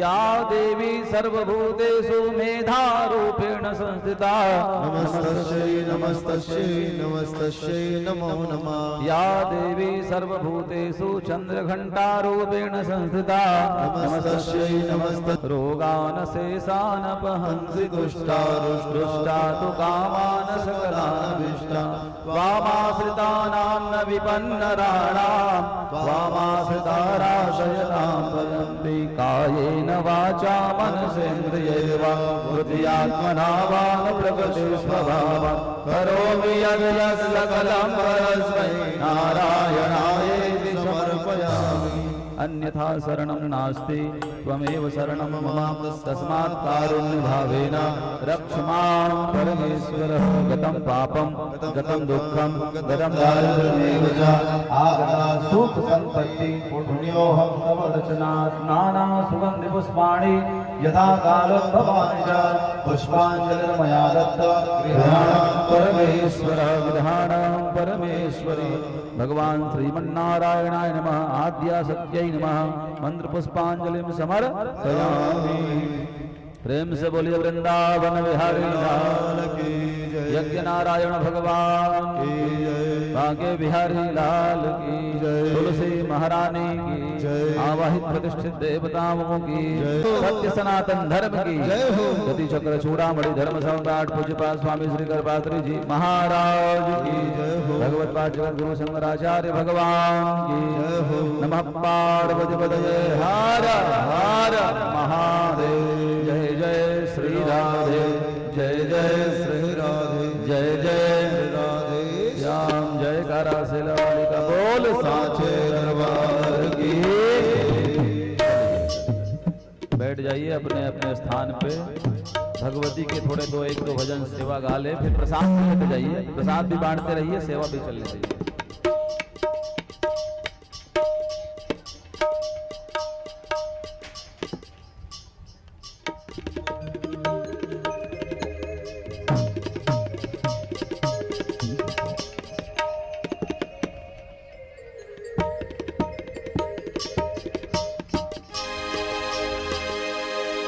बोल दुर्गा मैया की जय।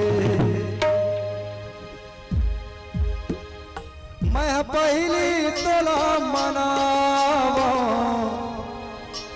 मोर शारदा भवानी। मैं पहली तोला मनावा मोर शारदा भवानी। मैं पहली तोला मनावा मोर शारदा भवानी। मैं पहली तोला मनावा मोर शारदा। मैं पहली तोला मनावा मोर शारदा भवानी। मैं पहली तोला मैं पहली तोला मनावा मोर शारदा भवानी। मोर शारदा भवानी मोर शारदा भवानी। मोर शारदा भवानी मोर शारदा भवानी। मैं पहली तोला मनावा मोर शारदा भवानी। मैं पहली तोला मनावा मोर शारदा भवानी। प्रसाद बांटते रहिए। मोर शारदा भवानी मोर शारदा भवानी।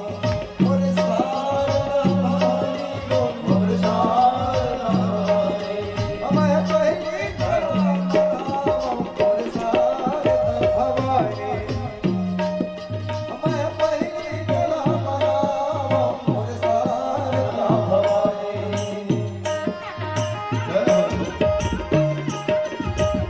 बढ़िया काली की सेवा करते हुए नवरात्रि पर्व है।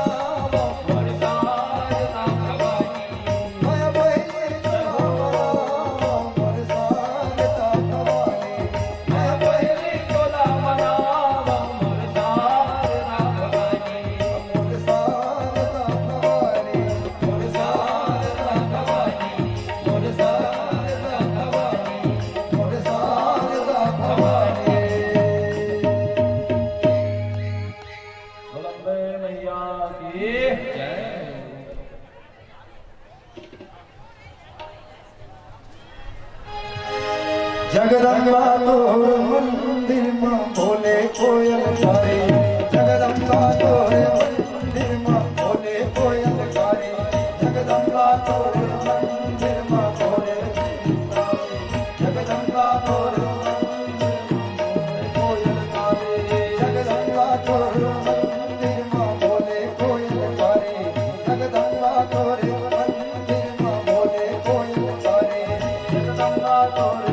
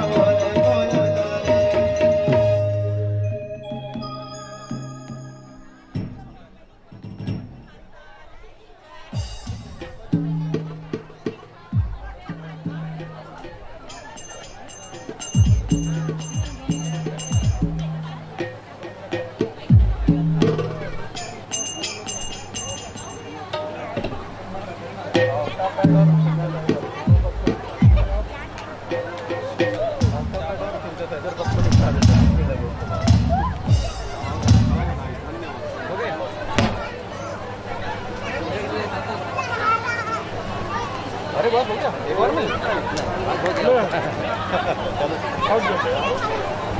ठीक है